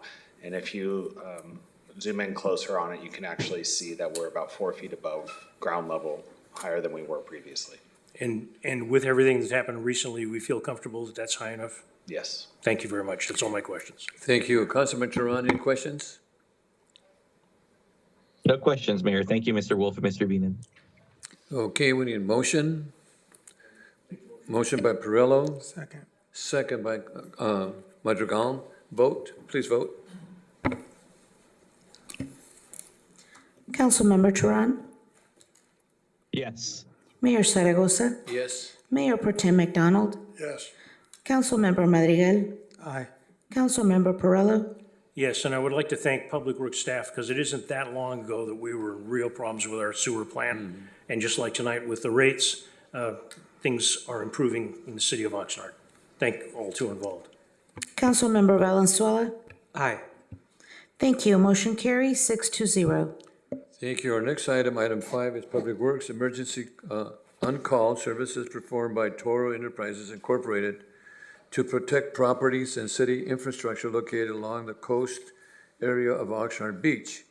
Recommendation the City Council approve and authorize the mayor to execute a one-time payment with Toro Enterprises Incorporated for the amount of $23,478.39 for emergency on-call service performed on December 29, 23 to December 30th, 2023. This item did not originate in committee, and there was a presentation on Measure M, and we have our Public Works Director, Michael. Any questions on this item? Councilman Perillo? Thank you. I'm sorry that the resident that spoke that was from Oxnard Shores is not here, but I'd like to read this for anybody from Oxnard Shores. And some people, not necessarily in Oxnard Shores, but throughout the city, may think we're just throwing money around. On page 742 of the staff report, 1, 2, 3, fourth one down, I read this paragraph. I think it's pertinent to how we have Public Works and the people involved directing resources and looking out for public health, safety, and welfare. The paragraph reads, after receiving notice of high tide warnings of potential flooding, staff met with representatives from Toro on December 29, 2023, to discuss building a sand berm to protect the residential properties and city infrastructure along Oxnard Beach. During that on-site meeting, staff and contractors witnessed the tide wash over the beach and flood Mandalay Beach Road at 5th Street. The city manager, emergency identified as the director of emergency service, was immediately contacted and staff instructed Toro to begin building a sand berm based on the time and material prices contained within the current on-call agreement. My reason for sharing that is when something happens, we don't have opportunities to go around and bid. Let's see if we can get a better deal. My understanding, the water just didn't go on to Mandalay Beach Road. It went underneath the houses that had access. And as the story was relayed to me by somebody who was apparently there, it actually washed some kids that's parents, lacking in brain power in my opinion, allowed their kids to see how far the water would come, and it picked up the kids and threw them underneath the house. So there definitely was need for this, and I'm grateful that we had the management and the staff and the technology and the resources to take care of it. That's all my comments. Thank you. Any speakers on this item? Mayor Zaragoza, there's no speakers virtually or in person for this item. Council members, Councilman Turan? No questions, Mayor. Thank you. So we need a motion. I'll move the recommended action. Moved by Perillo, Second. second by Councilman Madrigal. Please vote. Thank you, Mayor. I have a motion by Councilmember Perillo, a second by Councilmember Madrigal. Councilmember Turan? Yes. Mayor Zaragoza? Yes. Mayor Pro Tem McDonald? Yes. Councilmember Madrigal? Aye. Councilmember Perillo? Yes. Councilmember Valenzuela? Aye. Thank you. Motion carries 6-0. Thank you. Our next item, item 6, is Community Development Department, the City of Oxnard 2023 General Plan Annual Progress Report. Recommendation the City Council receive and file the City of Oxnard 2023 General Plan and Housing Element Annual Progress Report. This item did not originate in committee. There was under Measure M a presentation, and we have Mallory. Any questions of Mallory? Councilor Just Perillo? one, unless there's a comment. Public speaker? Speaker. Oh, we have a speaker. They're still here. Alejandro Perez? Okay, we have a speaker by the name of Alejandro Perez on this item, item 6. Alejandro Perez, there we go. Mhm. First off, I'd like to say I appreciate your sense of humor, Mr. Perla. Thank you. Honorable Mayor, City Council members, my name is Alejandro Perez. I'm a member of the Western States Regional Council of Carpenters. I live in the local area, live, work, and recreate in the vicinity of the project. I believe that I will be impacted by the environmental impacts of the project. The city should require the project to be built with contractors that will hire locally, pay prevailing wage, and utilize apprentices from the state certified apprenticeship training program. Workforce requirements reduce construction-related environmental impacts while benefiting the local economy and workforce development. In a recent 2020 report titled Putting California on the High Road, a Jobs and Climate Action Plan for 2030, the California Workforce Development Board concluded that investments in growing, diversifying, and upscaling California's workforce can positively affect returns on climate mitigation efforts. The South Coast Air Quality Management District recently found that local hire requirements can result in air pollutant reductions. Recently, the state of California reiterated its commitment towards encouraging workforce development and housing affordability through the Affordable Housing and High Road Jobs Act of 2022, otherwise known as Assembly Bill number 2011, which requires projects pay workers a prevailing wage and hire from state certified apprenticeship programs for projects meeting certain siting, affordability, and development standards. Thank you for your time. Thank you. Thank you. Any other speakers on this item? Mayor Zaragoza, there's no additional speakers virtually or in person for this item. Okay, so then, Quick comment. go ahead. Mayor I Pro Tem. just, it's an interesting subject matter for me. There was a recent project up in the River Park area, and it involved a gentleman who was a drywall contractor who bid a pretty substantial project rather, and said he was the only one that would be doing drywall. And I don't think that was a factual statement because it probably involved, I don't know how many rooms in a building that more than one person could possibly do. I don't know if there's some way that we as a city can be a little more up to speed on making sure that if people are applying for stuff, that they're being legitimate in their applications. And for one sole proprietor to go in and say, I'm gonna drywall 30 rooms, it just seems outrageous.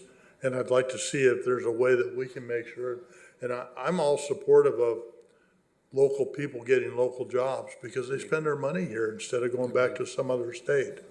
So I think there's some benefit to taking a little deeper dive into this. I know we can't do it tonight, but maybe some other time we can have that discussion.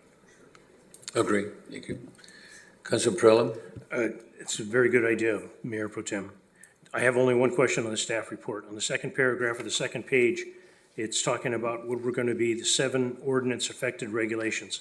And I don't know what this particular one is. It's called a Low Barrier Navigation Center. Low Barrier Navigation Center. I don't know what that is.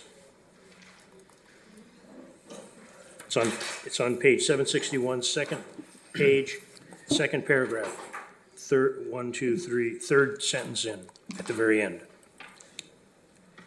Go ahead, Joe. Sorry. So, Councilmember Peralta, this is related to the series of ordinance amendments that came before council, I believe it was earlier this year. So that's just regarding essentially a place where people would come to get services and those type of things for like lower income individuals. So that's what that's getting at, is there were standards in that made it easier for the city to allow those type of facilities within the city. Does it mean we're lowering the standards? No. I'm not accusing anybody. Okay. Yeah, okay. Councilman Perello, Emilio Ramirez, Housing Director. Low barrier means that there's a low barrier to entry to that navigation center. In other words, they don't have to be employed. There's not a high standard for them to get the services to get into the center. Okay, thank you. I got that. Thank you very much. Okay. Thank you, Mr. Pearson. Thank you, Mr. Ramirez. So any additional information from staff on this item? And no speakers, all right? Okay. Move by Councilman, by Mayor Pro Tem, Second. second by Madrigal. Please vote.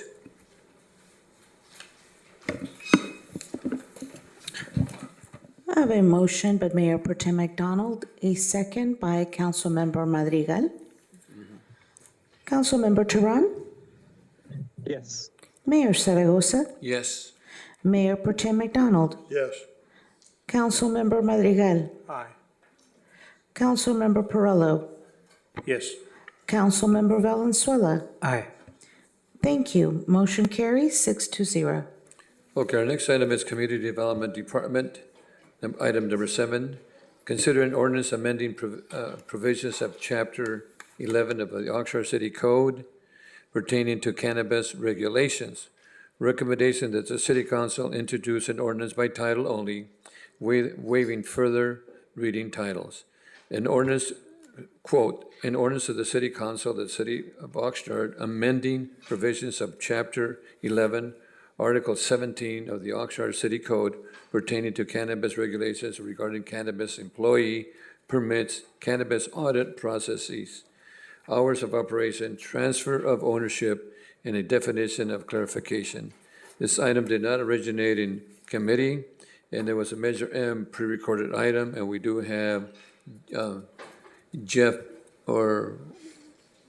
Pengelly, if there's any questions.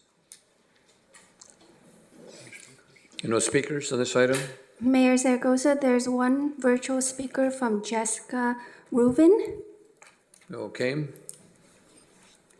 Jessica, please press *6 to unmute, and you have 3 minutes.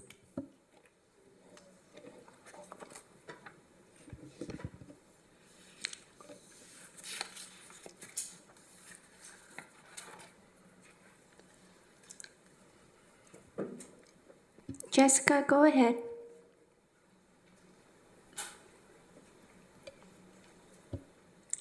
Jessica, can you hear us? Oh, I'm so sorry. I was muted. Go I ahead. just unmuted myself. Yes, I want to start off by thanking the mayor, city council, and for the city planning department for moving forward with a lot of these items. A lot of these clarifications and changes to the ordinance really help clarify a lot of issues that there were in the code. One thing that I did want to address is one of the proposals is for extended hours of operation.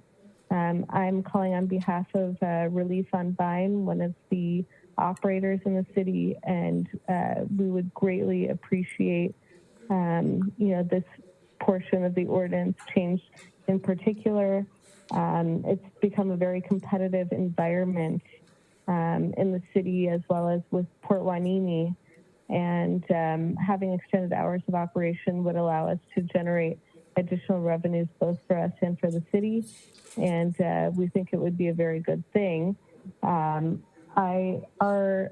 only recommendation is as the city of Port Hueneme is moving forward at the same time with the change in hours of operation, if there's any way that, any requests for amendment to the SCP be processed very quickly, and if it's possible for these items to go through quickly through a special administrative process rather than the standard SCP major modifications process, that would be very helpful. Thank you, Jessica. I'm sure that staff probably massages over and over again. And any comments from staff at this time? No? No comment, Mayor. Thank you. Okay. Mayor Councilmember- Zaragoza, Speakers. I just want to say there's no additional speakers virtually or in person for this item. Thank you. Councilman Perillo? Yes, I'd like to share with the staff and the public and my fellow councilmen, I do have concerns about this item. And I'll put the basic generics in a little basket here. When the city decided to move forward with the cannabis, I supported the medicinal As it went along, I supported, and then we expanded to, because it was a oops, we went to 16, I supported. But everyone that applied knew what the rules of the road were. Now we're coming back and changing. There might have been some people that would have gone along with applying if they knew that the rules were gonna be what were being proposed to change tonight. I think it's a little bit, it may not be equal to, but it's a little bit of switch and bait and switch. I'll start with number 1. Allow cannabis operators to self-certify all employees after the initial cannabis employee permit is issued. The questions that I have, there's 3 bullet points, but just the questions, I'm sure staff is gonna write them down because I hope to get an answer. What's the verification that the owner will be able to say his people don't have to do this? It will save the owner $80 per employee. And if we do find that the owner, through his fault or someone else's fault, made a mistake, what's the repercussions? He loses license? I mean, the people can't work there anymore? They reimburse us for the $80. I do understand that it says they would have to go back and recertify, but I mean, that's it? That's not even a slap on the wrist, in my opinion. The other is number 2, allow cannabis applicants to submit cannabis financial audits reports every 2 years. This one, the audit is, we just went through a big deal with our city audit. Cost us quite a bit of money, and it does indicate that it costs these people quite a bit of money. But as our city manager informed us when this type of business was coming to our city, this is a large financially potential income business. I would think that the minimum would be the cannabis financial audit every 2 years, which are the rules of the road right now. It's a mistake to change it, because then we go from, well, let's change it every 2 years, to then we go from number 3 to number 3. Amend the certified public accountant requirements for a financial audit. We just had an auditor who was a CPA who, if they're found to be doing something wrong, they lose their license, their ability to make an income, which gives them an incentive to do a straight up job, not fool around, make mistakes, which potentially might cost them a job, but would potentially cost every resident in the city of Oxnard if we get shorted or cheated. I got a problem with how this has come up. Okay, the increase in the business hours. Okay, I can understand, we want to compete with the neighbor, Port Hueneme, we want to have the same hours, but I'll be ridiculous here, and I'm being ridiculous. It says the State of California, Department of Cannabis Control allows them to open at 6 a.m. to 10 p.m. Like last time when we had to make it up to 16 licenses because we made a mistake in the process and we had to bump it up to 16. Why the hell don't we go to 6 a.m. to 10 p.m.? Let anything go in the city of Oxnard. I don't think that's the way my city should be.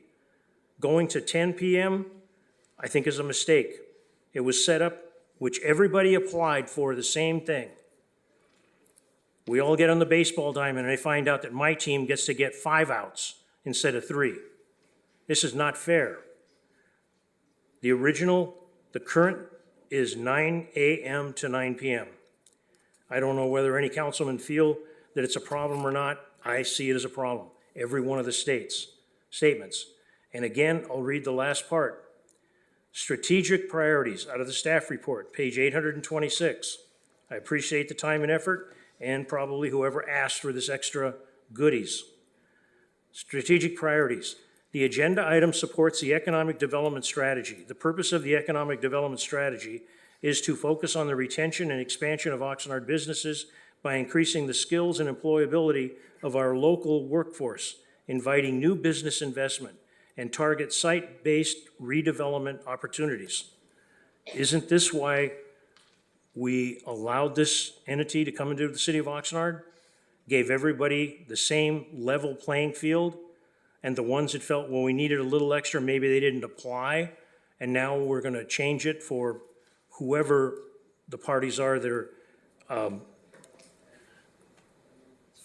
influential enough to get this on a city council agenda, I think is a mistake. It sets, I'll go a little further, going to give a special consideration. We gave a special consideration last time to the U-Haul rental place, special to one party. It's a mistake when you start doing things like old Oxnard used to do, my opinion. Thank you, Mayor. Thank you. Council members, any other comments on this item? If not, no additional speakers. No. Okay, so we need a motion on this item. I'll make a motion to deny the item. Councilman Tehran, I'm sorry. Go ahead, Tehran. Thank you. Well, thank you, Councilor Perillo, for your comments. I have a few that I wanted to run by the staff that I had on my list as well. And I do want to thank Ms. Mallory and Mr. Simpkins for meeting with me about this particular item. We had really good conversation. I came to a place of having a better understanding of what this is doing. It sounds like we are streamlining a number of regulations that we had placed early on our cannabis businesses that we are looking to streamline, that has a mutual benefit for them on some levels and then for our staff workload on some levels. So after discussion, I felt better about them. I want to clarify something for the public on one item, and then I have a question about another item. So the first item is regarding the number 2, allowing cannabis applicants to submit a cannabis financial audit report every 2 years. Essentially, any business that that has an audit with less than a 5% discrepancy or variance is going to be allowed to do an audit now every 2 years. Is that correct? Yes, Councilmember Tran, that is the proposal. Okay, thank you. And so the idea here being that if their books are matching what their receipts are showing and everything looks good in their audits, rather than do an annual audit, we're proposing they do every 2 years. Those who go 5.01% or greater, they now have to continue to audit annually for 2 years, correct? Councilmember, that would be annually, they would be doing that. If it's greater than 5.01, there's a discrepancy, so they would be subject to the annual audit. For a period of 2 years, in which case, if they are below the 5% variance, they could now go to every other year. Is that correct? That's correct, Councilmember. Okay, thank you. All right. And do we have the ability is that a standard industry threshold, the 5%? Would it be more amenable to my colleagues or even Councilmember Perillo if that threshold were lowered to, say, a 3% or less? Is that something that we'd be able to do tonight? Councilmember Tran, just for background on the 5%, that is when we reached out to the Department of Cannabis Control, they use that threshold for their tracking. This is certainly something council could choose to lower that threshold, but I wanted to provide that context for example, for gross receipts and products. If there's a deviation of greater than 5%, there is issues through the state. So that's more information on why we selected the 5%. But of course, if council would like to lower that threshold, that is within your purview. Okay, thank you. And that's not something I'm going to specifically request at this point, but I wanted to put out there if that's something we have the ability to request, that could be a point of discussion beyond this. All right. We had talked about the CPA item as well, Ms. Mallory, and I think I appreciate the way that you had laid it out for me and explained the idea behind their audits being performed by a CPA versus a non-CPA financial auditing firm. I'm wondering if you could just briefly touch on that. Mayor, council members, yes, we have provided this information to Council Member Tehran, and the requirement for, just to bring this to a high level, when we originally proposed this ordinance, we were working with a consultant who had much more seasoned experience in the cannabis field than we did. Since this time, we have honed our skills, we've reviewed regulations, we've become a very seasoned community providing good cannabis understanding. One of the things that's come up is that it's not standard practice to have a CPA perform that reporting. Our recently hired cannabis audit firm doesn't see any material difference in requiring that a CPA. And actually, we wouldn't be changing any of the financial practices by not requiring a CPA. So, and that would be at the discretion of the city manager when we review their permits on an annual basis. So materially, there's not many cities that do require a CPA. The financial audit practices will still be maintained if we don't have a CPA report. And then finally, the city manager has the authority to require it if through the renewal process we find there are consistent audit discrepancies. Thank you very much. I appreciate that. And, the way I see it, if I were one of these business owners, I might be wanting to spring for a CPA to do this in the first place, just to cover my own bases and make sure that if there were discrepancies that were through the fault of the auditing firm, if that were to happen, there's that coverage that, well, you're a certified CPA, what happened, right? Where if I have a non-CPA firm, I'm not sure if I would have that protection as a business owner. So that's that would be at their discretion if this were to move forward. But that's just kind of where it came to, and I appreciated the explanation that Ms. Mallory provided. My last item, though, is a question about the business hours. Councilmember Perillo brought this one up as well. I know that we had a bit of an extended discussion on it. And currently in the city of Oxnard, as was mentioned in the staff report, the cannabis retailers are allowed to operate starting at 9 a.m. going to 9 p.m. So a 12-hour operating day. This amendment is proposing to extend it by an hour on each side of that, opening at 8 a.m., closing at 10 p.m. And, I was hoping that I appreciate the speaker who did provide a little bit of information on what the hours of operation means to them as a business. I was hoping that more of the retailers would be willing to share a little bit of objective data on what that means, how many folks they anticipate to get in the doors if they get an extra hour on each side of the operating day, or how many people they're turning away because they close at 9 or they can't open till 9 a.m. I didn't hear that tonight. And, my big thing on this is when we look at closing at 9 p.m. versus closing at 10 p.m., when we look at the map of where all of these retailers are located and the ones who have opened and the ones who are soon to open, I look at a lot of these locations and I think, well, what else is going on there at 10 p.m. at night? Things that don't typically have a lot of foot traffic or other businesses that are open that late that would lend itself to having these businesses open until 10 because there's natural foot traffic there anyways. There aren't a whole lot of sites that would do that. Some of these shopping centers, I don't think there's anything else open at that time, even as late as 9 p.m. And so I'm not wholly convinced that we're going to be giving them a whole lot more business or adding much in the way of positivity to these locations by adding an extra hour of operation, especially in the evening. So that's my views on that part about the operating hours. I just haven't been able to land on that, especially since we didn't get much info from the industry tonight on that.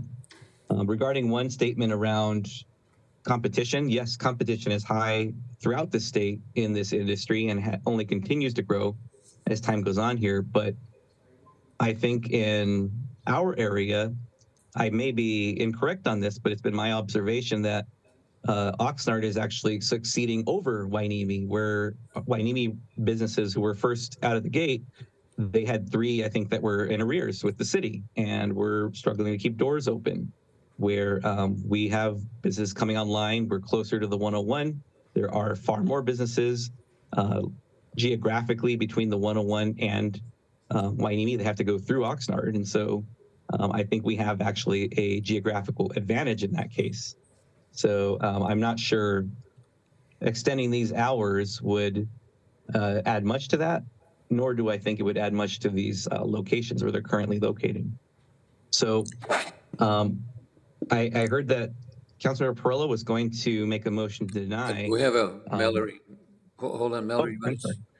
Hold on. Did you want to say something else? Go ahead. Mayor, council members, I just wanted the opportunity to provide a response to a few of the Go ahead. questions. So first, I'm sorry, Councilman Taronda, I interrupted you. Are you okay now? Are you done? Yes, I'm done. My apologies on that. Go ahead. Okay, go ahead. Go ahead, Mallory. Mayor, council members, so Councilmember Tran did ask the question regarding anticipated how would revenues be changed or increased through changing the business hours. And we reached out to some of the applicants to find out that in the morning, increasing the hours would result in anticipated 3 to 5% increase in revenues, and in the evening, by increasing the hours, a 10 to 15% sales revenue increased by extending the PM hours.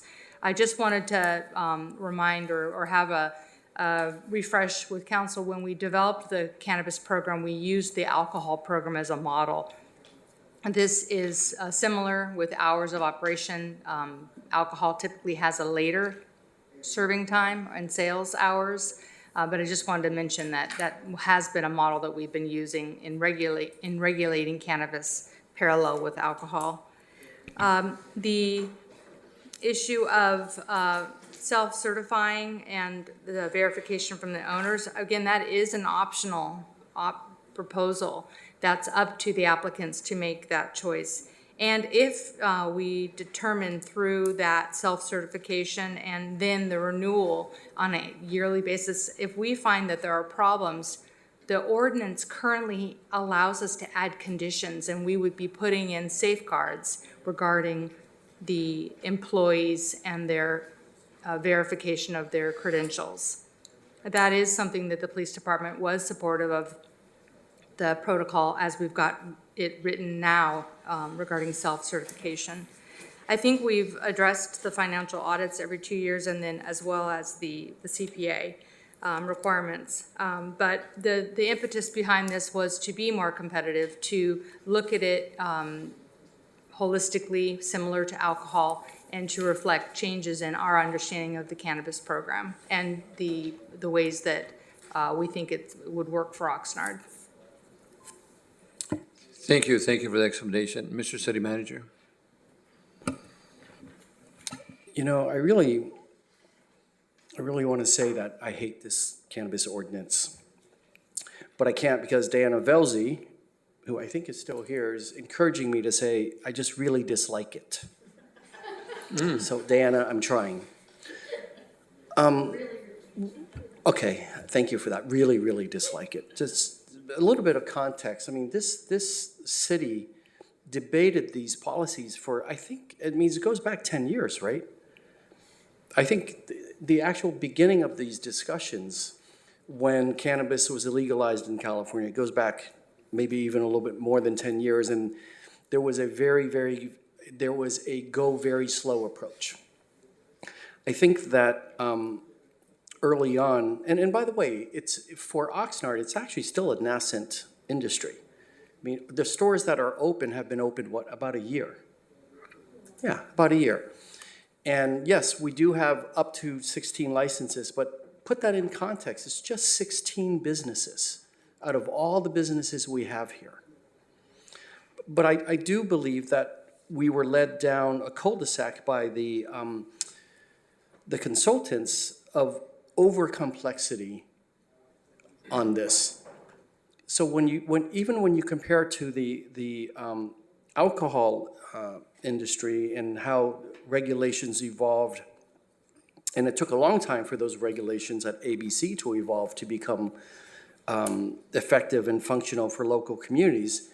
If you think about that, how many liquor outlets do we have here? Corner markets, grocery stores, in terms of where you can buy and take off-premise, not counting where you can consume on-premise. I don't believe we require those employers to certify their employees. We don't require those businesses to do audits. There's 16 businesses here. We're spending an exorbitant amount of time and energy to try to control something that I'm not convinced needs this much oversight. And I think that's part of why we're making these recommendations, because I think it was overly complicated out the gate, and we're just, as we're learning, as Ms. Mallory stated, as we're learning, we're trying to make it workable, practical, efficient. But I do want you to keep in mind, I mean, I haven't seen the latest CDC reports about the public health impacts of legal cannabis usage, but I have seen a very recent report about how there's actually a rise in this country of deaths related to alcohol use, both direct and indirect. So I think we need to just step back. I'm okay with what staff is proposing tonight, but I don't, again, I really, really, really dislike how we came out the gate with this. I think it was overly complex, overly controlling, and let's just make it reasonable, and let's not spend so much time on 16 businesses out of the thousands of businesses that we have here in town. Thank you. Thank you, Mr. City Manager. So there's a motion by Councilman, you want to reiterate your motion? I would like to make a statement. First, I will make a motion to deny this, but I would like to make a statement to Councilman Tehran. Councilman Tehran, with all due respect, you mentioned streamline. I look at this as loosening. There's a phrase when people are involved in mechanical work, when something's a little loosey-goosey, that means that it's pretty slippy and pretty sloppy. And speaking of transmissions, it's not a good thing. If we loosen up to streamline, as you mentioned, the rules, and I think this is requiring a yes or no. When this was originally approved, what we would put in, our current city manager was in support of the rules that were in place. It is easy to go back and now say, well, they were too restrictive. Maybe I'm old-fashioned. Maybe the hair on the head says that. But I'm telling you, when you keep changing the rules for people that know people on only 16 businesses, we're going to have organizations representing others, say the liquor store. Hey, I want to buy something at a liquor store at 6 o'clock in the morning. You going to sell it to me? Will you open it up for me? It's Oxnard. I remember a guy that well-respected, former city treasurer, Hintz, telling me when this first came in, Oxnard's going to be known for tattoo parlors, marijuana shops, and prostitution. I didn't like it when he said it. But some things need to be stood up for, and I think this is a mistake. One other thing, Councilman Tehran, when you mentioned the 5%, it's amazing, the 5%, we're going to go along with this 5%, and they're talking about city fiscal audit, first line of that item, number 2, but then number 3, we come in and no longer need a CPA with somebody at risk. We have people in the audience with licenses, engineering licenses. They make a mistake, they have something to lose. That means their income, their future livelihood for them and their family. I think it's a mistake, this project. And with that, I make a motion to deny this. Okay, it's motion to deny by Councilman Perrello. Is there a second?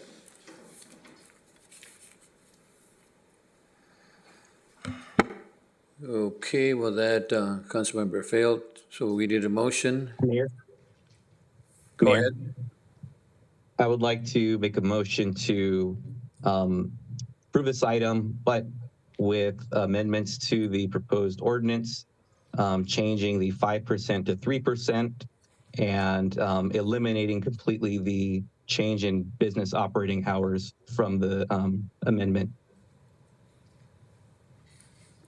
Can, what is eliminating completely? yeah, what What is that? Not changing what? Not changing the business. Okay, that's what was said.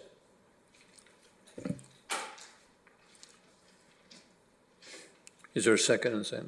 No. Okay, that does not pass. Move the staff recommended action. So Second.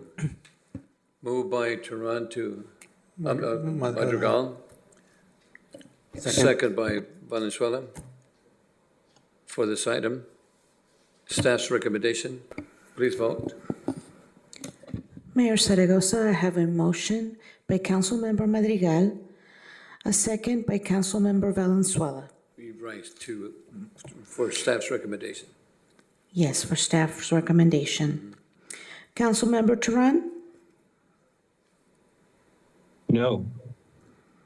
Mayor Zaragoza, Yes. Mayor Pro Tem McDonald, I'm going to say no because all the back and forth, I'd rather see staff relook at this with all the comments in consideration and come back to us. So I'm not ready to move forward. Councilmember Madrigal, Yes. Councilmember Perrello,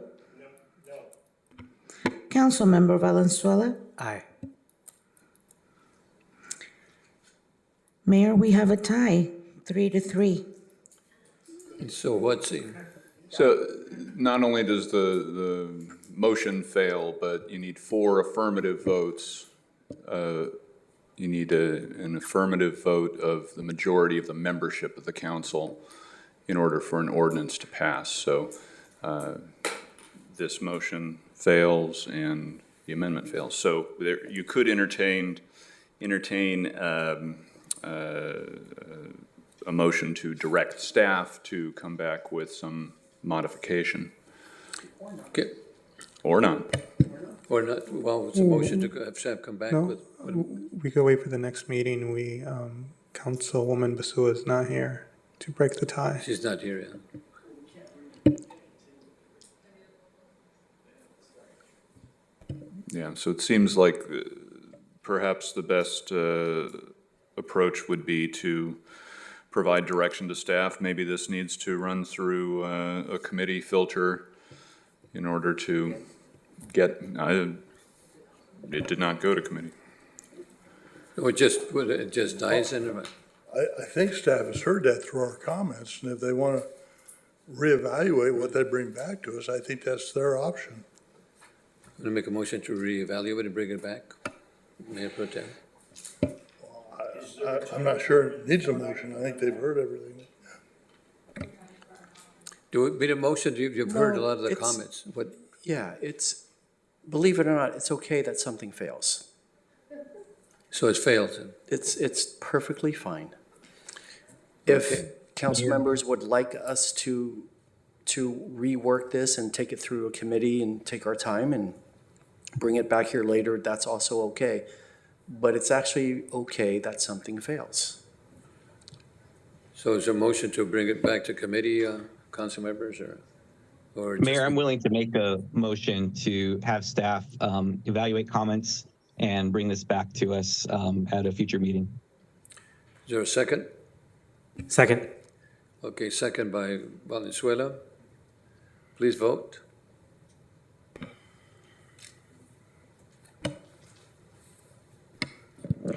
Councilmember Turan, Yes.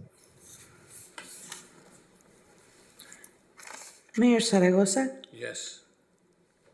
Mayor Pro Tem McDonald, Yes. Councilmember Madrigal, No. Councilmember Perrello, No. Councilmember Valenzuela. Aye. Motion carries 4-2. Okay, thank you. Thank you. Public Works Committee. Okay, the next item is item 8, and this is the acquisition of real property. Okay, let me see. At 1341, 1351 Saviors Road to improve with 8 units, multifamily development. Recommendation of the City Council approve and grant the Housing Authority, City of Oxnard, to the amount not to exceed $2,260,000 from the Community Development Block Grant Fund for acquisition of the improved real property located at 3941 and 3951 Savers Road, plus transaction fees and related costs, subject to the review and approval of the city attorney. And two, to find that the recommended action did not constitute a project subject to the CEQA. And I can't read. Go ahead and read this. I can't read it. Let me see. I'm having a hard time reading this. You want a cheater? Yeah. No. Okay. Mayor, would you like me to? Yeah. Go to ahead. cite it? Go ahead and cite it. Yeah. So before I do so, I would like to mention that the seller on this property has withdrawn. Oh. And so it is no longer for consideration. As you are aware, this property had the intent of using community block grant funds, and so we've identified replacement property, which we will come back to you for consideration at a future meeting. Okay. So then. Okay. Don't need to read it. Thank God, because I can't read it anymore. Okay. Okay. Number 9. How's it? You want me to do it for you? Go ahead. Take us to item number 9, Housing Department subjects acquisition of vacant real property designated as assessor parcel number 201-0-213-150, located on Mita Street in downtown Oxnard. And the recommendation is that the City Council, 1, approve a purchase and sale agreement for the acquisition of unimproved real property designated as assessor parcel number 201-0-213-150 in the amount of $90,000 and authorize the city manager or designee to execute any and all documents necessary to complete the acquisition. 2, find that the recommended actions do not constitute a project subject to the California Environmental Quality Act pursuant to Section 21065 and Sections 15004, paren B, paren 4, and 15378 of the State of California Environmental Quality Act guidelines, and as such, no environmental document pursuant to California Environmental Quality Act is required.